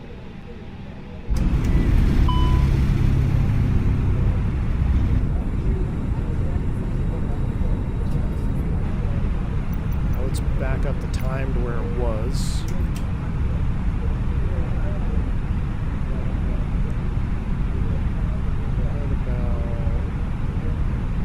I guess that's close enough. Let's come forward a little bit. 2000. Going right over SOFI at night. Amazing. All right, here we go. Resume.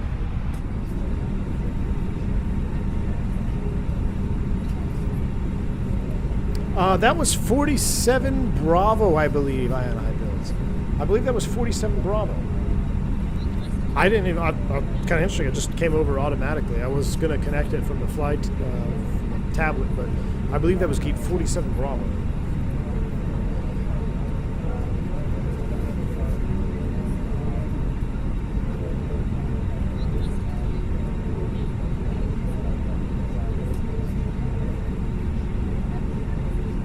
Man, I wish my helicopter was updated. I'd hop in a helicopter right now and fly around this.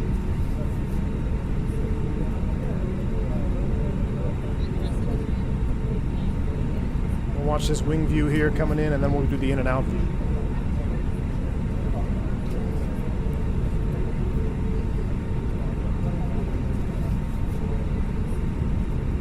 Look at the tower. Look at the lights on the tower. It's so good.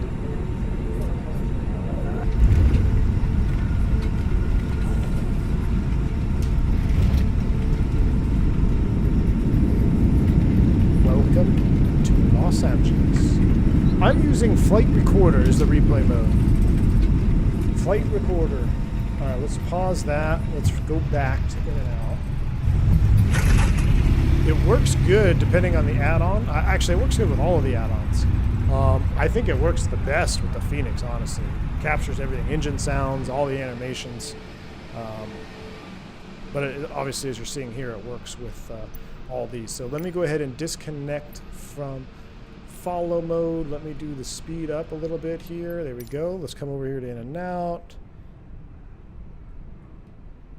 Let's okay, now let's slow the camera back down. Check this out. How cool is this? Look at this. Where are my Cali people at? Because you guys probably know exactly what this is here. Look at that. Who wants the in and out, folks? You can tell that's a properly modeled in and out too. This is the photogrammetry looks like back here, but they've actually included the in and out parking lot. Let's pretend we're on the roof, or actually you would do it from this table right here, wouldn't you? So we'll turn around. We'll see if we can capture it. Let's go ahead and resume replay. See if we can spot the Airbus coming in here. Oh, I see a nav light over here on the left. Look at that. Look at that.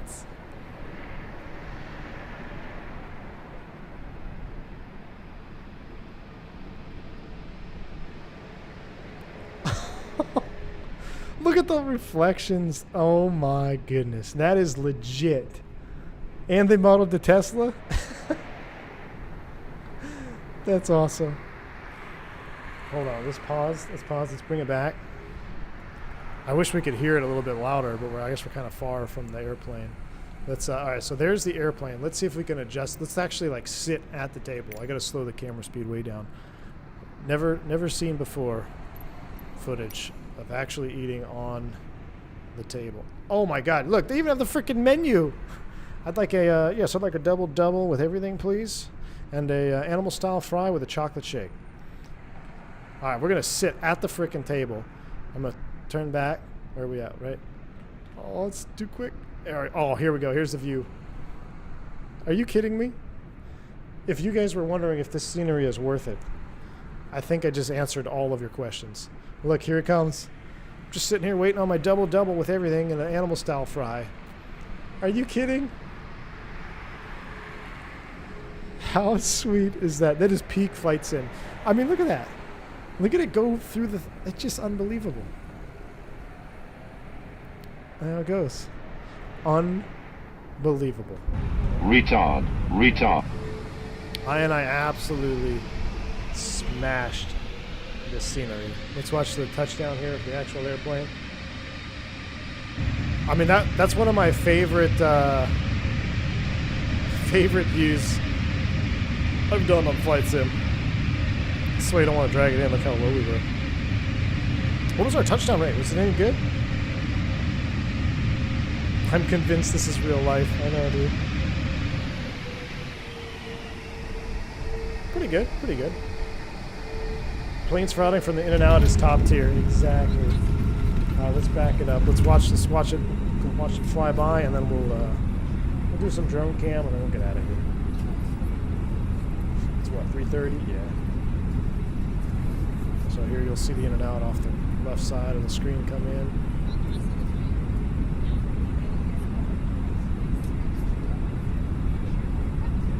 You can legit... Okay, this is what we're going to do. Is Flight Deck to Stim still in LA? We could legit plane spot live. We should do a V1 After Dark podcast live from the in and out at iniBuilds scenery.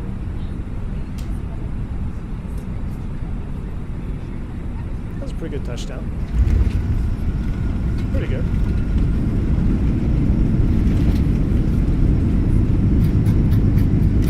Alright, let's close this up. Let's go ahead and do this. I got an idea, guys. Hold on, let me go daytime now. Let's bring it back. Let's go into the daytime. Alright, let's stop replay. Let's, we're gonna, hold on. I need to do, it's estimating 2102 Z, so about 40 minutes. Okay, a little bit too long. What I was gonna do, while we're stuck, oh, my parking brake is on. I was gonna drive this over here, just kind of like hide off airport property. Hold on, I hope this is not illegal. Oh, well, we're just gonna hide over here in the dirt for a second. Get out of everybody's way. Yeah, Blue Mag, that's what we're going to do. We're going to park on the service road.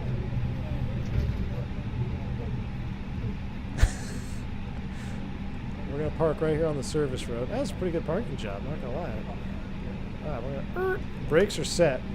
Now, we're going to... Oh, we can connect as an observer. Perfect. So let's do that. Let's get rid of that flight recorder. Let's connect as observer. Connect. Now we go to drone cam. Guys, descend via the arrival for runway 19er right. Expect the visual approach, runway 19er right. We gotta let the sim load back up. Visual 19 right. Sounds like someone's taking off. 1564, calling in 370. Look at this. No, it's 1564, Los Angeles Center, roger. United 1564, descend via the Ironman 2 arrival. Los Angeles, just popped in and saw that. Sorry, Kevin. Turn to be the Ironman 2 up for 2997, United 1564. I mean, is anybody on final? There's SOPI over there. 9 server disconnecting there. Have a Wi-Fi issue. Let's go over here look at some terminal stuff. I'm going to turn up the speed.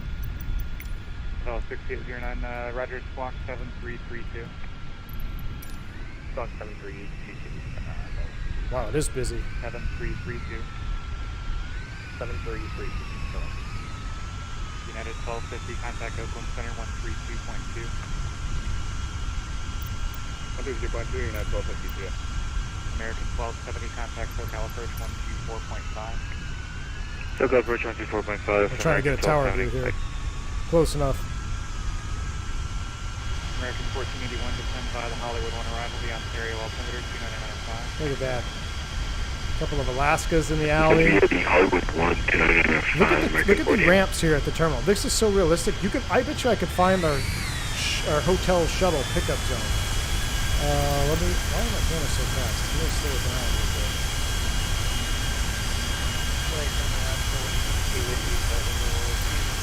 There we go.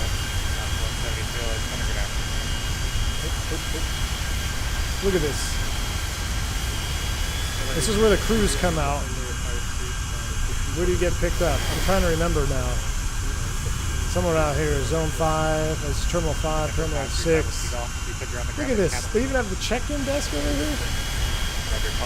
We got a little layout, 600 World Way. I mean, now in real life, this would be completely bumper to bumper and everybody honking at each other and yelling and everybody pissed off. But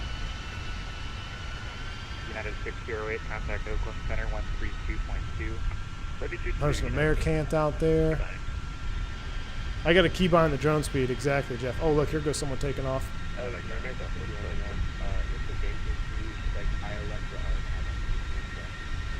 Southwest 3070, expect the aisle up the first. Damn, dude, rotate already. I mean, he's been a little bit of a speed issue there. Looks like he rotated a little bit early. I had 2 airplanes at once. This is the drive up. I mean, this is, let's go to the famous sign. And then we'll wrap it up here. A little construction, there's even up-to-date construction for crying out loud. So you're coming into the airport on this side. Well, let's do this. Let's go ahead and sunset it. What is your verdict of the airport? It's absolutely the best LAX I've ever used in any sim. And I highly, highly recommend it. The frame rates are good. It's well optimized. It's just, and it's the detail. If you want to go back a few minutes in the stream. We literally plane spotted from the In-N-Out Burger off 24 right from the table. Like, we were literally sat down at the table after ordering a double-double and watched our airplane come in and land. It's absolutely fantastic. Look at this sunset. I mean, this is, oh no, what I hit the unbind key. Oh man, I ruined it. Rip.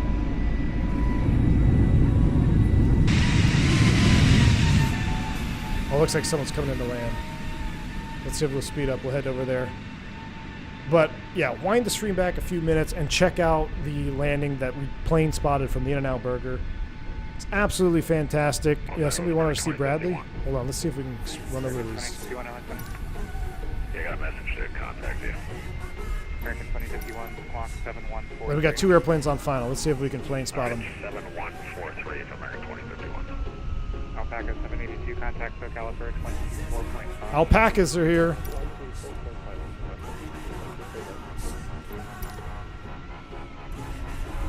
Look, we literally can plane spot.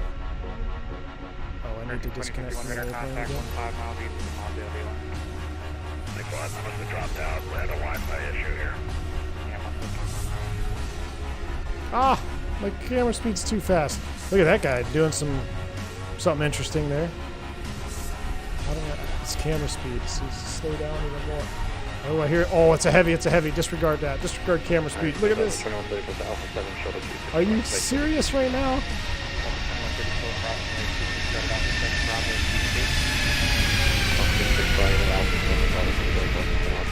Are you serious?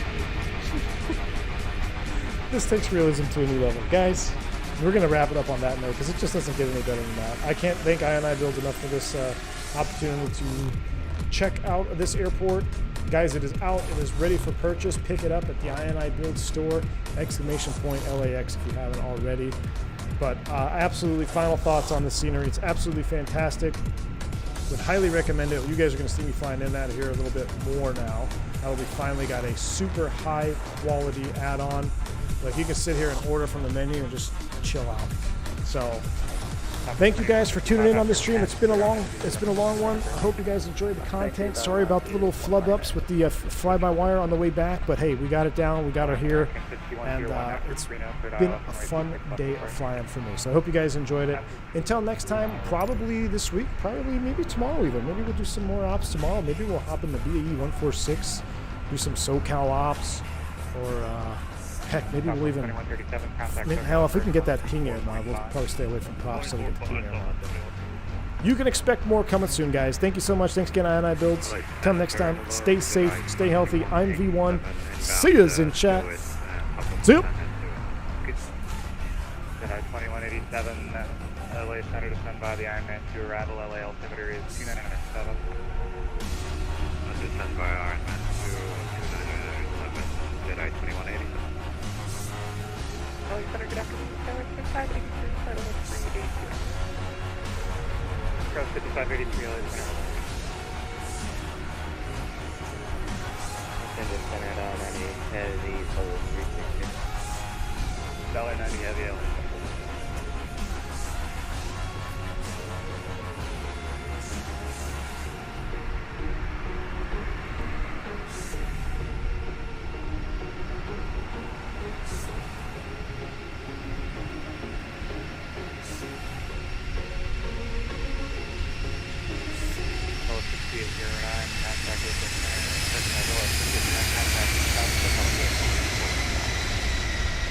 Contact 4.5.